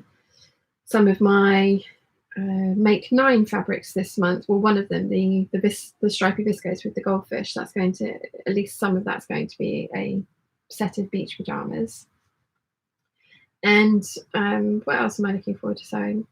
Oh, my little the Ziggy jackets, because I really mum and I have got the Craftsy class for the Vogue coat, and I do want to get that done, but I am losing weight at the moment, and I don't want to make it for the current weight that I am. I mean, I know coats are meant to have more ease in them, but I don't want to make it for the weight I am at the moment. So yeah, I'm kind of looking forward to the challenge of making the Ziggy jacket, and also the fact that it will be something that's wearable for me in our climate probably for the rest of the year. So that's something else I'm looking forward to, and especially getting that fabric that Erica bought for me. I bought it, but she bought it over for me from Seattle last time. That grey faux suede with the metallic foil flowers on it. I think that's going to make an awesome Ziggy jacket. I do need to. I also want to start making more solids. Now I say solids, I'm kind of thinking kind of like tweeds and linens and things like that, bottoms and tops as well. I want to make some more solid tops, because everything that I make at the moment, pretty much everything I make, is prints, and I'm not very good at print clashing, as I have talked to you guys about before. So I'm, like, I have all these beautiful wools for coats that are that have got prints all over them. And then it's like, well, what would you wear that with? Because it's going to clash with this, this, and this. So I want to try and make some more solids this year as well. And I have got quite a lot of solid fabric in my stash. I just never really reach for it because I want the prints. I reach for the prints way more because they're just so beautiful. So yeah, that's kind of what I'm looking forward to getting sewn up this year, because I would like to round out my wardrobe. My wardrobe is amazing and I love everything that's in there. The majority, I'd say 95% of it is me made, but the flexibility of my wardrobe is quite limited, and because the majority of what I've made is either bright prints or dresses. So yeah, I've kind of taken up the curated closet again, and my Pinterest board for my curated closet, it's quite interesting. There's lots and lots of high-waisted kind of either wide leg or pegged trousers with blousey tops and things on there, but there's not many prints on there, and that's pretty much because I can't find any of the prints that I like on the silhouettes that I like. So my curated closet board is more about silhouettes, but there are prints in there for some of the trousers and stuff, but they're all with, you know, there's a print with a solid. So I think that's something that I need to kind of concentrate on a bit more. She says, sitting here sewing up all this printed jersey whilst I've got all this solid jersey just sitting there rolled up looking at me. If I can get to it today, I want to get the black viscose gable sewn up as well, because I'm really interested to see how that's going to compare to these more stable jerseys. I'm hoping it's going to be a winner, because I really like this silhouette. But we won't know till I experiment.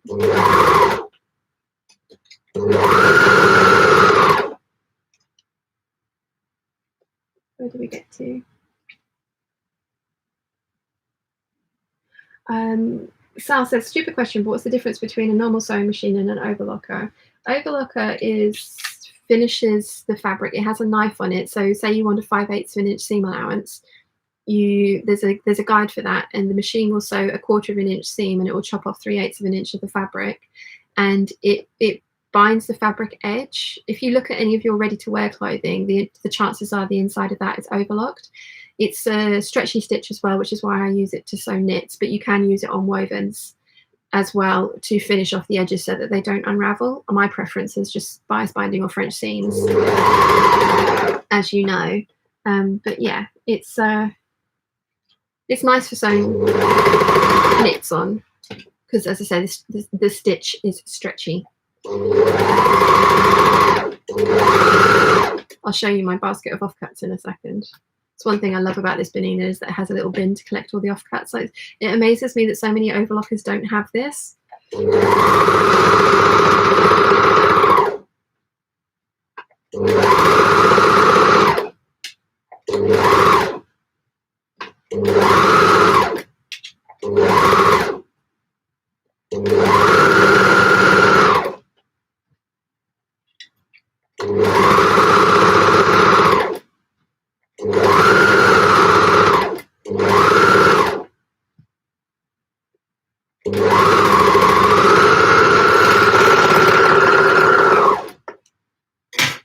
So that's the offcuts. This is going to, Alex, we're going to save this and use this for Susie bedding.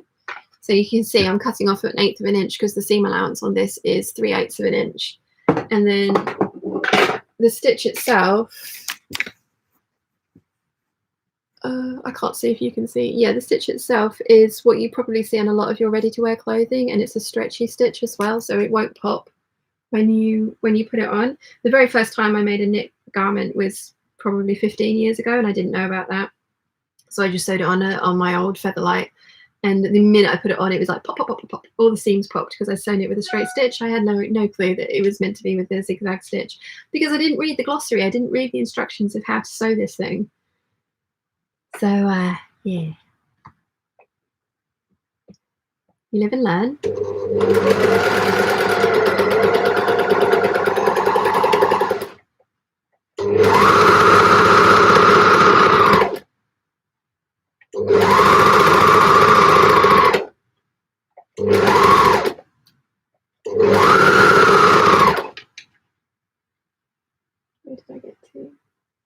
Sergio Gonzalez says hi. Hello, Sergio. I'm not sure if you're in the right place, but this is a sewing channel and I make things.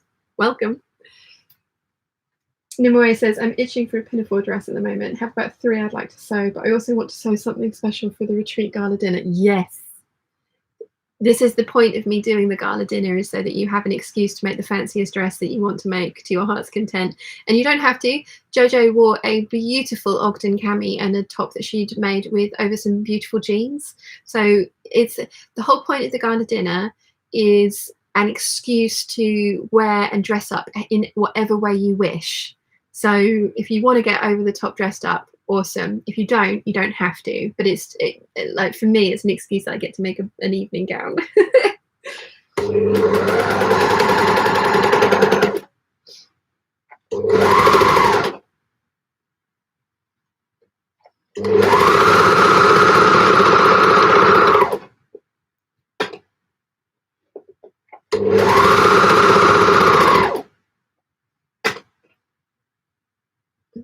It's just got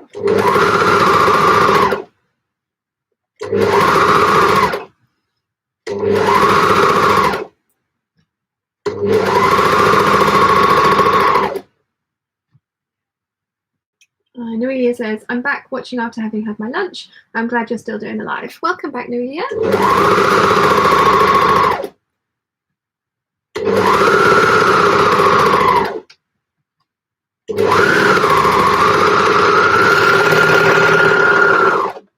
Right, just need to hem this.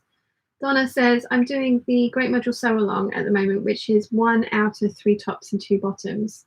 Yeah, Tomcat Stitchery has put that together, I think, hasn't she? I like that idea. I'm trying not to join in any challenges at the moment, because I'm in a bit of a different headspace with making stuff. Like I said, I've got my heart set on getting all of my knit fabrics sewn up. So yeah, but how are you finding it? Are you enjoying it? The Great Module Sew Along. It's like, sounds like a really good idea. I think so many people, when they start sewing, have a bit of a scattergun approach to it. It's like, I just want to make the things that I love, and that's brilliant, and you should do that. But it also means that you end up with, like I did, or at least in my case, I ended up with a whole bunch of very fancy cotton dresses that actually I do wear very often when I can fit into them. But it wasn't a balanced wardrobe. So I like the idea of the Great Module Sew Along being kind of like interchangeable outfits and things. I think that's a really good idea. Yeah.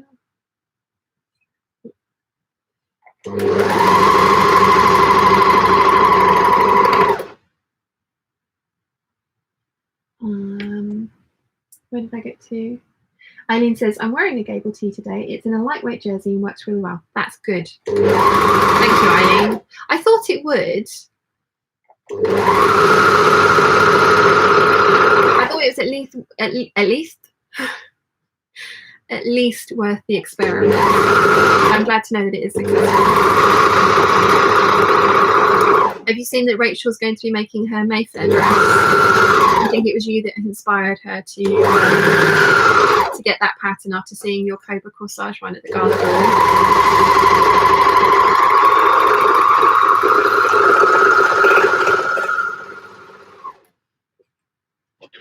Right.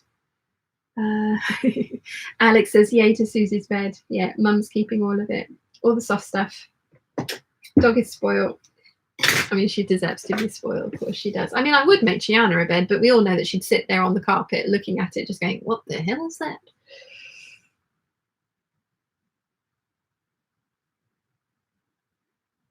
Because, you know, cat. That's what cats do.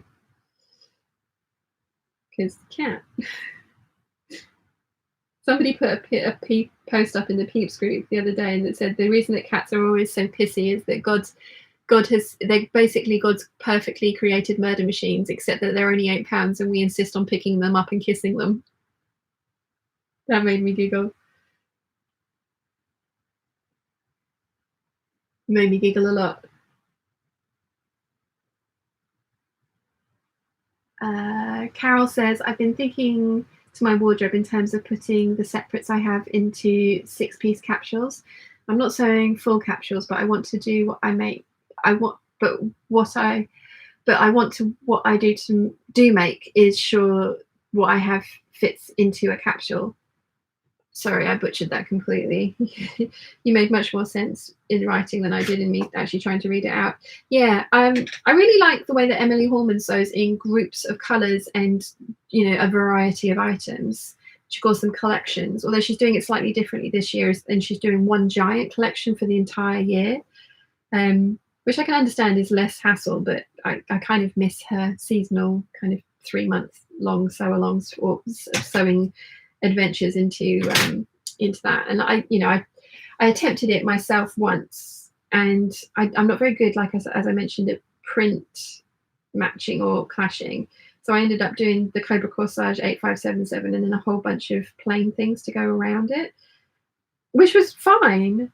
But it wasn't very colourful or me. And actually all the t-shirts I've still got, because it was the wanted tee, the Renfrew tee I'm wearing now, and a white cowl neck tee, which I've replaced because the last one that I made just got very grey very quickly because I didn't take care of it when I was washing it. And then the denim jacket, the denim was too lightweight, so that got donated, and I want to remake that, and I have got the correct denim for it this time. And then the denim skirt didn't work quite as well for me as I was hoping, because again the denim was too lightweight. It was shirt weight really rather than bottom weight or jacket weight. And the dress my niece has, which I'm sad about because I loved that faux leather look jersey from Minerva Crafts, but that was a wanted tee, and the McCall's shorter circle skirt that I made a whole bunch of, that my niece has all of them. So I really enjoyed making that capsule collection, and they all did go together very nicely. And I tied the Cobra Corsage in by I made some trousers as well, which I still have. And I used the trousers, I used it on the waistband of the trousers and the lining for the jacket. So I did tie it in, but it wasn't very ambitious or overly kind of coordinated collection. So I'd like to do that again. And I'm planning on doing it again because I have some fabric that I want the lemon print fabric, and I want to make a whole bunch of stuff to go away on holiday with. There's the kitties. So that just needs hemming now. I'm putting them all on the ironing board because they need to be, the hems need to be pressed up before I can sew them. So I'm going to get on to my peacocks next. That was a really long-winded waffle about capsules. Carol, that was you. Sorry, I picked up the wrong sleeve yet again. Let's put this one on. So yeah, I enjoy that kind of sewing. But like I say, at the moment, I'm not taking part in the Great Module Sew Along because I don't want to be making trousers and woven things that are not going to fit me very well when I've lost a little bit more weight, and I am losing weight. I know I keep saying it, but it's exciting. So yeah, it's definitely something that I would like to take the premise of and run with it in the future. The other one that I've got an idea to do is the Work to Weekend, Sew Over It Work to Weekend book. I kind of fancy sewing a whole bunch of things from that as a capsule collection, because there's dresses, there's tops, there's trousers, there's a jumpsuit, there's a t-shirt, and there's a coat, or like a trench coat in that. And I really fancy kind of building a capsule collection around that with a couple of prints and then solids and things like that, because it's all stuff that I really want to make. It's all stuff that I would wear. I have the patterns. So yeah, that's another kind of like experiment that I would like to try. I mean, I have this fabric that would be perfect for the trench coat, but I kind of have it earmarked for a different type of trench coat with a waist seam and a fuller skirt. And yeah, I'm getting my head kind of stuck on that. So it's something that I want to do, but I don't want to buy a whole bunch of new fabric for it at the moment, because as we have discussed, I have a lot of fabric and I'm trying to get a load of that sewn up. So that is something that I want to do, but I don't have the perfect fabric for the trench coat at this present moment in time. Although I do like the brushed cotton twill from fabric.com, and they have some in some amazing colours at the moment. So I'm very tempted by one of those. And I think I might go for like a bright colour, like a lime green or something for the coat. And then that would play in really well with all the tropical leafy prints that I like to wear as well, and I already have in my stash. So yeah, I'm trying to be a little bit more considered about the things that I want to make, rather than just going gung ho and like all the pretty dresses. Although I do wear those, so yeah. That was a big waffly tangent, wasn't it? Sorry. Rachel says here, how are you doing with your gables so far? I've missed the last hour, just been finishing off my cowl neck top. Can't believe how easy it is. Awesome. I have sewn 2 gables completely. I'm just working on my 3rd. They all need hemming. I haven't done that yet. But I have been chatting a lot. These really shouldn't take this long. Oh gosh, we're going for 4 hours and a quarter now. No wonder I'm being a bit croaky. Hang on. If that's all the water I've drunk out of it, yeah.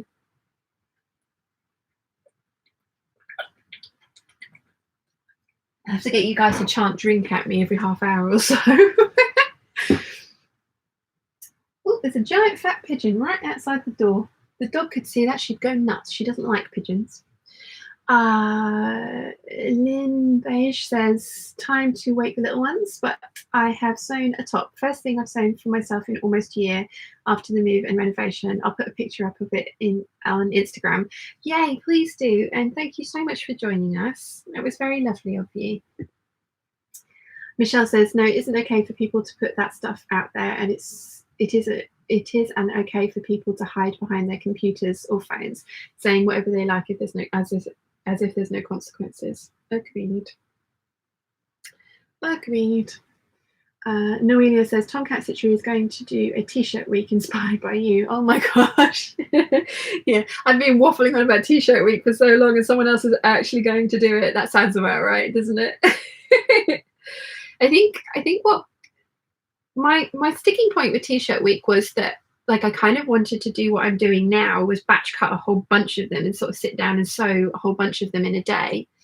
But there's so many that I want to trial first, and I obviously would need to trace the pattern out and test it, and then I could batch cut it. So I think that's kind of what I'm doing now, is like testing a whole bunch of different t-shirt patterns so that I can eventually go, because I have so much of that viscose jersey up there that I can quite easily see myself sewing for a week and still not sewing through all of it. But I love that she's going to do t-shirt week. Somebody should. I'll have to tell Lauren so that she can at least watch somebody do it. Where did I get to? Jojo says, 2020 is the year of the leg for me. I've hidden mine for years and I'm a bit bored of always covering them up. Skirts and dresses all over the place for me. Awesome. Free the legs.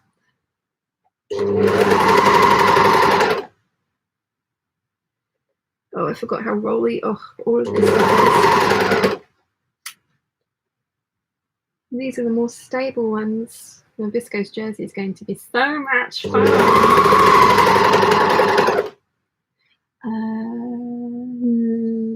Instagram, yes, we got that. Lynn Beige Sewing. I think I follow you because you're in Sweden, right?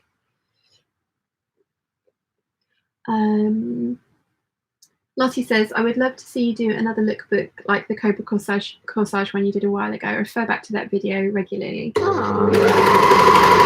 I'm planning on doing, like I say, I'm planning on doing something like that this year for my holiday, because I think it would be quite fun. I want to make a lemon jacket, a denim jacket again, but in the right fabric this time, and some swimwear and t-shirts.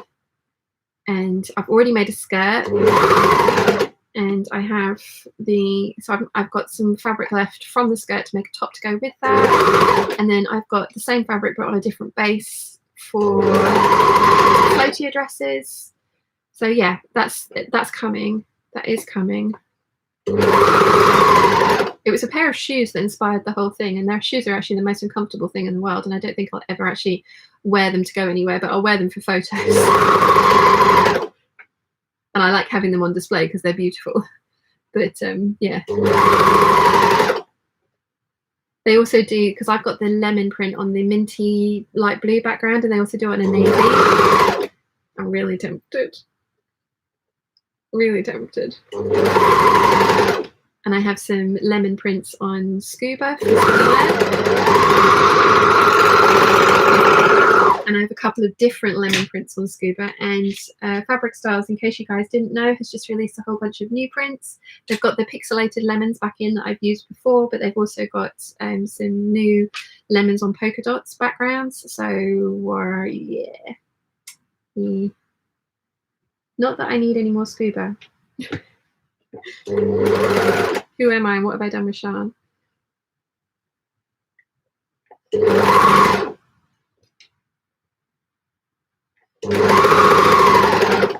Where did I get to?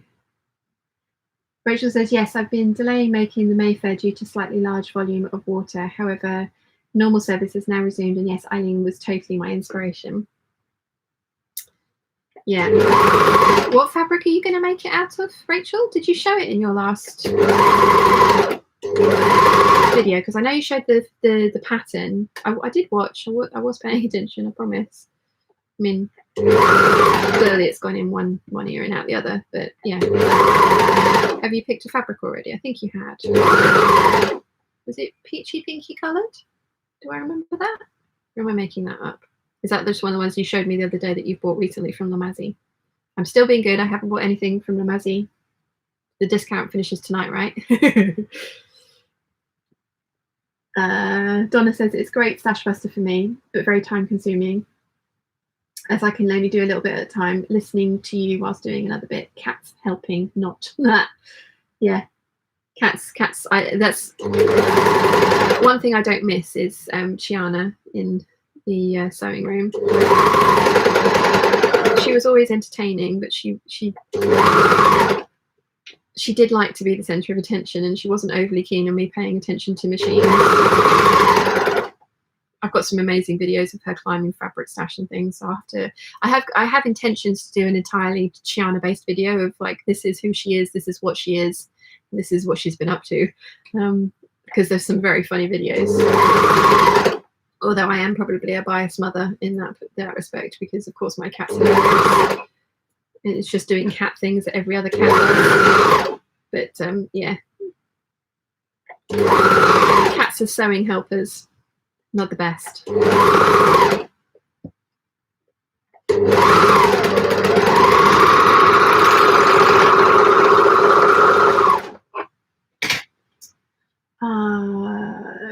Karen says, right, did the spot of housework, went for a walk in the glorious sunshine, and will now continue with the nephew's number 2's jacket and join the worldwide sewing Sunday. Wish me luck, as I am so way out of my league with that one.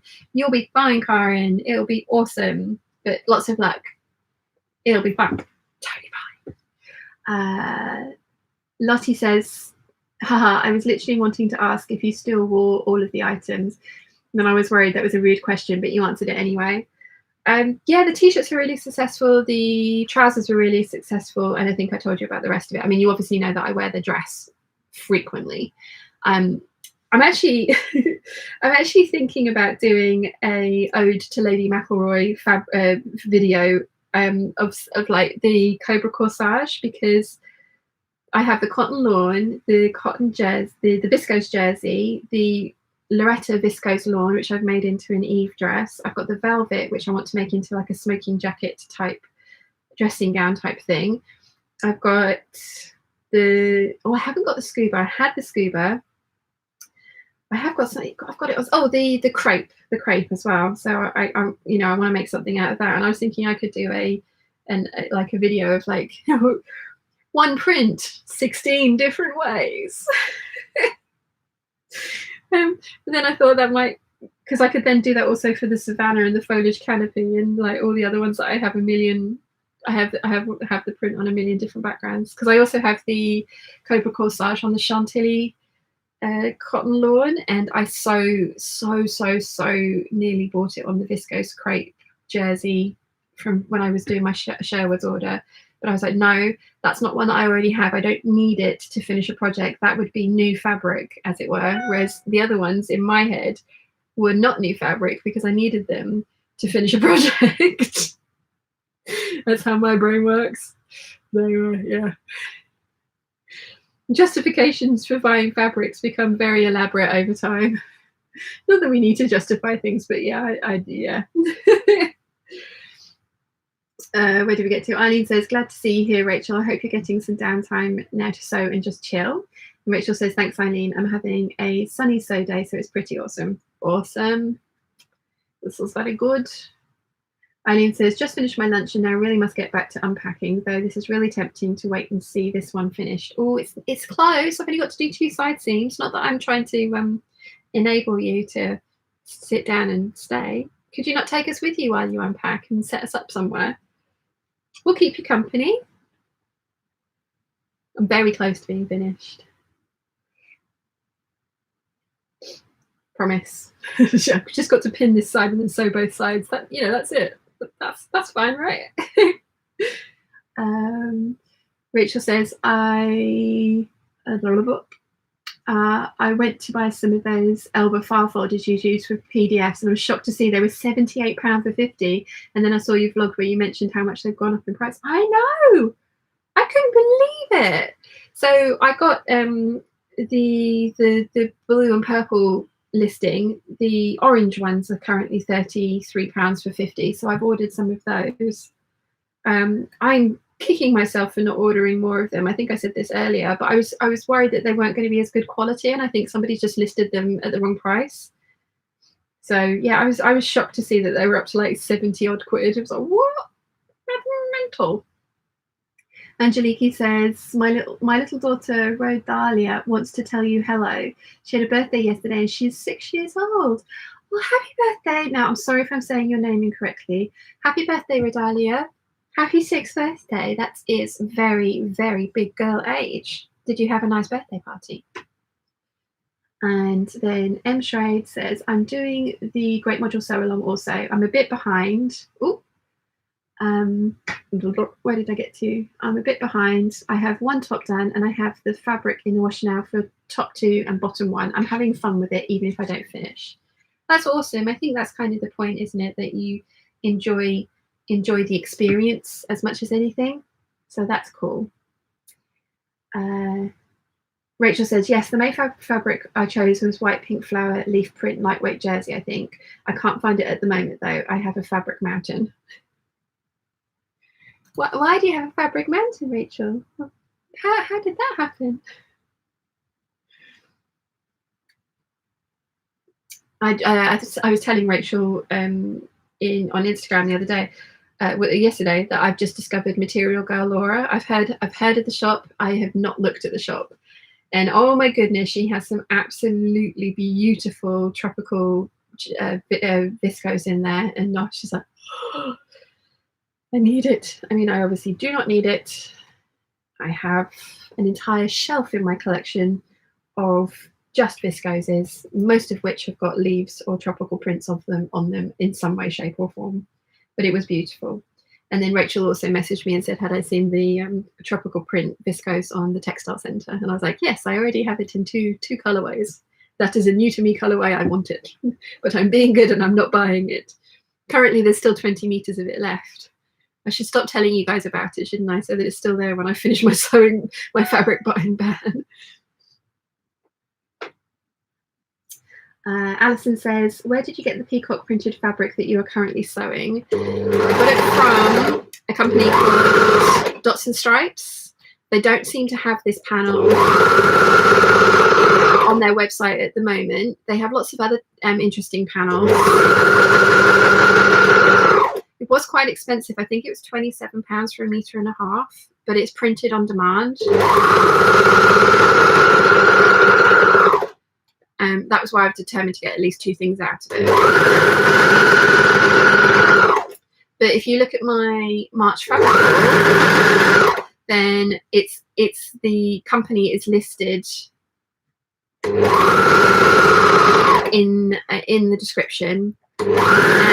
And their website's not brilliant. It is very kind of basic and old looking, but they've got some beautiful fabrics. And it might be worth approaching the lady on Instagram and asking if she can have the Peacock panel printed again, because I think they had it printed to order.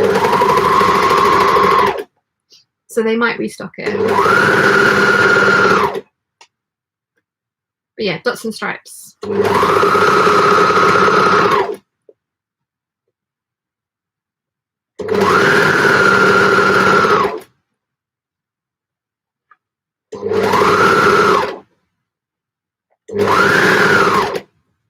Nearly done. If you're still here.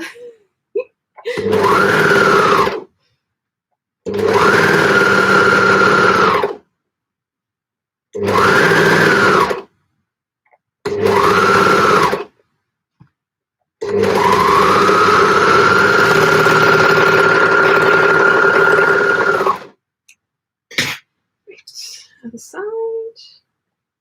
Where did I get to? Louise says, I've noticed while being on social media, etc., the majority of us sewists or craft people have a cat. So I suppose we all are crazy cat people. Yep. Yep.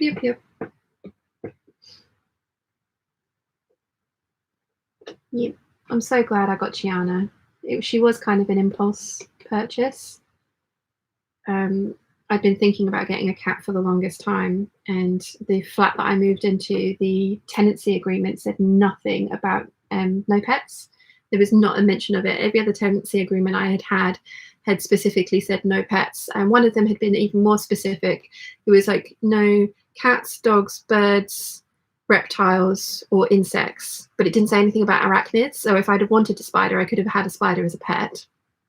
I'm terrified of them though, so I didn't. But yeah, this the lease on the place that I had in Stockwell didn't mention pets at all in the lease, so I didn't tell them that I got Chiana, and I just got her. And so it was kind of an impulse. But yeah, so glad that I did. For as much as she disdains me most of the time, she is ever so loving every now and again, which totally makes up for it.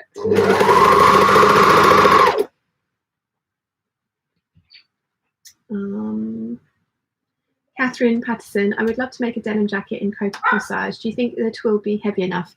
Just finishing the binding on a fancy fox quilt while listening in. Yeah, absolutely. I'm planning on making jeans with that was the other base I have it on. I have it on the drill, the cotton drill that's got stretch in it.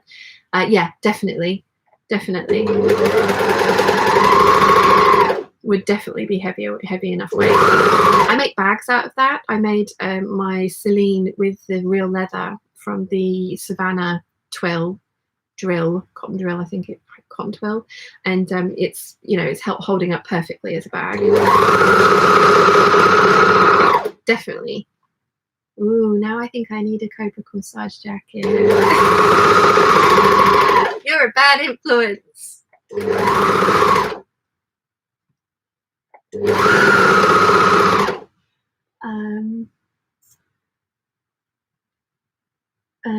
Judy says, I'm on a self-imposed fabric ban, but with all this fabric chat, I may not hold. Yeah, have you seen all the amazing discounts that are out this weekend, Judy? Just saying.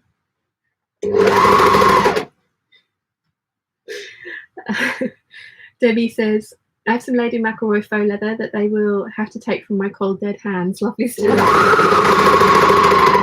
Yeah, they're Lady McElroy does so many amazing bases. I mean, the prints that they do are amazing, which is what I have most of. But every now and again, I will get Sherwoods to send me a sample of one of the other ones that they've done, and they're just so pretty and so amazing. They've got some really nice faux fur as well. Yeah.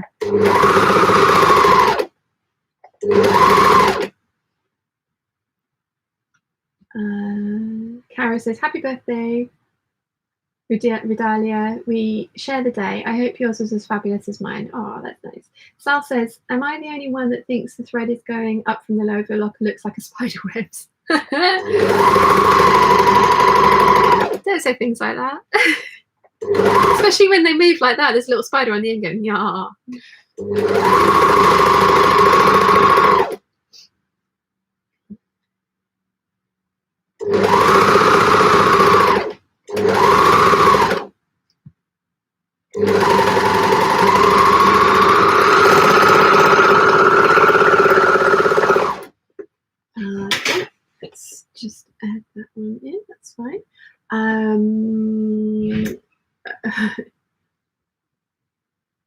So Anna said to Sal, I thought that as well at the start of the stream. I thought it was a pattern on the blind until it moved.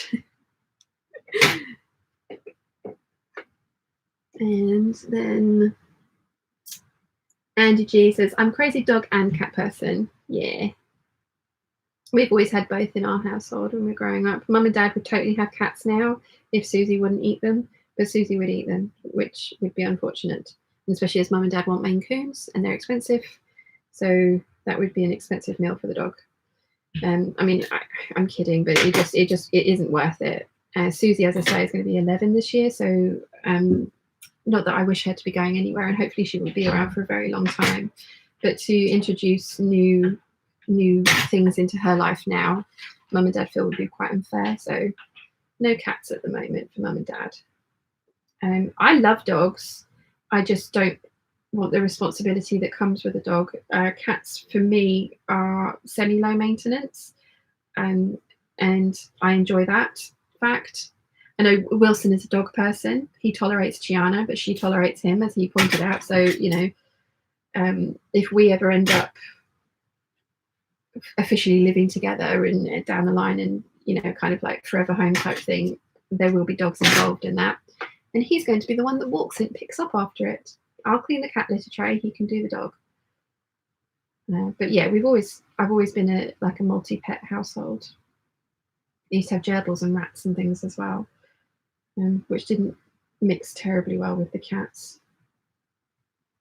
Cats always looked. Unfortunately, one of my cats caught one of my gerbils, and it looked so pleased with itself. And he was the cat that never ever killed the things that he brought in, and he just must have picked up caught the gerbil in its mouth in such a way that he actually caused a fatal wound, and there was nothing I could do, and it was horrible.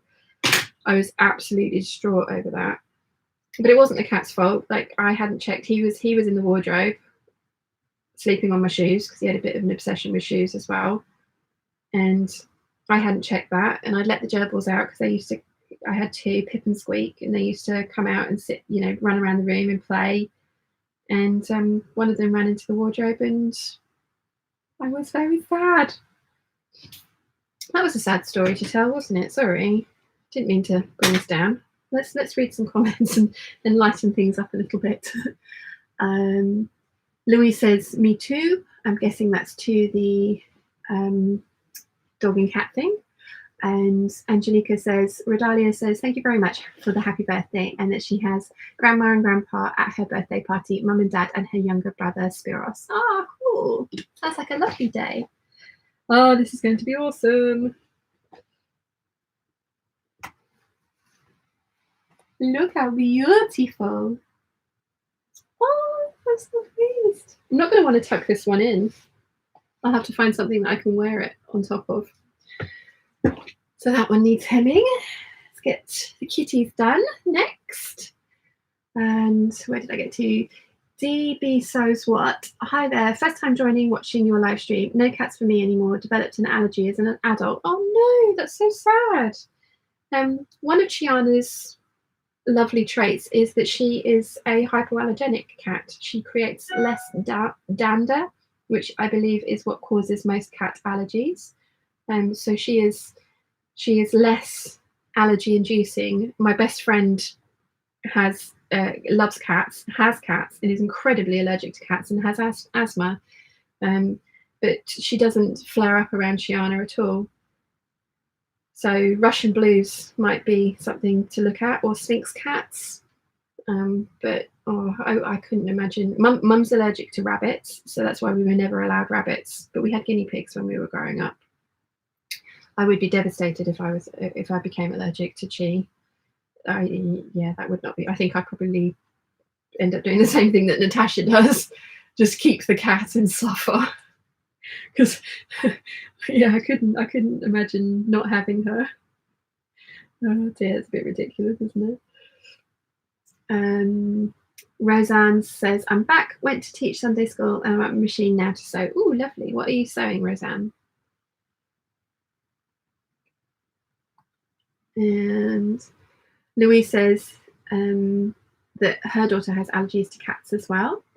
And then Karin has said, I think happy birthday to Redalia in a different language. I think that's what that is. And Anna says, I took my camera outside to film, telling my viewers it's such a sunny day. Just as I said that, minutes later, a huge downpour of Armageddon rain arrived. Oh no.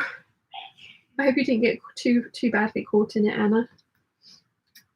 Catherine says, great to know about the drill twill going on the list. Thanks. Yeah, you've now made me want to make a denim jacket in that too. Last time I just lined my denim jacket for the body in the cotton lawn and then used a slippery lining for the sleeves. Now I want it on the outside too. I blame you. Catherine, it's all your fault. Laurie says, Kim from Dorothy's Daughter is doing Me Made Mexico. Oh yes, I saw. I haven't watched her videos yet, but yes, now I saw she's doing a holiday handmade wardrobe, capsule wardrobe. I think it's such a good idea. I want to try and be smart with mine and have interchangeable pieces rather than lots of dresses like I usually take. I want to try and make it so that I can take fewer things and have more outfits out of them. We'll see how that works out. Donna says, oh, had a Maine Coon and the cat I have is a cross Maine Coon tabby. Lovely cats, but so large. See, that's why I think Mum and Dad want the Maine Coon, is because they've got such a tiny dog. If they've got a fully grown adult Maine Coon, I'd like to see the dog take on the Maine Coon. I don't think the dog would win. I mean, she doesn't win against Chiana when they come face to face. She ends up with a bloody nose, but yeah, I don't think adding that level of stress into the dog's life is very fair when she's had her own way this entire time.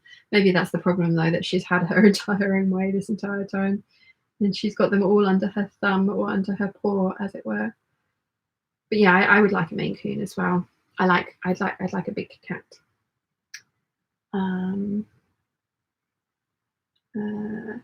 Alex says, hubby heard you saying cats are semi-low maintenance and said you should see our bloody cats. I mean, Chiana's not remotely low maintenance at all, but I for some reason I don't mind cleaning out her litter tray, but I don't want to pick up after a dog. Because well, I mean, the few times that I've walked Susie, I have obviously picked up after her and I hated every second of it, but it's not my dog. I think it might be slightly different if, you know, it was my dog and I bonded to it. Because the idea of doing cat litter before was disgusting, but now I don't mind it because I love my cat and it's something that needs to be done. So probably if it was my dog, it would be a different story. But yeah, cats aren't really low maintenance, are they? They like to pretend they are, but no. Angelica says to Karen and Karin, Rodelia says, thank you very much. Roseanne says the Butterick 6554. You did tell me that, Roseanne. I'm sorry. Yes, you did tell me that. I'm excited to see how that comes out. Eileen says, wonderful top. Lol at Anna and Alex. Lovely to hear from you and everyone else. Thanks very much for this time, Sean. Definitely off now. Good luck with the packing, Eileen, or unpacking, I should say. And thank you for hanging around and seeing the top. Rowena says, hi, Peeps. Just got home from church and I'm finishing up cooking lunch. Church was weird with no contact with your fellows. Oh, that's strange. DB sews what? Ha, it cut me off. Love the tops. Thank you. Joe says, hi Peeps, Phew, just sewed the collar and collar facing thingy onto my pony jacket. So nice having you all for company. Oh, that's cool. I like the pony jacket. Anna says, rain lasted just 3 minutes. Now going to see if I can go back out as the sun is just glorious. Oh, awesome. I hope it stays clear for you, Anna. Judy says, I have Norwegian forest cats, slightly smaller, and ace. Yes, Norwegian forest cats are also awesome. And Angelica says, can you say hello to Spiros because we have a problem? Thank you, kisses. Hi, Spiros. And Lottie says, are Chi and Susie going to live together in the new house? Yes. Yes, Lottie, they are. We're going to attempt it. We're Mum and Dad are very kindly looking for places that will allow me to have at least a room, but hopefully a little bit more than that. The one we've fallen in love with has an entire annex, which would be perfect because Chi and I could be shut away, and yeah, that would be really good. But yes, Chi and Susie are going to have to tolerate each other more so than they do now, which is going to be interesting. Now, when I was cutting this navy kitty one out, I kind of automatically cut out the short sleeve, and I should have cut out the 3/4 sleeve. But I suppose it's going to be nice to have see what the different sleeve options are like and which I prefer. So yeah, I suppose it's a good thing. I like the Gable top so much. I was looking at the bundle for the dress to add on the skirt, and I was just thinking, I was like, oh, can I draft that myself, or should I just, should I support the pattern designer? And obviously it's all the hard work's done for me and all that. So I'm not going to buy it at the moment, but I'm very tempted because I really do like this top.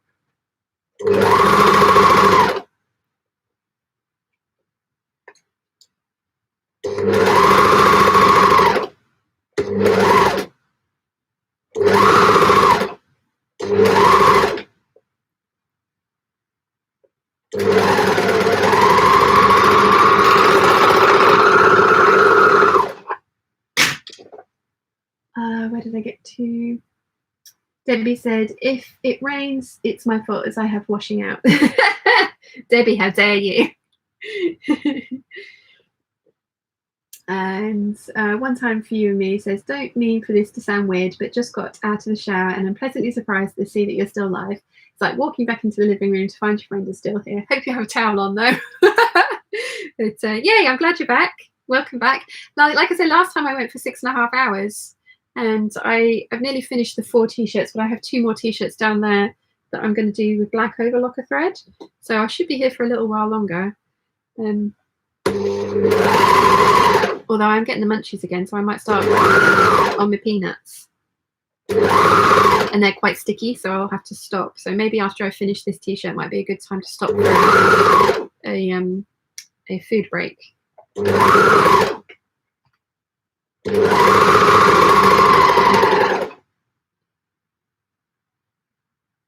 Threads out of the way.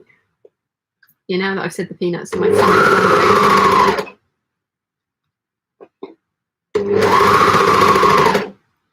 Hungry. Well, not hungry. I want snacks. This is my problem. When I start eating, I want to eat all the things. I have no self-control. Like Wilson has a lunch allowance, and he gets his lunch from Pret-a-Manger.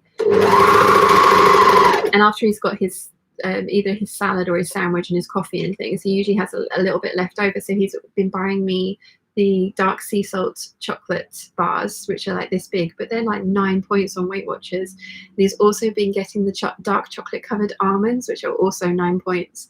And he had 5 bags of those in the cupboard at the beginning of last weekend, and now he has 0 bags of those in his cupboard.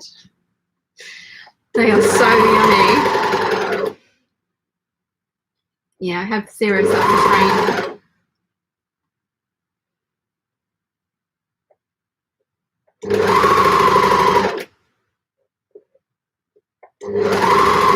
He also brought home a couple of banana cakes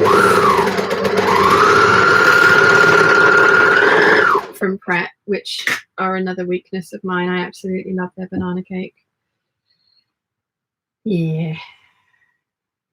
Yeah. Jojo says, I've a mild cat allergy and asthma. I have 3 overlords. Must be mad. Yes, completely mad. But they're so worth it. They're so worth it. I mean, who needs to breathe? Like, really? Breathing? Overrated, right? Noelia says, Debbie, I got mine in and it started to pour down. It's lucky I missed it. Ooh, that is lucky. It's still really, really bright sunshine here, which is why I've still got the blinds closed, because otherwise you wouldn't be able to see anything, which would suck. One time for you says, well, it's mid-morning here, so I'm fixing to have some pancakes. Ooh, do you mean, well, you obviously mean American style pancakes, don't you? They're kind of like, I like those ones, not crepes, like the thicker pancakes. I remember going to Mexico and having those for the very first time and just being like, what is this sorcery?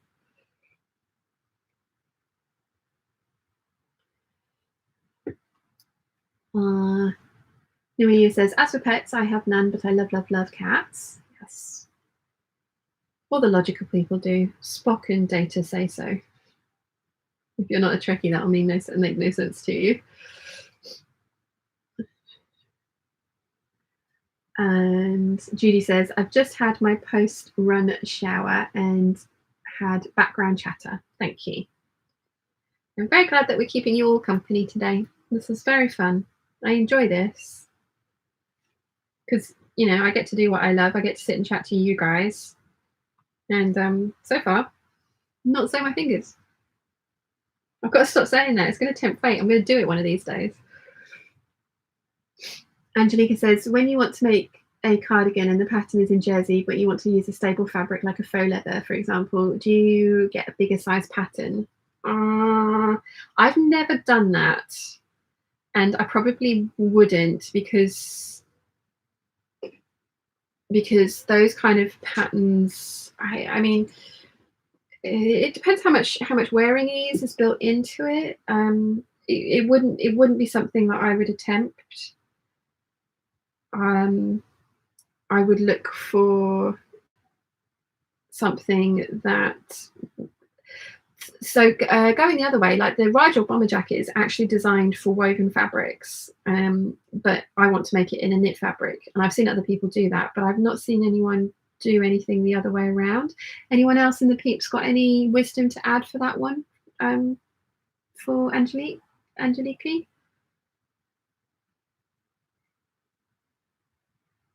Because I don't know is the honest answer.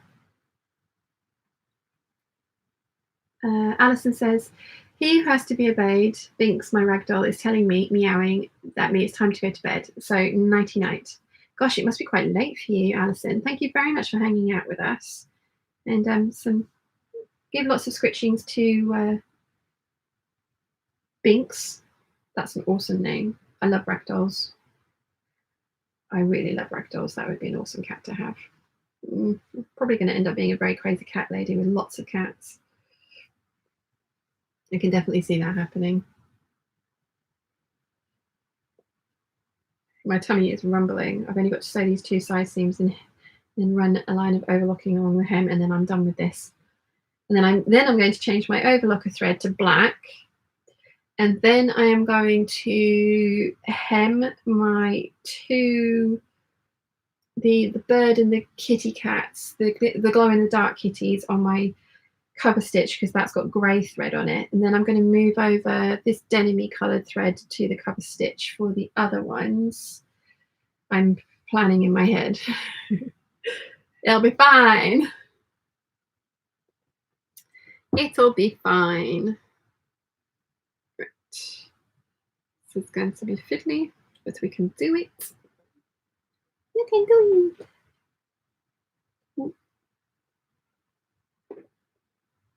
Okay.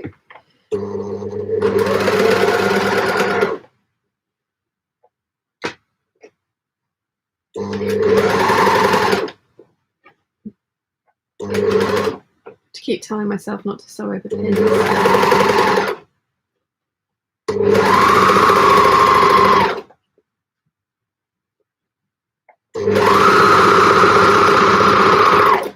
Actually, thinking about it, I've had this machine for 8 years now. My company was 8 years old on the, was it 8 years old or 7 years old? 7 years old on the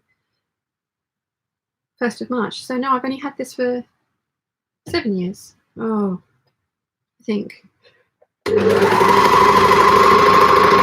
It might be 8 years. I'm going to need to check that.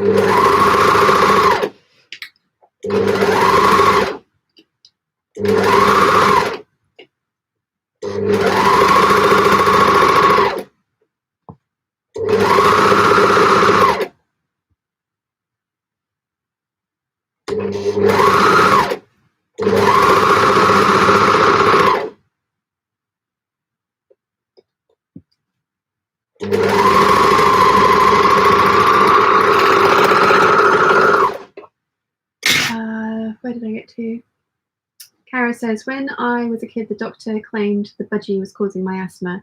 Then it was the dog. I got worse and he blamed the cat, and the dad read in the riot act it was the stress of losing my pets. Oh gosh, wow. Lottie says, I'm packing in my sewing room. However, I may just be tidying up a couple of projects by finishing them. That sounds perfectly reasonable, Lottie. Perfectly reasonable.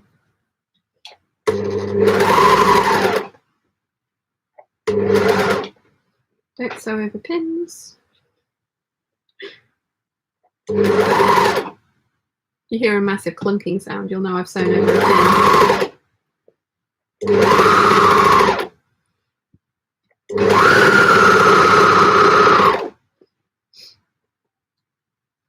Alex says it's a bit tricky when the pattern is for knits. I'd add bust darts, possibly also other darts, and check the shoulder area. The sleeves might need redrafting and more ease. Thank you. I knew Alex would know. I knew someone would know. I knew someone would know. That was in Angeliki, that was in regards to the making a jersey pattern in a stable fabric.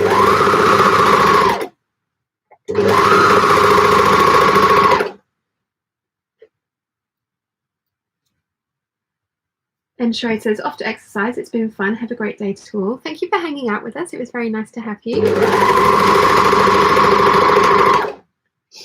Karen says to Debbie, it's not your fault. If it's not your fault, then you can blame me. It will always rain after I finish cleaning my windows. Oh, no.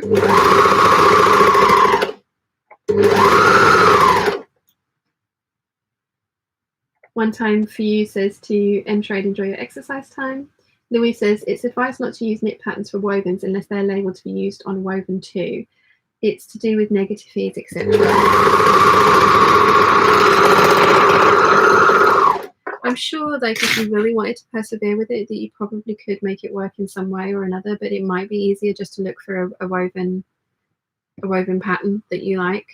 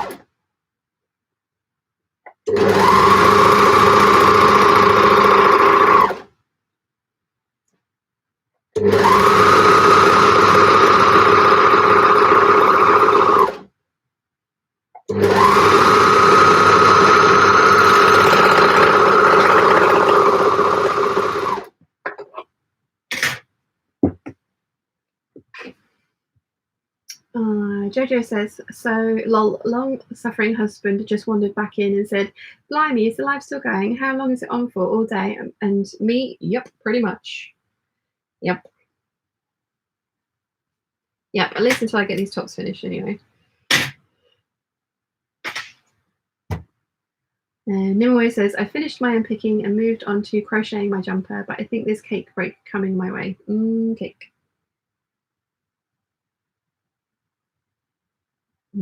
Cake.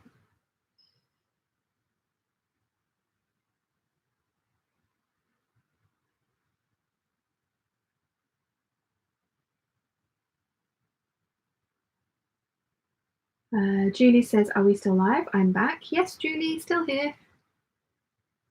Still here, still waffling. Still attempting to sew tops. Slowly. Got to remember that there's pins in the backs of these. I keep stabbing myself with the pins because I'd forgotten.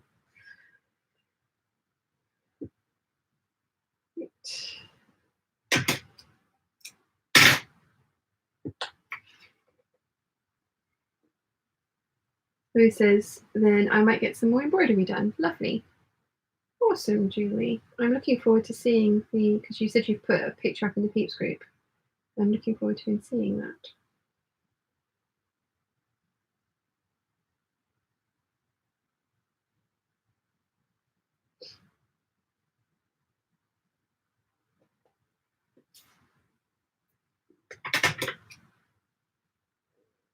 My tummy is rumbling. It wants peanuts. It wants peanuts.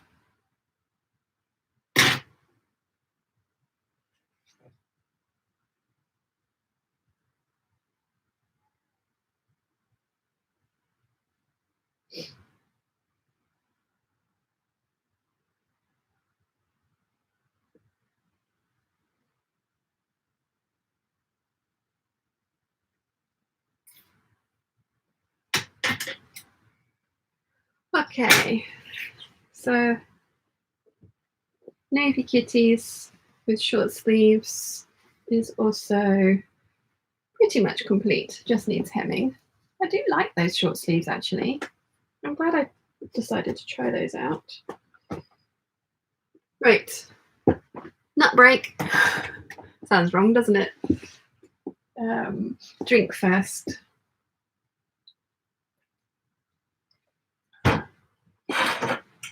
Oh, so looking forward to these. Where did we get to? Pretty lady, have you considered the safety pin instead of a straight pin? For what? Oh, for the back of the, yeah, that would be sensible. I even have quilting pins. I have an entire box of quilting pins. Yeah, I love that it took me so long to work out what you're talking about as well. Yeah, that's a very good idea. I wouldn't prick myself, would I then? Not so much with the smarts. I'm going to save some of these for later. And one time for you and me. Sorry if you already said, but are there tops you're making for you, or do you make them to sell? No, they're all for me. I used to make things to sell to people, and it was incredibly stressful and I didn't enjoy it, so I don't do it anymore. So yeah, they're all for me. This is another reason I need to stop buying fabric, because realistically, when I make all of this stuff up, that's going to be a lot of clothes. That's going to be a lot of clothes. A lot of clothes. I'm kind of just looking around at all the fabric that's in here, and I'm like, oh, there's a lot of stuff. It'll be fine, right? Someone tell me it'll be fine. Lottie said, just remember to like the video, just in case anyone else had forgotten. Oh yes, please do like the video. That would be awesome. Thank you.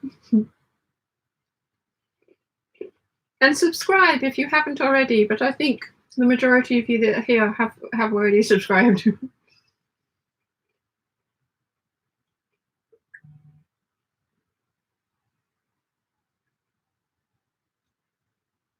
One time for you and me says, bet your closet is full. Yes, it is.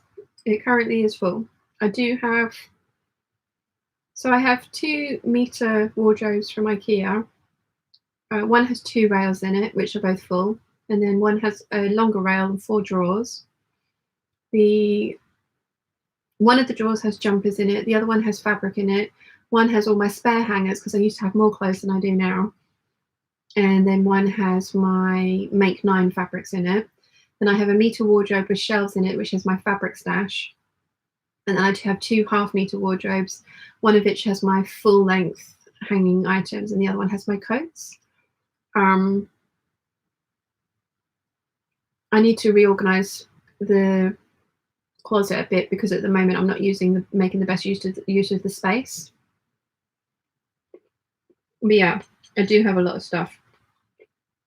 When I had a ottoman bed, I used to put my winter clothes away and then have my summer clothes, rotate them.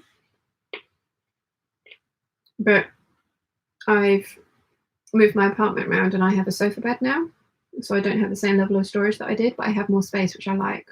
So yeah, I have a lot of clothes already, and I want to make a lot more clothes, and storage is going to be an issue. So I need to think about that. It's not going to stop me making the clothes though.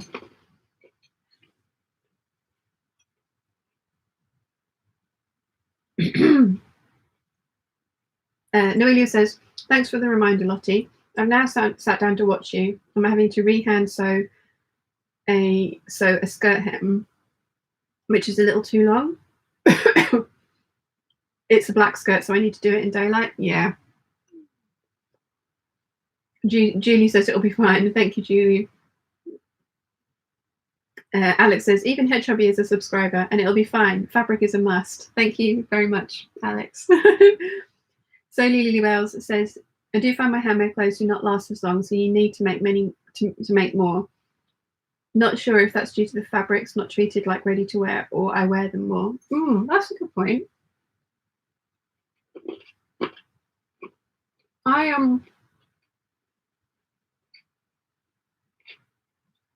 As you know, I bought a pair of ready-to-wear jeans last year, and the pocket bags have already got holes in them. And I wear them fairly frequently, but not like super frequently. Maybe I haven't found that I've worn out. The only thing that I know I've got rid of because I'd worn it or because it was looking old was my original white sew over it cow neck tee, but that was because it was bright white fabric and I'd not taken care of it when washing it very well, so it had gone a little grey. So I've made a replacement for that, but I haven't worn anything out that I've made.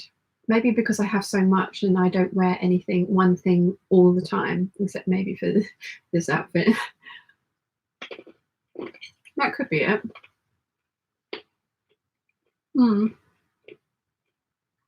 That's interesting though,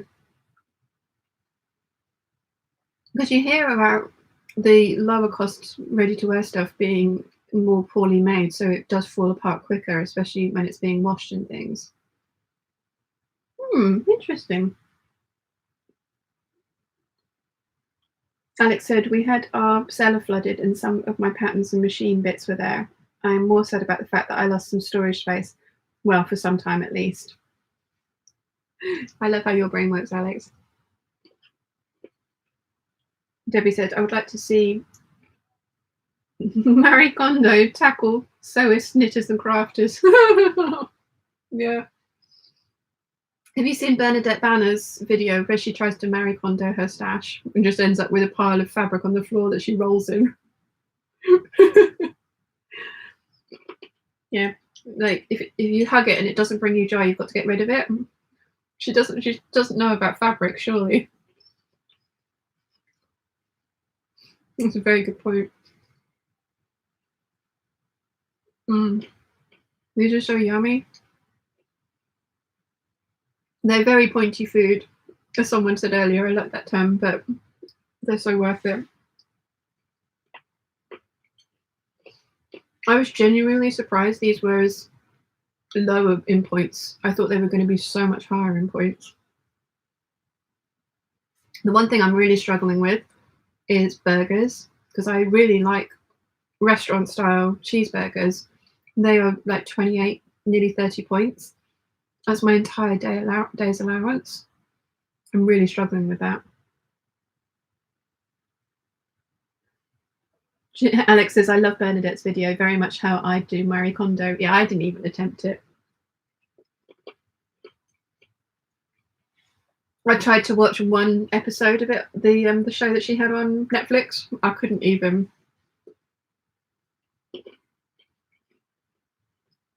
She probably would have a fit if she had to come across any of us, wouldn't she? Right. I'm gonna go and wash my hands because they're super salty and super sticky. So I'll be back in a second.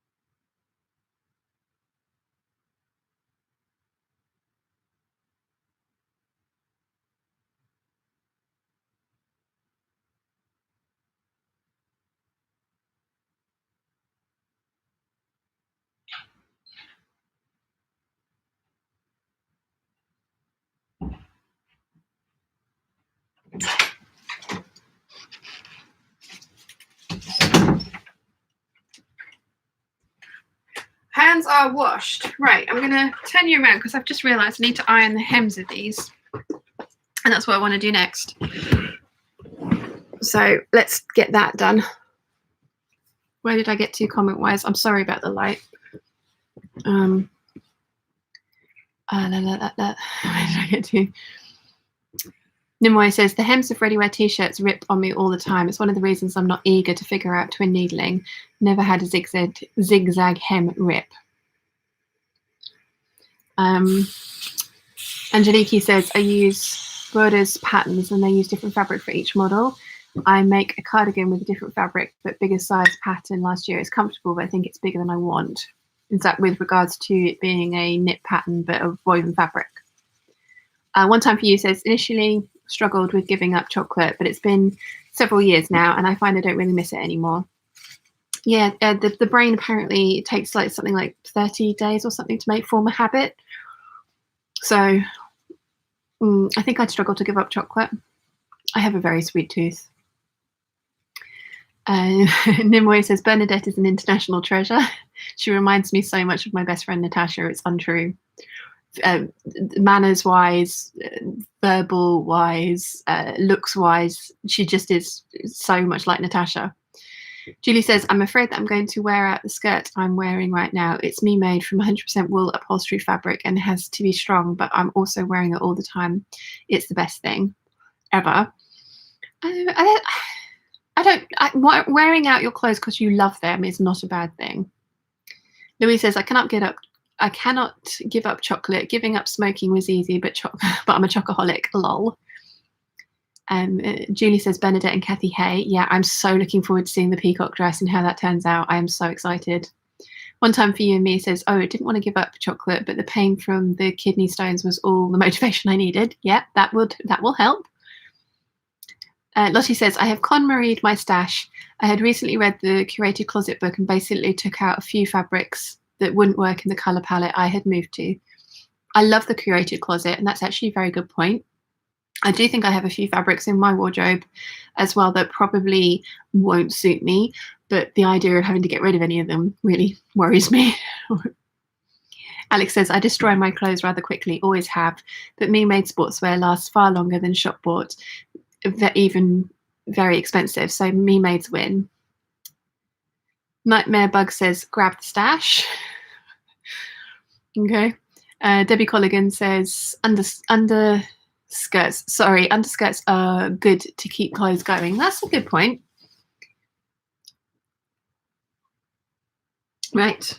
I've got to stop leaning on this. Okay. Let's press up all these hems. And then I can change the threads over and get hemming.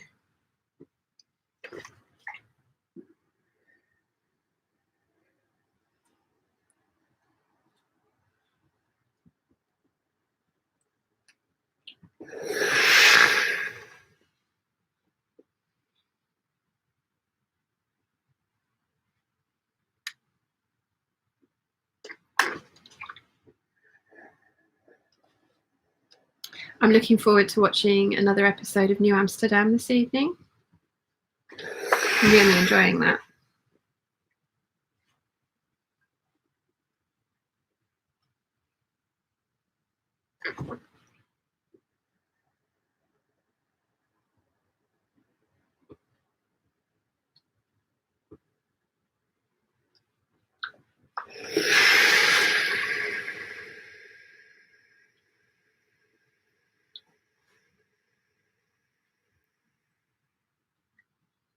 What's everyone else watching at the moment? Oh, I've got an episode of Picard to catch up on as well.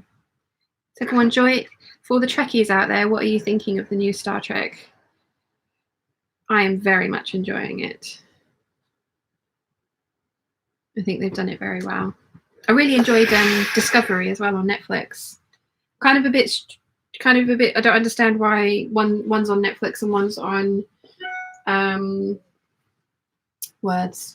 One's on Amazon. There we go. That's the word. But I am very much enjoying. I hope they do another Star Trek Discovery.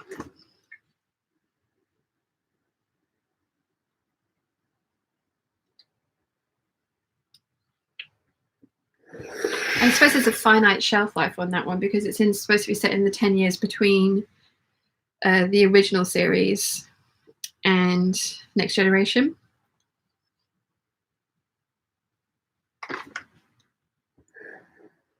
Which I always thought was kind of a weird period of time for them to set that one in, because obviously all the tech that they have in that one obviously looks way more advanced than the original series and Next Generation as well. So I thought it was a weird time period for them to pick, but interesting because they got to sort of like cover the Klingon wars and stuff. So I can understand kind of why they picked it, because it had interesting things in the canon history, as it were.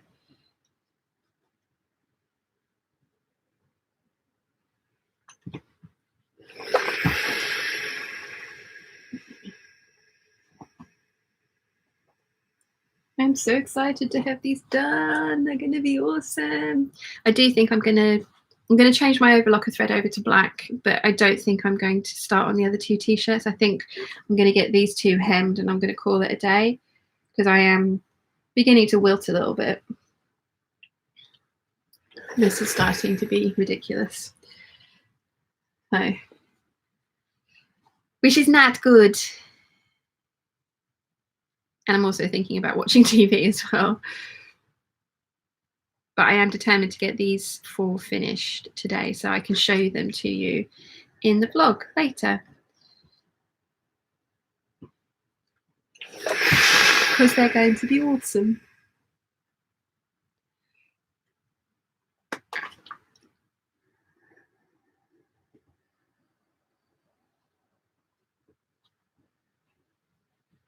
Where did I get to with the comments?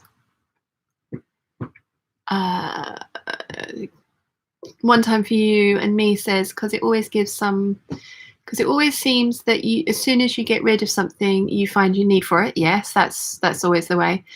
Louis says, Peacock dress is amazing and I wish Kathy every success. Yeah, I'm so looking forward to seeing how she gets on with that. Julie says, oh yes, that dress is going to be beautiful. Angelique says, chocolate is the only thing that makes me feel good psychologically during the difficult days, and I have no regrets about it. Yeah, I have very similar reactions to food that way as well. So, hello. Hello. What have you got there? Mum's bought Leaf cooker. Why have you bought me leaf cooker? Why not? You like it? I want a diet, mother. I'll take them away again. No, she wants to take the leaf cooker away from me. Thank you. Where did they come from? They're from Christmas. I Oh, never wow. opened them. I found they're them. Oh, Karen, was it you that sent those ones? I know somebody sent them.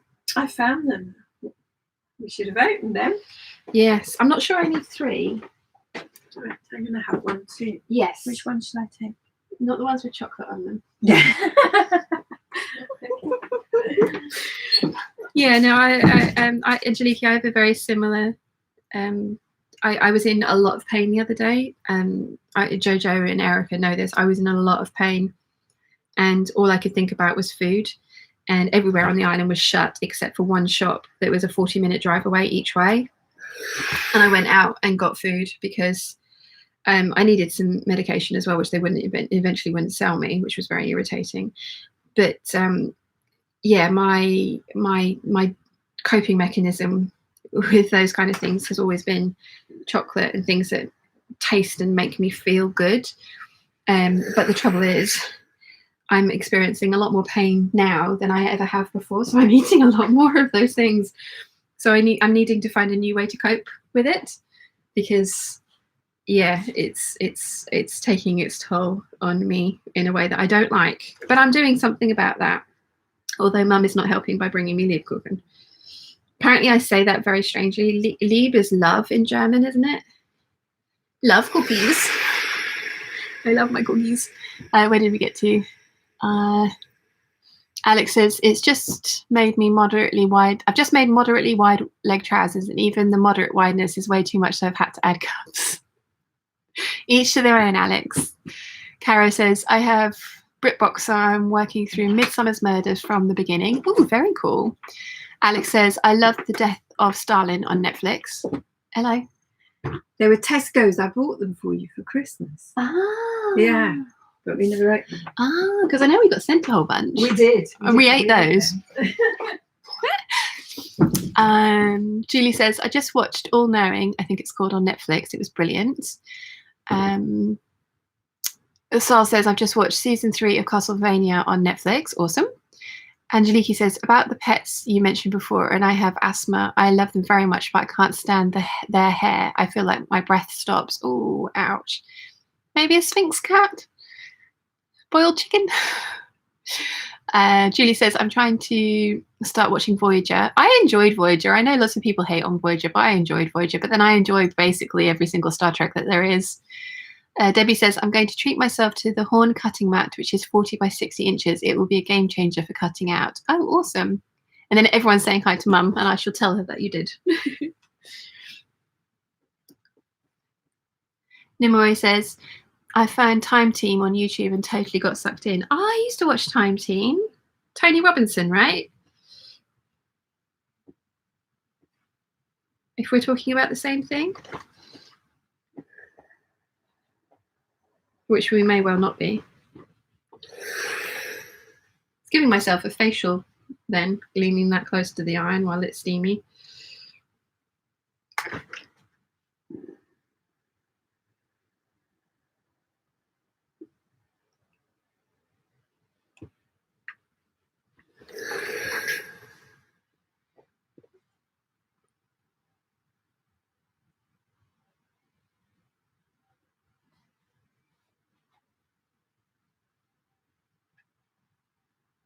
Nearly done.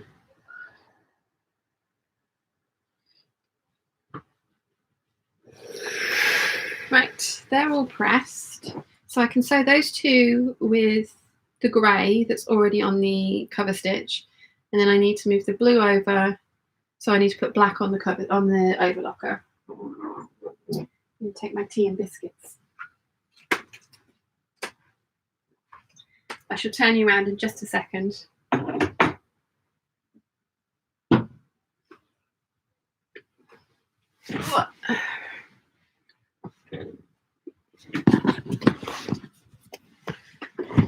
Very excited about the Lebkuchen. Should not be eating Lebkuchen, but I'm very excited about it. And I love the fact that I've kept the chocolate ones, because of course I did. Let's see. Jojo says, love Picard. Good. Nana C says, speaking of Star Trek, I saw your Make It So t-shirt and had to order it. Love it. Where did you find it? Because I couldn't find it again. I know I kind of ordered it from one of those shops that's a bit like random. So, and sometimes, yeah, there's a whole, actually, you know what? I've got a whole bunch of t-shirts that I really, really want. There's one with a stormtrooper and a red shirt in it, and the stormtrooper's firing and misses, and the red shirt dies anyway. Star Wars, Star Trek joke for you there. But yes, there are some very cool t-shirts out there that I want at the moment.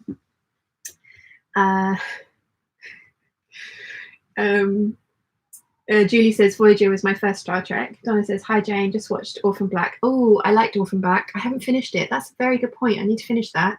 And she loved Picard. And G says, piss myself laughing, boiled chicken. It's in reference to Rachel's Sphinx cat that she has, that she buys. And when she has and she comes in and Monica's like, oh, why is your cat in one of my dishes? And she's like, I'm not, I'm defrosting a chicken.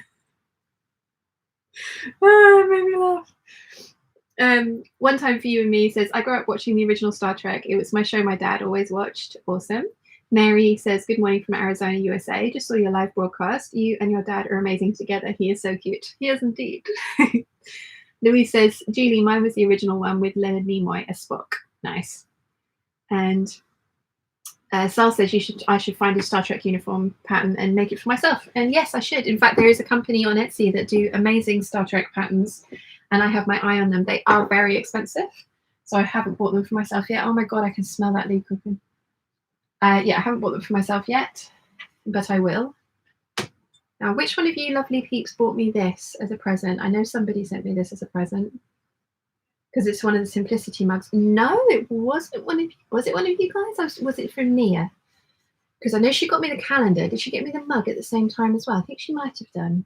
I think that might be a Big Bird present, but do correct me if I'm wrong. Right, black overlocker thread. That's over here. The tea is still warm. Hot, even.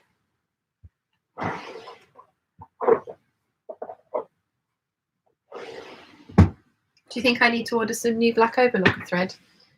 It's a little bit skinny next to those cones, isn't it? Right, how am I going to do this? I think what I'm going to have to do is move Mum's computer with the chat on it on top of the fabric pile. That's going to work. My phone is charged now, so that doesn't need to be there. So I can turn this off and move that across. Ta-da! You can see me. And I can rethread that, and then I can move the cover stitch over here. Yeah, that all works, doesn't it? I need to remember to not put that in the bin because Mum wants it for the dog bed. I'm going to have my tea and biscuits first, though. Decaf tea. If I drink tea at this time of day, I won't sleep again this evening. I learned that on the retreat. The very first retreat I did, there were tea breaks built into the day purposefully to make everybody stop and have a break and kind of reset the brain kind of thing, because you can very easily work for hours straight, and I find that very difficult. So I purposely built in lots of breaks, and I hadn't realised that I could have requested decaf tea. So I was drinking all this tea and I didn't sleep the first night. I came in the next day, I was exhausted. I was absolutely shattered. And she said, "Do you want a cup of tea?" And I was like, "I really do, but I shouldn't because I'm not going to." She was like, "You can have decaf." I was like, "Now you're telling me." So yeah, decaf tea. Decaf tea. Let's see, where did I get to? Roseanne said, "You should eat all this talking. You should eat all this talking of food will make me hungry." Sorry. Again, if I see people eating on TV on the shows that I'm watching, that's why I really struggle watching cooking shows, because all I want to do is eat, even if I'm not hungry. I'm so impressionable. It's not good. I'm an advertiser's dream. One Time For You says, "Love the pants. Are they the ones you have a matching top to?" They are indeed. My rainbow bias binding loungewear. I do have the top for these as well. Julie says, "You need a 7 of 9 suit." Definitely. Although I think I'd get a bit away with Beverly Crusher more than I would 7 of 9. I liked Beverly Crusher's kind of like coat that she got to wear as well. And Sal says, Leonard was born. Leonard was born only 24 hours difference to my nana. As a Trek fan, I love that. That's cool. Stephanie says, "Sewing machine Tetris. I have to do the same thing." Yes. And wouldn't it be nice? This is one of the things I'm hoping for in the new place, is that I'll be able to set up the cover stitch and the overlocker on a table of their own. Although I do very much like being able to switch between the two here, but what I would like is to have then a table behind me that I can have the cover stitch and the overlocker on, so that I could just turn my chair around, so I'm like in a U shape. That would be awesome.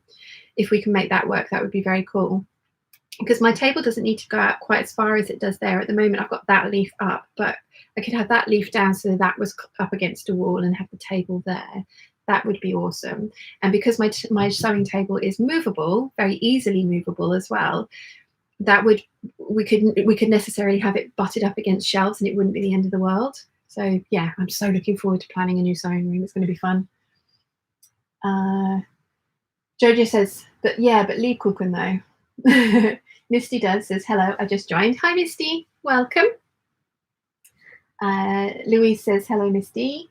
And yeah, we've got lots of hellos. And Monica says, "I don't watch cooking shows." And Misty asks, "Why not?" Because I want to eat all the things. Let's see. Is this tea?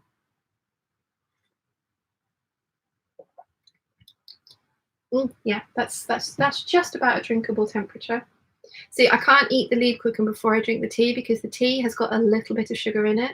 And if I eat the Lebkuchen, then I won't appreciate the sugar in the tea and it wouldn't be worth having. So I'm going to drink the tea first and then eat the Lebkuchen. In my head, that works. So, sorry, my phone's gone nuts. Right. Oh, tea is good. I can smell that gingerbread though. Oh, nom, nom, nom, nom, nom. One time for you and me says, oh, that sounds good. Bet you can't wait to set it up like that. Yeah. I'm really looking forward to it.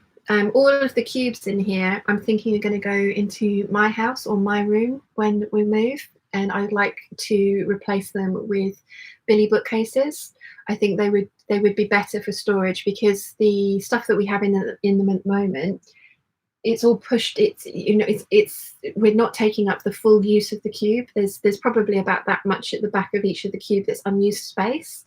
So the Billy bookcases are narrower, but that's good because that's the size of the things that are going in them, like the magazine files and the books and stuff like that. So that will take up less floor space, which is the plan. And like I said, the cubes are going to go to my place because I want to build a bed base out of some of them to put an ottoman bed on top of so that it's lots of storage.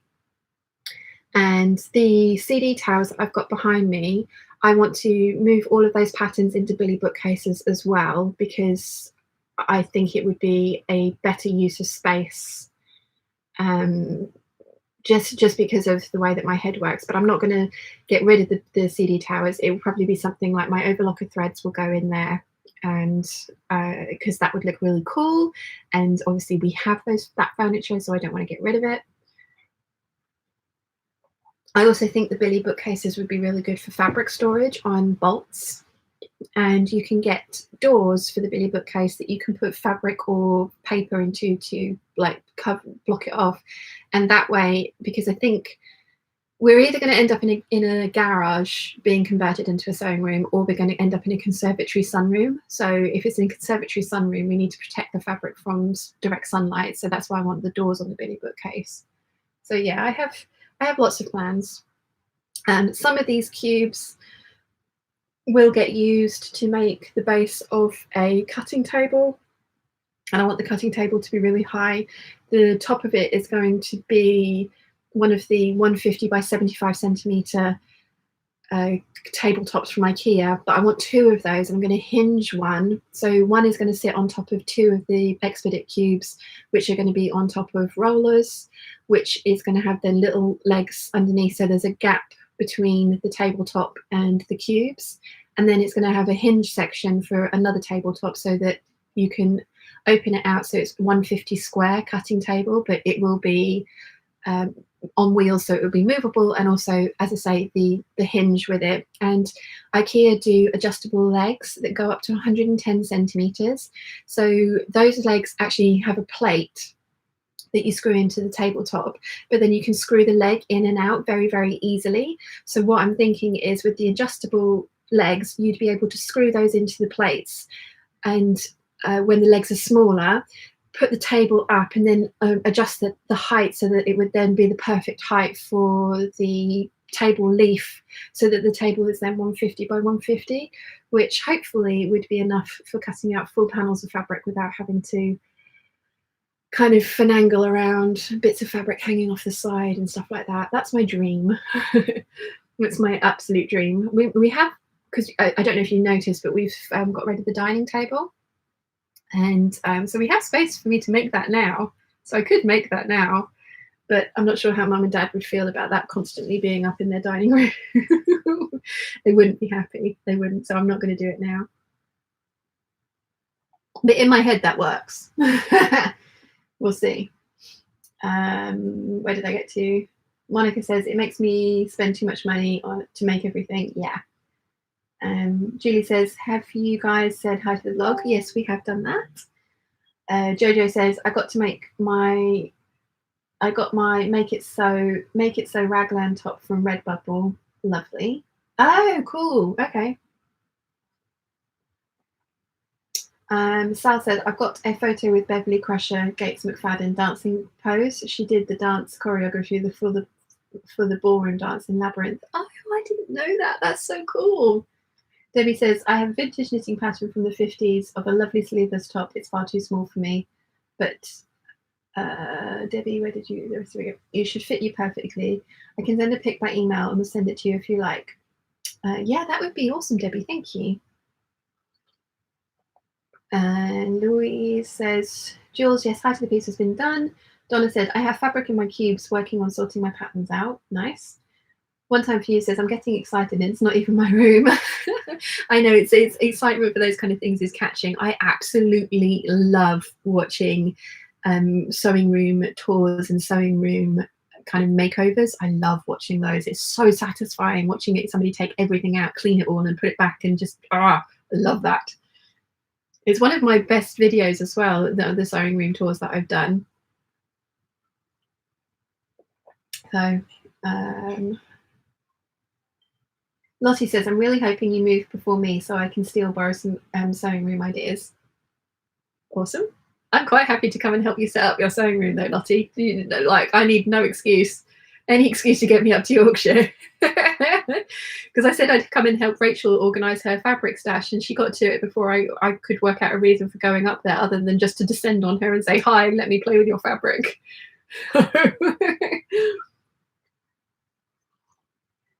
Louise says, Debbie, wish I had adjustable legs too. I'm only 5 foot. Laurie says, I'm borderline hoarder, so Marie would not be welcome in my home. Yeah, no, she wouldn't be welcome in mine either. We'd have issues, Marie and I. Julie says to Debbie, oh yeah, it would be so cool to be able to cut on the dining table without having the bent back. Oh, definitely.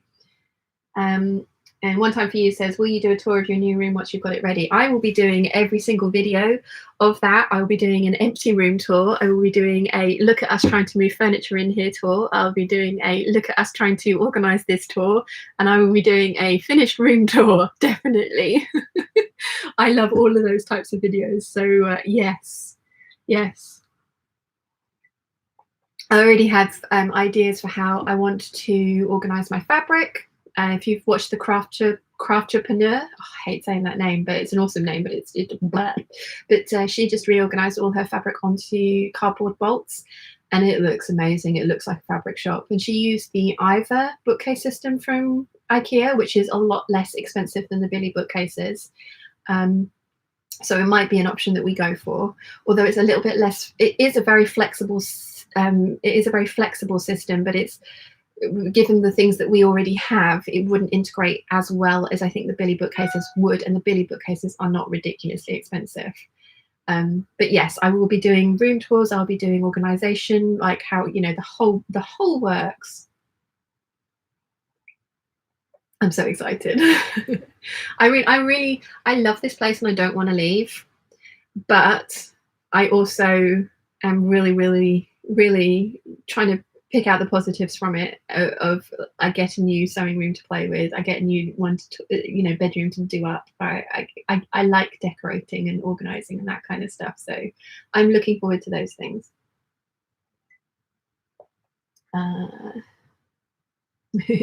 One Time For You says, awesome, I'll definitely be watching. That's good, because there's going to be a lot of that kind of content coming your way when we move.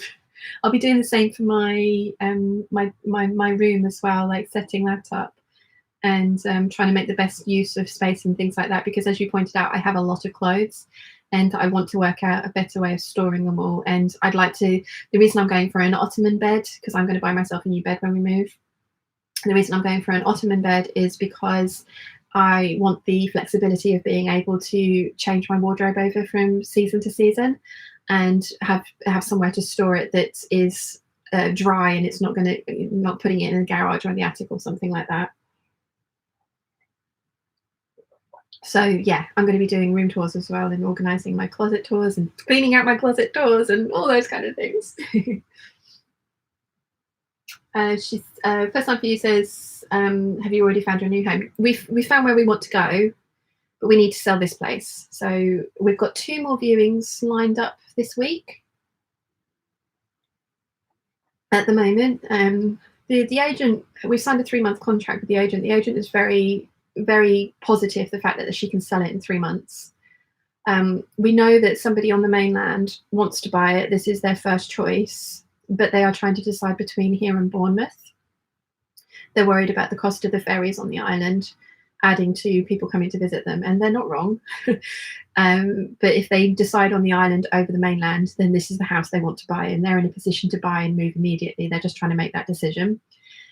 We had somebody else look the other day that this is somewhere that they want to move. They would like to buy this house, but they need to sell their house first in Basingstoke. So if any of you are in Basingstoke and looking for a house, you know, buy theirs. That would be great. But yeah, we have found somewhere we want to move to. In fact, they've found a couple that they really, really like, but there's one that I haven't actually seen it physically. I've only seen the listing of it, but I found it for them to go and have a look at, and I think it's awesome. And yeah, I'm hoping that that's the one that they go for, but obviously it's their house, so I will go with them wherever they end up. So, Lottie says, I would love that. I did plan this one pretty poorly, as there's no way to have the ironing board sewing machine out at the same time. Happy for you to come film it too. Ooh, Lottie. So if Rachel's still here, can I organise like a weekend to come up and see you guys? You haven't moved yet though, Lottie, have you? Might be a bit premature to turn up in Yorkshire and you're not there yet. Yeah, Edda says, hello, I'm new. What's going on at the moment? Currently, I'm having a tea break, but I shall be sewing finishing off some tops that I've sewn any minute now. This is a sewing channel, just in case it wasn't clear from the name and the picture of the cat. I had somebody comment earlier that I blocked them. They were like, why are you showing the cats? And I was like, you clearly know nothing of cat anatomy. That's her stomach. But yeah, I blocked them. And first time for you said, well, then I send my best thoughts that y'all will sell soon. Thank you very much. That's very much appreciated. If all of you do that, it's got to work, right? It's got to work. Laurie says, I have a major crush on Sir Patrick. So loving it. Oh, me too. I've actually met him in real life at one of the comic conventions that I went to. I have an amazing story, but I'm not allowed to tell it because it embarrasses my best friend. But yeah, Patrick Stewart was a total charmer and a gentleman, and I love him. I love him so much. And that man does not age. Right, the tea is finished. Biscuits next. Then change the thread, then sewing. Why is it always the ones with the chocolate and the sugar on top of them that I want?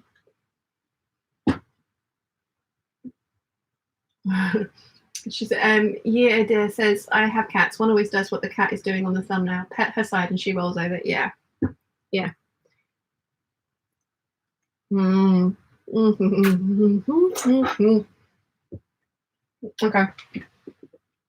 I'm going to save the other one for later. Right. Let's redo this. Keep leaving little bits of blue fluff everywhere. Right. Actually, let's turn it on so I've got some light.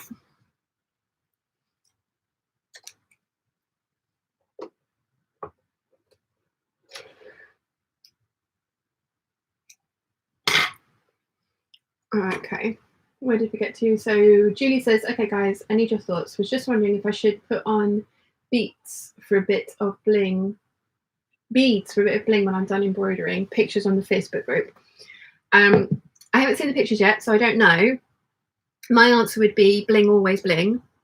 But I will comment on the picture in the Facebook group later, and when I've had a look at it, and let you know what I think. But for me, I would always say beads.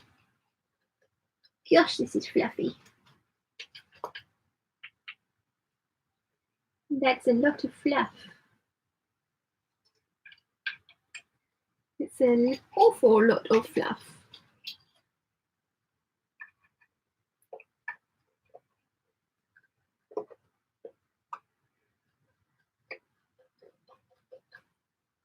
That lead cooking was so good.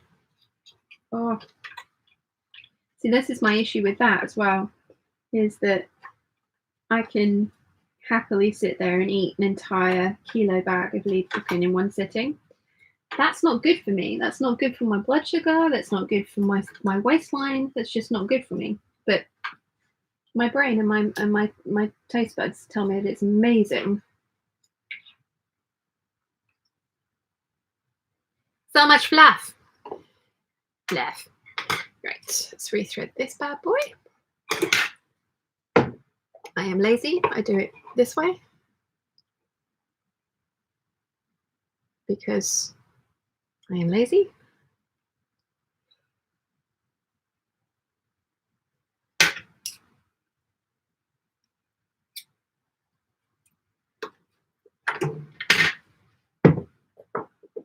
Try and pick the thicker combs to go on the loopers because they use more thread.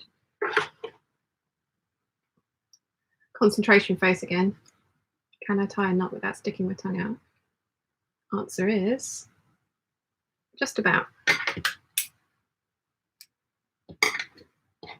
There.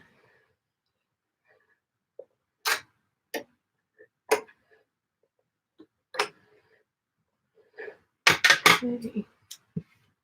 Loopers are threaded. Let's do needles.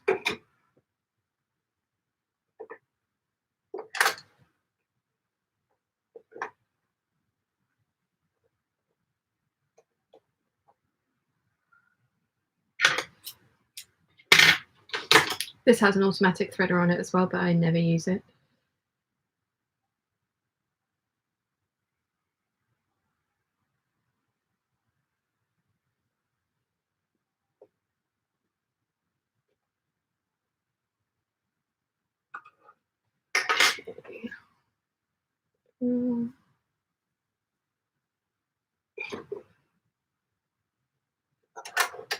Oopsie.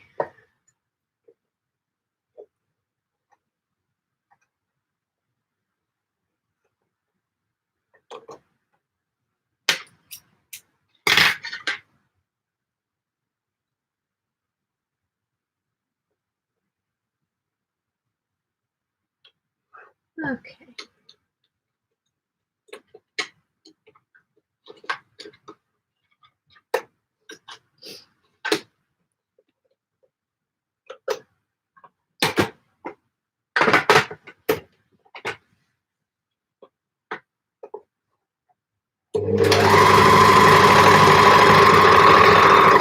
Done. Right. Let's move that over. And those two are there. What did I do with the other two? Back here. Back here with the biscuits. Let's get this over here. Oh, that's heavy. Right. Let's put the foot pedal in the right place. I have all of the foot pedals for these two machines down here, and I have to turn one of them off if I'm using the other one, because otherwise I start pressing the foot pedal and it's like the other machine's going. It's like, that's not what I wanted. So, right, let's get these done. Where did we get to? Where did I get to? Sal says, I would buy your place, but my kids won't like the distance from Australia, and probably not the weather either. Not the greatest of weather here. Laurie says, magpies say yes. My name is only Iada, so friends can search it. Any other name that I had there was about 100 people that would show up. Ah, okay. Lottie Beard says, no, I've found a house, just need to declutter and get ours on the market. Ah, okay. And Anna says, filming finished, and now I'm munching dark chocolate biscuits. Yummy. Very nice.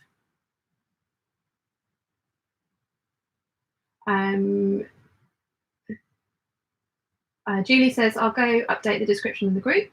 Noelia says, Julie, I've looked at the pictures. I wouldn't put beads, but I'm not too much into bling. But if you like them, go for it. And Julie says, thank you. Ooh. Ooh. Yeah, see? No, Magpie says yes, like Laurie said. Right. So there. Let's get this bad boy hemmed, and then I can do my kitties, and then I can change the thread on this one, which would take me longer than changing the thread on my overlocker because, yeah, it just will.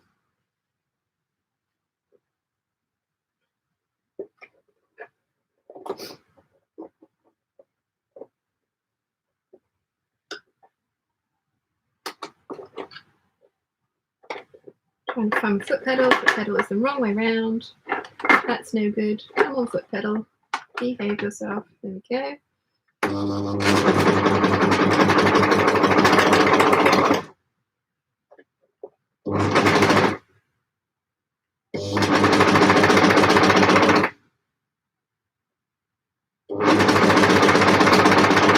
I'm getting more confident with this machine.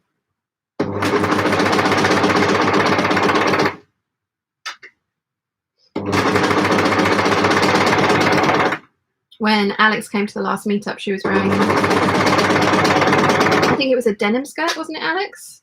That you had cover stitched everything on with the triple cover stitch, and it just looked amazing. This one seems to be quite finicky. I don't know if it would go through layers of denim to actually do the cover stitch shape. I haven't tried it, so I might be maligning it. I tried to sew the, where's my purple thing? I tried to sew the cover stitch the pockets of this words. Why is the word so difficult? I tried to cover stitch the pockets of these trousers on the teal one when I did the sew along, and it just wasn't having it at all. It was not impressed with going through that many layers. And how many layers is that? 1, 2, well, it's 4 layers including the seams. It did not like it at all, and would not do it. So I ended up top stitching it on my regular machine with a slightly longer straight stitch, because it wasn't an area that was going to get a lot of stretch to it. So yeah, I'm kind of jealous of your industrial, and you've got a baby lock as well, haven't you? If I remember rightly. I think I'm not making that up. Yeah, Alex is because I'm a cover stitch addict. Nothing wrong with that. Nothing wrong with that at all.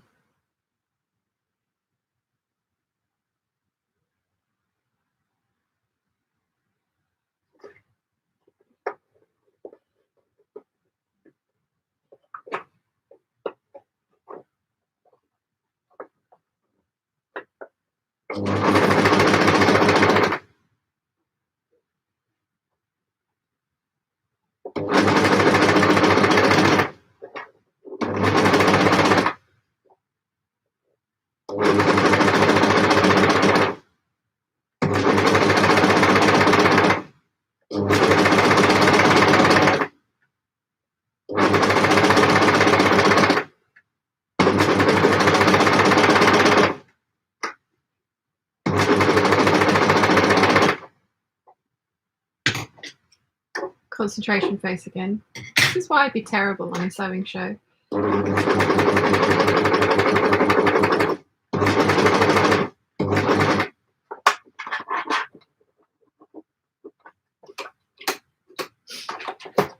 Utterly terrible on a sewing show.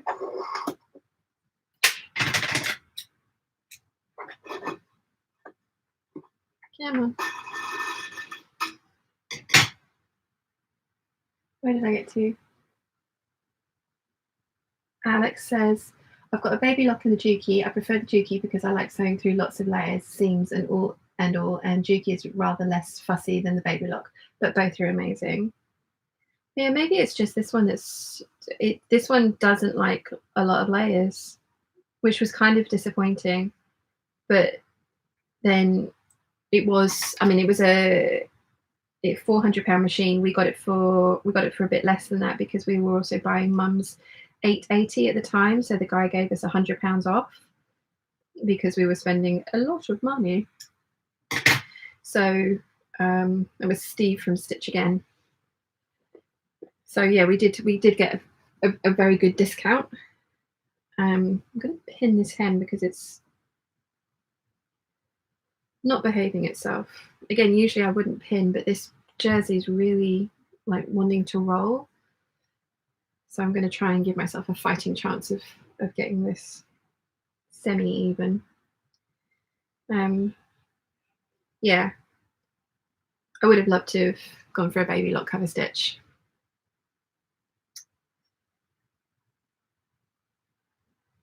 And I've only used them for like five minutes at one of the knitting and stitching shows. So, you know, I've not used them for any length of time, but everybody that has them raves about them.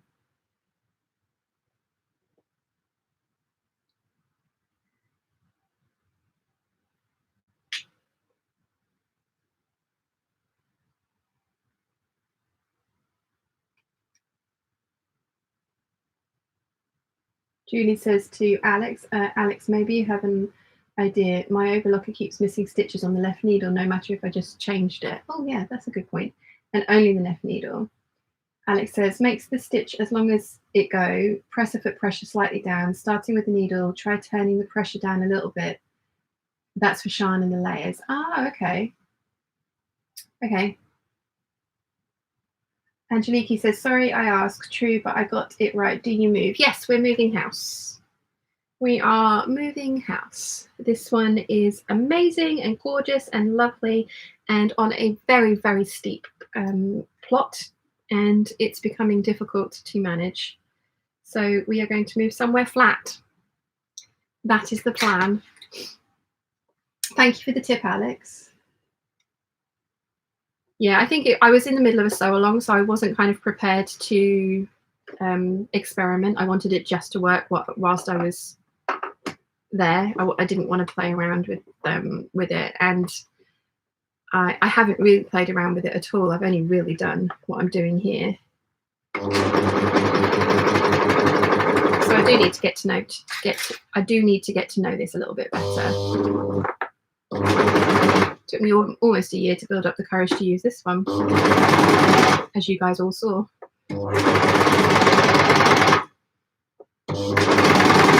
Which is a bit sad.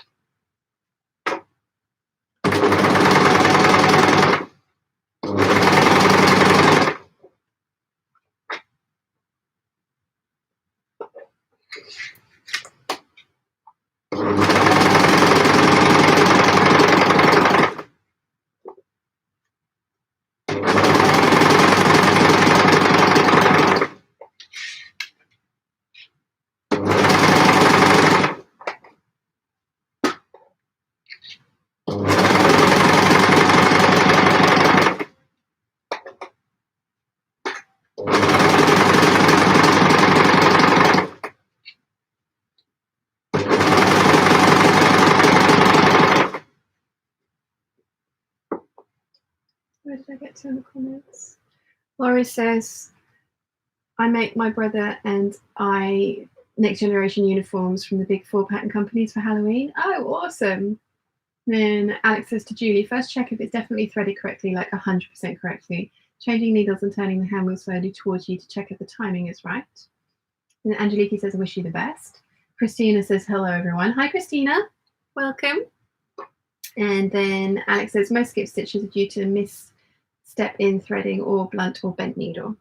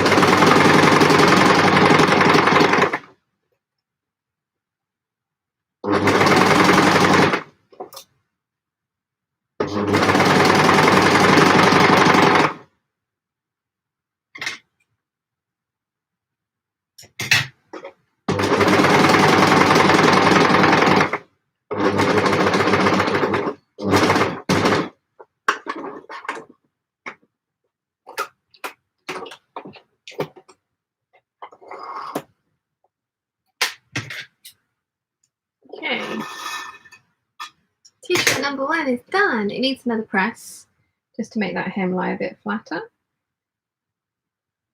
But Birdie t-shirt is done, which is exciting.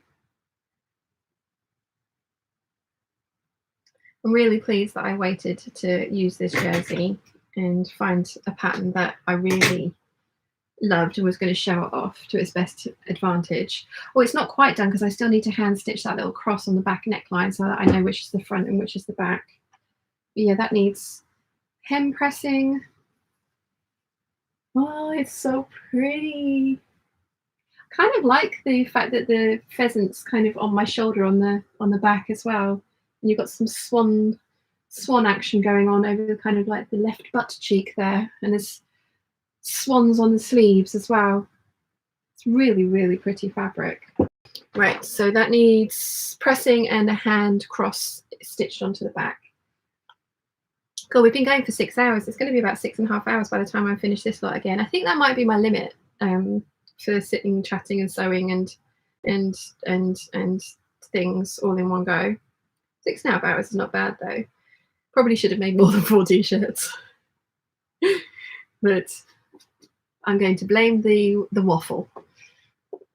I'm going to say it's the waffle's fault. I think that's reasonable, don't you? There was a lunch break in there as well. Christina says, "Oh my God, love it, so beautiful." Thank you, Christina. And Nimori says, "Very awesome t-shirt." Thank you.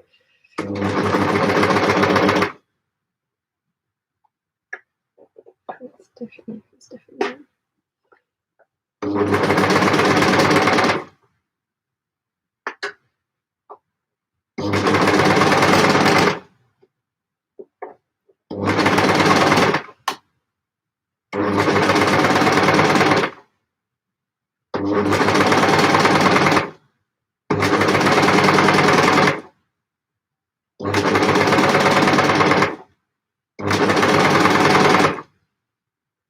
Doing the glow-in-the-dark kitties at the moment.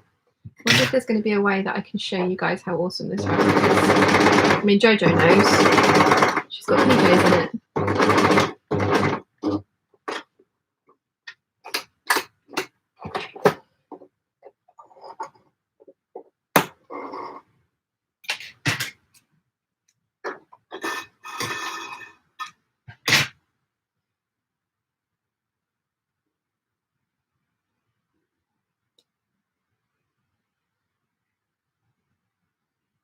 This one's been washed quite recently as well because it smells amazing.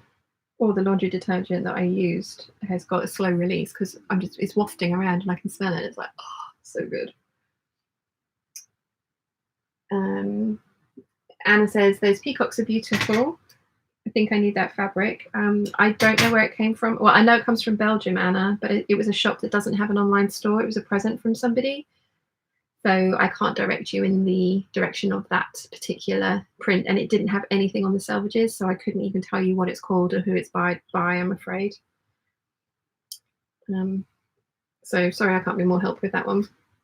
And it was 2 years ago that I was gifted that. So yeah, but if anyone knows where that fabric is from, or they know which designer made it, let us know, because having more of it would be awesome. Or at least being able to tell people where it came from would be awesome. But yeah, it was a present from Julie in Belgium, along with some Belgian chocolate. I remember that. I went back to, because I knew I'd put the fabric in the thumbnail, I went back to have a look, because when I was filming the March fabric haul, I couldn't off the top of my head remember who had gifted it to me. So I did have to go back and have a look, but thankfully I'd loved the fabric so much that I'd use it as a thumbnail, so it was very easy to find which video it was mentioned in. So that's how I remember that it was Julie that sent it to me.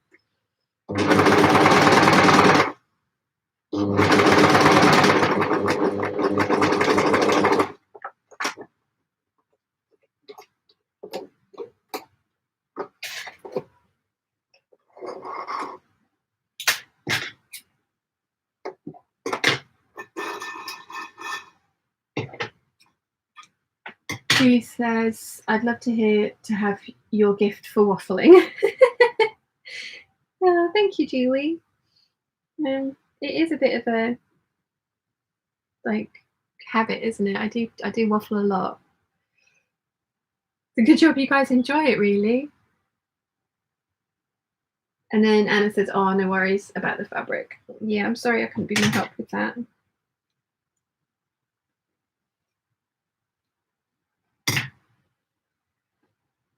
Right, now I've got to do the hem of the kitties. I'm going to pin this one in place as well because it is rolling all over the place. And that's annoying. So again, I wouldn't usually do this, but usually I find that the fabric, because I've creased it with pressed it with the iron, the crease is sufficient to keep it in place. But with these jerseys, they're just the ends are rolling up and curling so much that I'm not confident that I would get it exactly the way I wanted it. So I'm going to pin.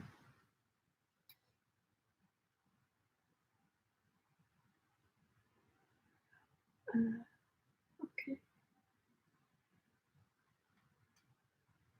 So we've had quite a fluctuation in the numbers. We were up to 110 at one point. We've got 66 of you here at the moment, which is amazing. For those of you that have been here the entire 6 hours, that is very impressive. Thank you very much for hanging out with me for this long. And thank you very much for everybody for coming in and dropping in and spending some time with me this Sunday afternoon. It's been lovely. I'm not finished yet. I've still got, as I say, I've still got this one to hem and then 2 more to hem. But then I think I am going to call it a day. I think I could probably carry on sewing. I just don't think I can carry on talking. I think you can hear my throat's getting quite scratchy, but I mean, that's my own fault for not drinking enough water. But yeah, I am getting to a point where I think I want to go and curl up with the cat on the sofa for a while, because it is Sunday after all. And Shiana enjoys that. Honest. I mean, I don't think Shiana... No, that's not true. Cats do enjoy their humans' company, and they let you know by coming and sitting with you. And she's been doing that a lot recently, which is really nice.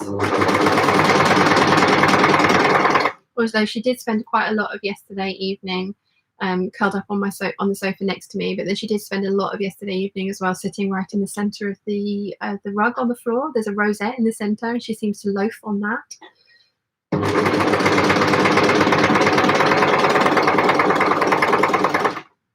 Loaf mode apparently means that they're very relaxed because they're tucked in upon themselves. It's not immediate like spring to action pose. I don't know if you guys watch Coal and Marmalade. That's one of I like that channel. But he used to work at Big Cat Rescue in Florida, and he has 4 cats now. And yeah, I love his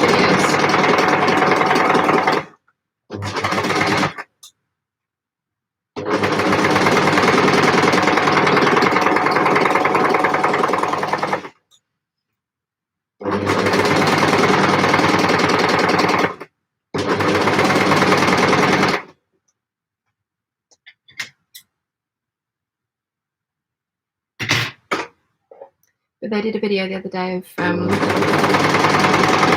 what it means in when your cat sleeps in the different positions that you see them sleeping in.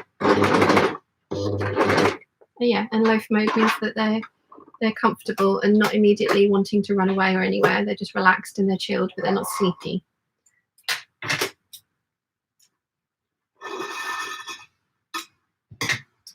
Let's see. Where did we get to?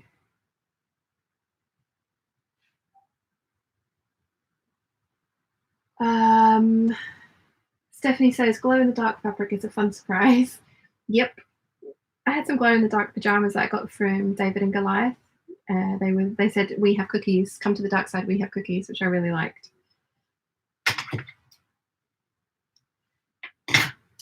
Then Louise says, Stephanie says, I remember scratch and sniff t-shirts from the first time round. Oh, wow. Okay, so again, this still needs its little cross on the back neckline, but Glow in the Dark Kitties is a go. We like that. Right, now I need to change the thread on this to navy. So I'm going to do that in just a second. I'm going to catch up with the comments.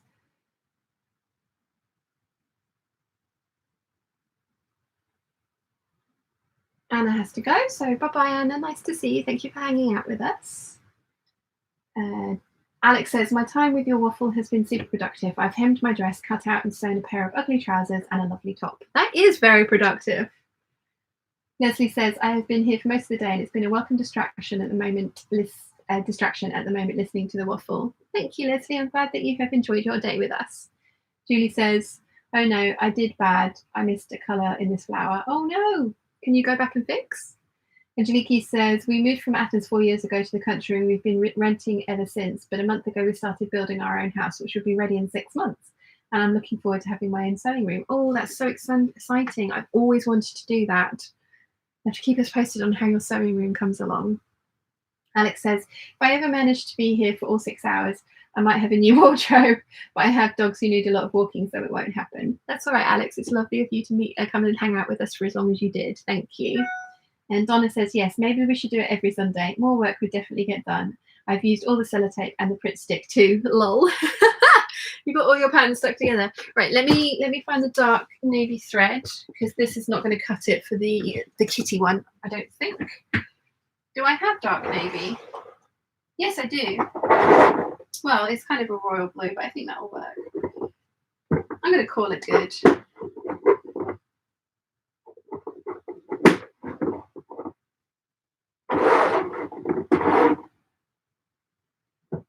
It'll be better than this lighter blue, that's for sure.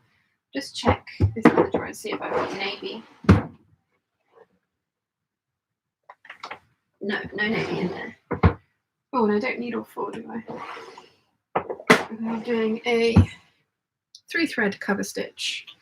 Right, let's rethread this bugger. Not very good at this. Okay. So I actually tie knots in all of the threads and pull it through to the needle because I find this thing very difficult to thread.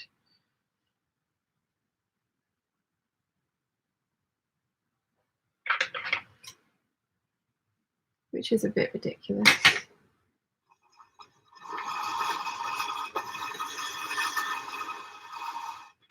Okay, that one done.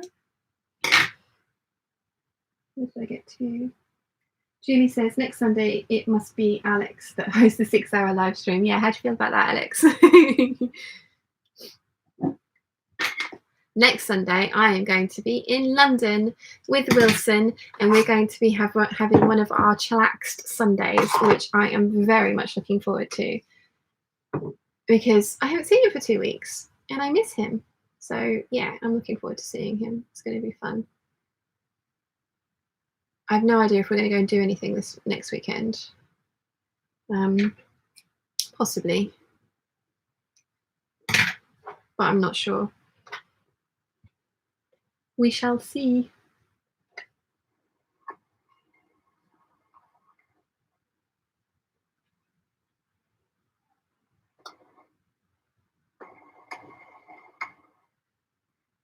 Right, so this is where I run into problems because obviously the knot won't go through the eye of the needle.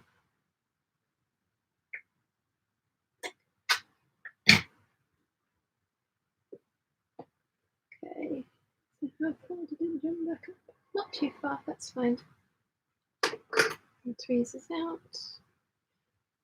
Thread this one. Alex is probably sitting there saying, that's not how you thread an overlocker, a cover stitch machine. You're probably right, Alex. But I fudged it this way and it's worked so far.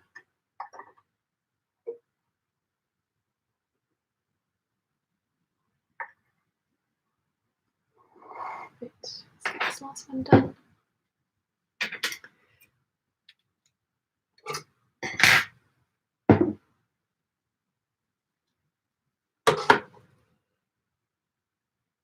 So I'm going to have slightly different colour thread at my neckline and my hem and sleeve hems, but I can live with that. That's not going to distress me too much.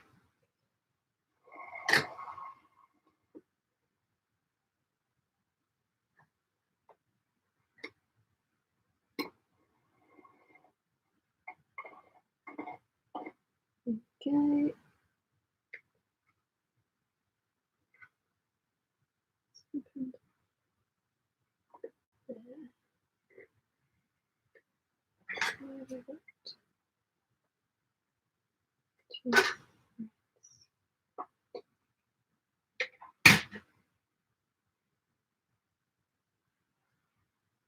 So much thread. Where did I get to? Donna says, let me know, I'll be there. Karen says to Laurie, brilliant. I'm not a cosplayer either, but if I ever would be tempted, though, it'd be a Next Generation uniform. I already own the metal pins for the neckline and the communicator. Awesome. Julie says, I'll fix. Donna says, have to sew those patterns now. And Debbie says, Professor Brian Cox, he may be clever, but I bet he's never threaded an overlocker. And Janiki says, what you do now is so boring when I do it. If only there was one button to change it all. Yeah, agreed. Why have I got two name threads there? Oh, it didn't work. Never mind, let's try again. Okay. So this is the blue thread. Yeah. Oh, it's all going wrong. I hate doing this. There we go. Blue thread, blue thread, blue thread. There's my tweezers. Come on, behave. Does not want to get into that groove. Why does it not want to get into that groove? There we go, it's in the groove. The Emperor's New Groove. Beware the groove. I sound like a mental person now, I am aware of that. If you've not watched The Emperor's New Groove, it's an amazing Disney movie that's very underrated, and you should watch it. And I will be watching it. I actually have it on DVD, but I don't have a DVD player anywhere but except down here. So I will be watching The Emperor's New Groove on the 24th of March when my Disney thing kicks in. Why will you not get into the groove? Behave yourself, little thread. Oh, I'm making a meal of this. Come on. Why won't it stay in there?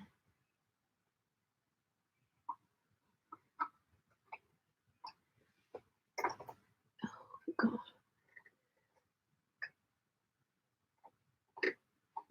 There we go.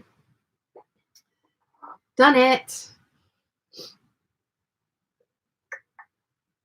Right, let's get this other needle threaded.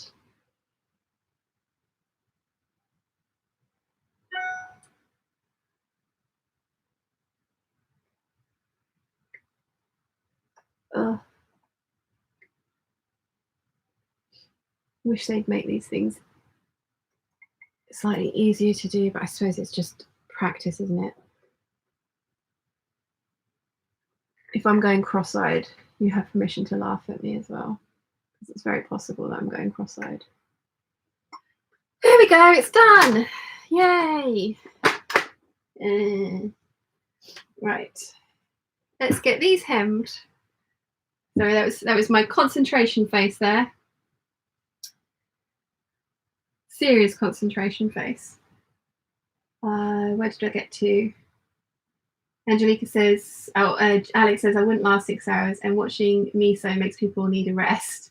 Chased by a bear, as Hedge Hubby says. I kind of want to see it now. Angelica says, as if I'm doing surgery. Yep, that's pretty much me.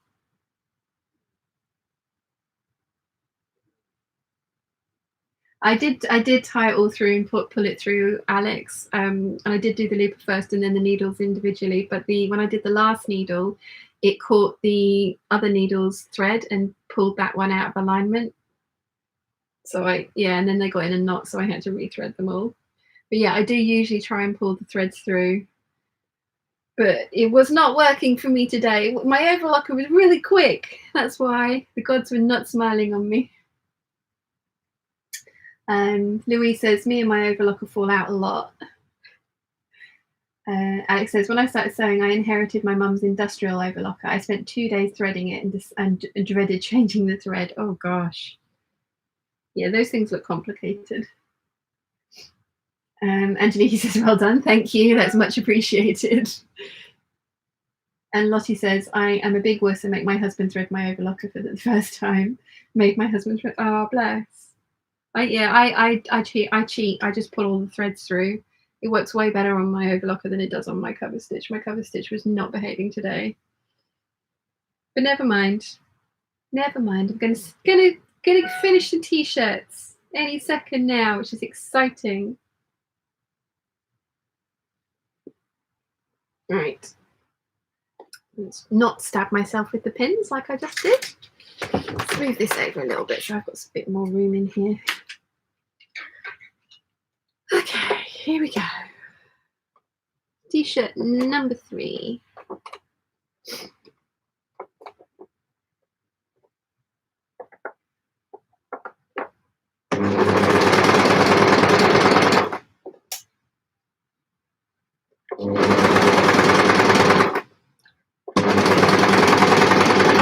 The first time using this, I had such a bad experience with it. I just kind of like put it to the side and was like, nope.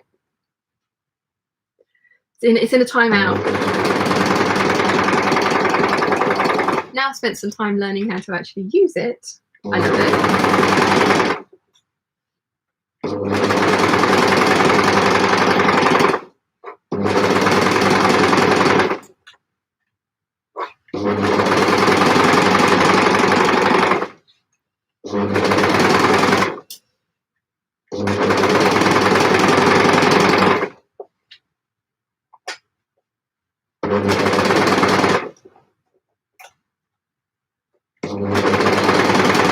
It's one of those things you kind of want to be an expert at something that you've never tried before, and when you're not, it's frustrating, which is silly because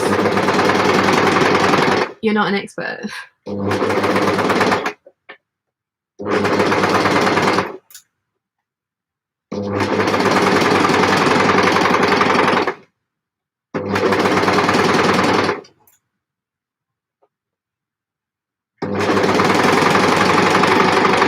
But it's still one of those things where it's like, I want to be good at it now. I don't want to put my 10,000 hours in and learn how to do this thing. I just want to be amazing at it right from the get-go. Why can that not happen?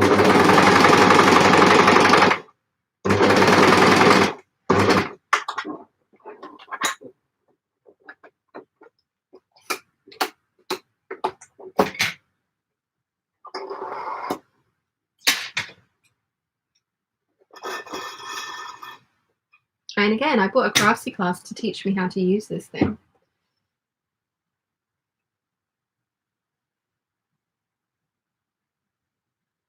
Which worked.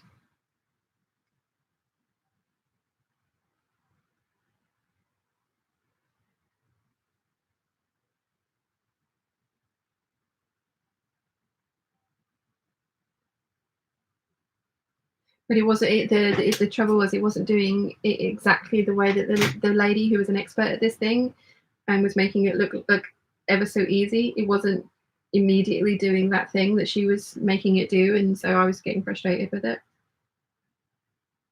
which is typical me. Right, let's get these sleeves done. Little dinky mini sleeves.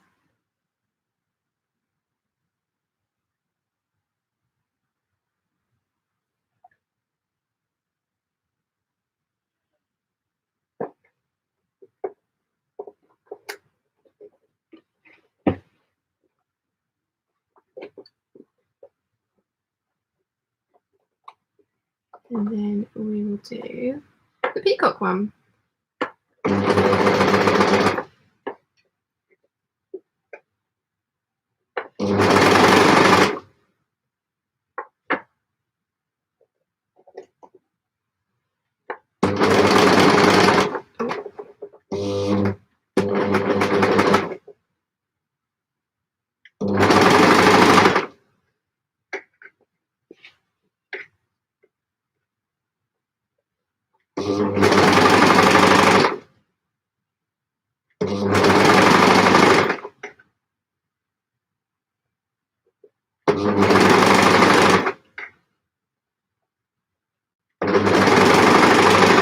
Getting there.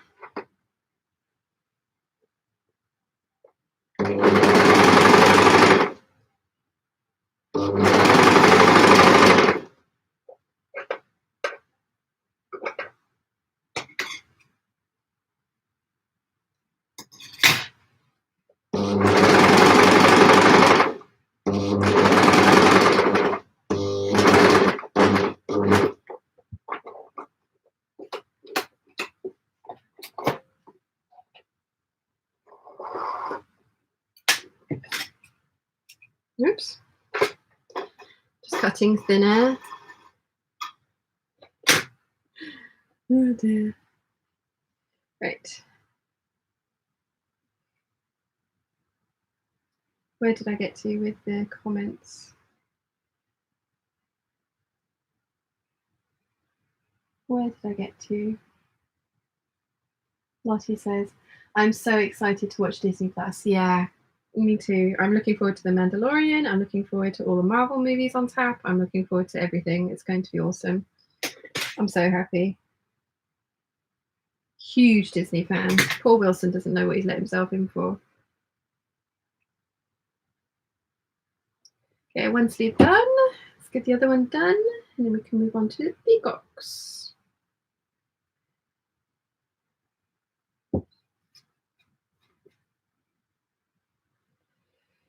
Oh, come on, Jersey, behave yourself. Here we go. Here we go.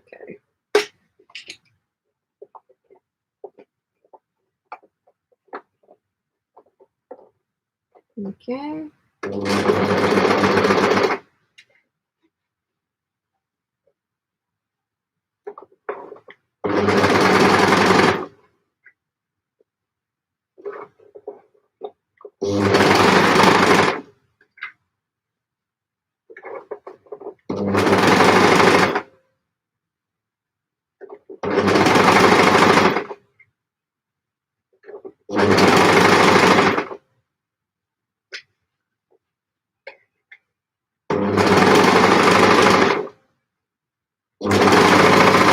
You can tell I'm not like overly confident in this one because I'm not sitting here chatting away because I'm like, concentrate.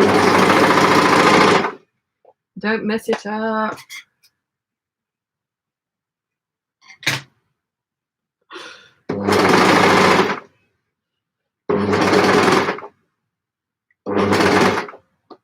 But I'm only going to get better if I practice, so.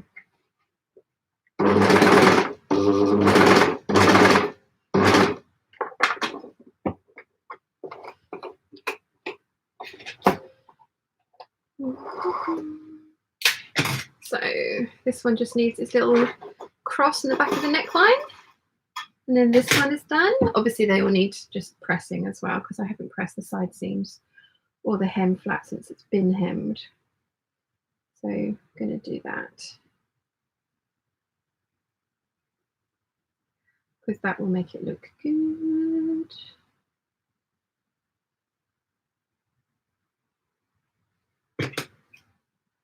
And I've just thought I've got the black thread on my overlocker now, which means I can do my Deer and Doe Sirocco tomorrow because that's going to need black overlocker thread. Ha! And I can also do the 2 t-shirts that I didn't get to today as well. So there's my kitties. Again, just back neck finishing off and pressing. So let's get my peacocks done. And using the darker thread for the bottom of the peacocks was a good idea because Wow, somebody's just sent me a lot of very angry emojis and has also said something in a foreign language that I don't understand. Okay. Yeah, the neckline of this t-shirt is the lighter fabric, and then, or sort of lighter fabric, and then the bottom of this t-shirt is darker fabric. So having the darker thread on the cover stitch totally works. That's my story, and I'm sticking to it. Debbie says, I have just bought the Stitch Sisters Overlocker class, so I'm looking forward to watching that. Awesome. Angeliki says, my husband says to me, you were not tired. He's meant to be washing. Well, what to understand? Men where put them to sew.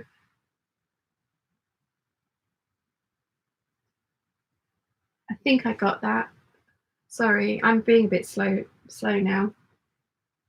The brain power is rapidly disappearing.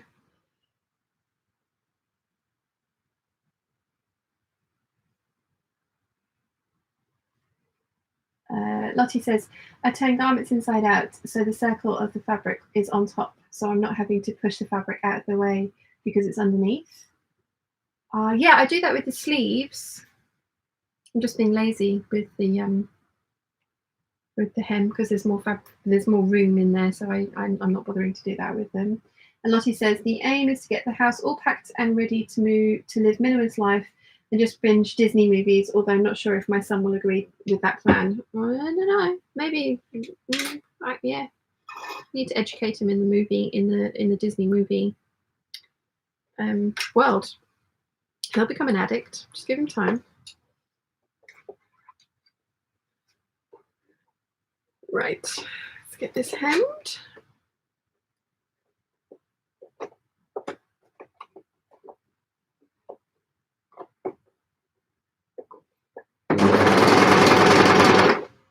Let's sew over the pins. Haven't said that for a while, have I?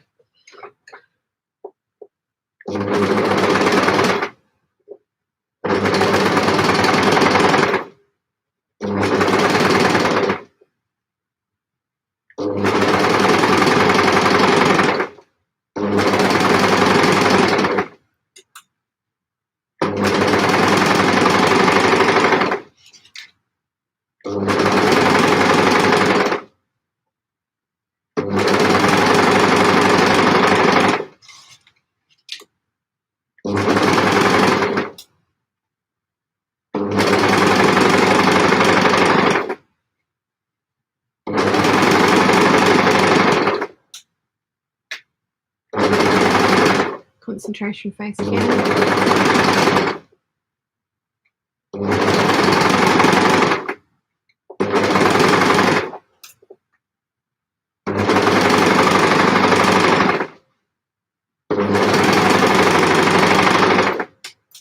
I haven't used the three needle cover stitch yet. Need to give that a try as well. I think that would look awesome.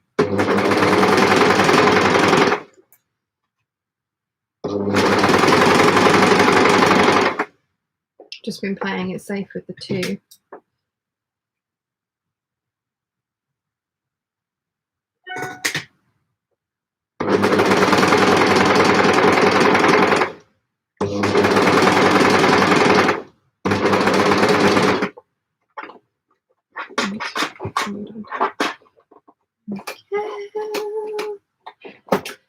Bottom hem is done.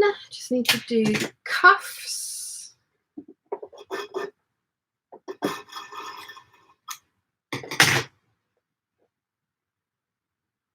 Where did we get to? Oh.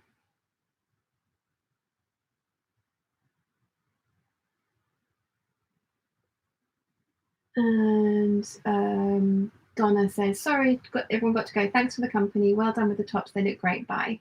Thank you for hanging out with us, Donna. That was very nice of you.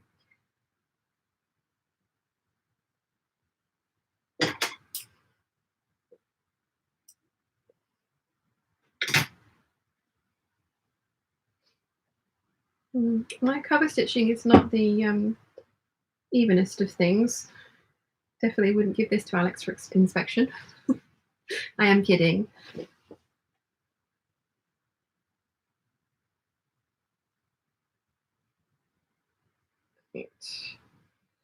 These are super narrow, so this is always fun getting this under the foot. But we can do it. It's fine. Okay.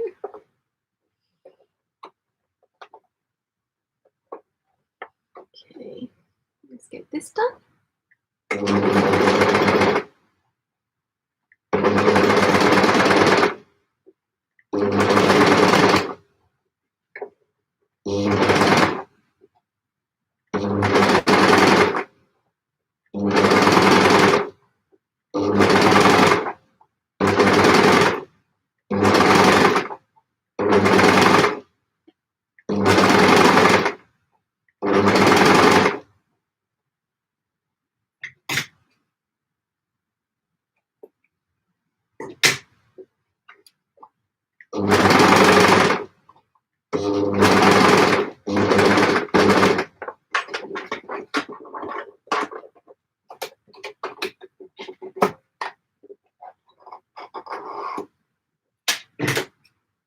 One hem done, one more to go. Getting there. Getting there slowly but surely. Now, which one of these am I going to wear tomorrow? Because we all know that I'm going to immediately want to wear my brand new tops.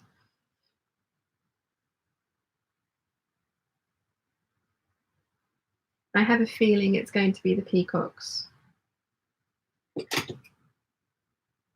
Again, this is one of those fabrics that I've been hoarding for so long because I bought it with the intention of making a bodycon dress like the lady had who was selling it, and then I chickened out of that because I don't wear those very often. So I was like, nah, that's silly. And then I just got the fear about what to do with this. So I'm very pleased that it's finally made into something. Let's see, where did we get to? Donna says, can't wait to do it again. Awesome. Next month, Donna, we should be doing the same thing. Laurie says, at Karin, smiley face. And Julie says, got to go. Bye, Julie. It was lovely to hang out with you, my love. And Jaliki says, it was a joke. He saw me watching you, asked if I was tired for so long, and I say, where to tell them to sew, men. Yeah, that's kind of what I thought you'd said, but my brain was being dim.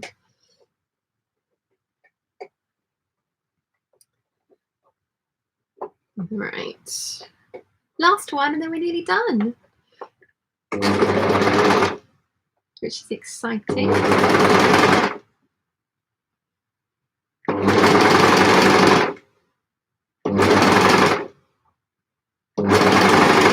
Well, the other thing I could do tomorrow is my cushions and get that big bag out of the way. That would be nice. Although I really want to work on this Dear and Don't Sirocco.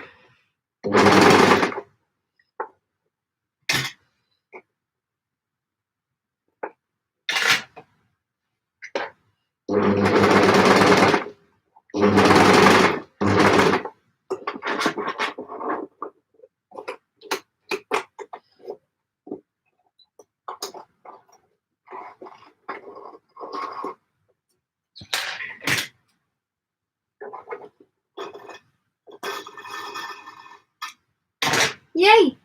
Done! That's exciting.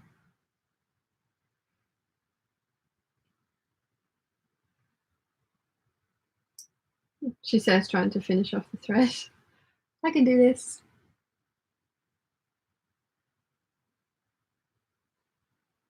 It's totally fun.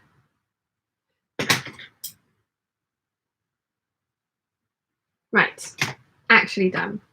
So I'm not going to make you watch me hand sew in the little threads to the back of the ones that need it. This one clearly doesn't need it because it has a giant peacock on the front. And if I can't remember that that's the front, I've got issues. But yeah, the other ones just need to, well, this one as well needs to be pressed, but they all need to be pressed and they have their little crosses sewn into the back so that I know which is the front and which is the back. But I am going to call it a night for now. I'm just going to go through the rest of the comments, make sure I haven't missed anything. Jojo says, hooray, we just decided on Chinese food. Okay, I said I wanted Chinese food, so we're having Chinese food. Haha. No cooking for me tonight. Tonight's more time for sewing. Yum. I miss Chinese food. And Alex says, Jojo, the balance of power in your house seems right. Head chubby cooks, so there's no need for me to even offer. Awesome. And then Leslie Stanford says, oh no, hubby watching Gino D'Acampo cooking, making me hungry. I love Gino D'Acampo. He's hilarious. Thank you very much to every single one of you for coming and hanging out with me today. It has been a lot of fun. I have got 4 t-shirts. Seems to be the theme, doesn't it? 4 things made in a 6.5 hour period. We've gone a little bit longer today, but yeah, it's been a lot of fun. It's been absolutely awesome hanging out with all of you. So thank you very much for coming. I'm going to say good night now, or goodbye, or good morning for some of you in the western part of the world. Words hard. Words are very hard. Yeah, no, thank you very much for hanging out with me, and I will see you all very soon. Okay, bye. Oh, I've got to press another button.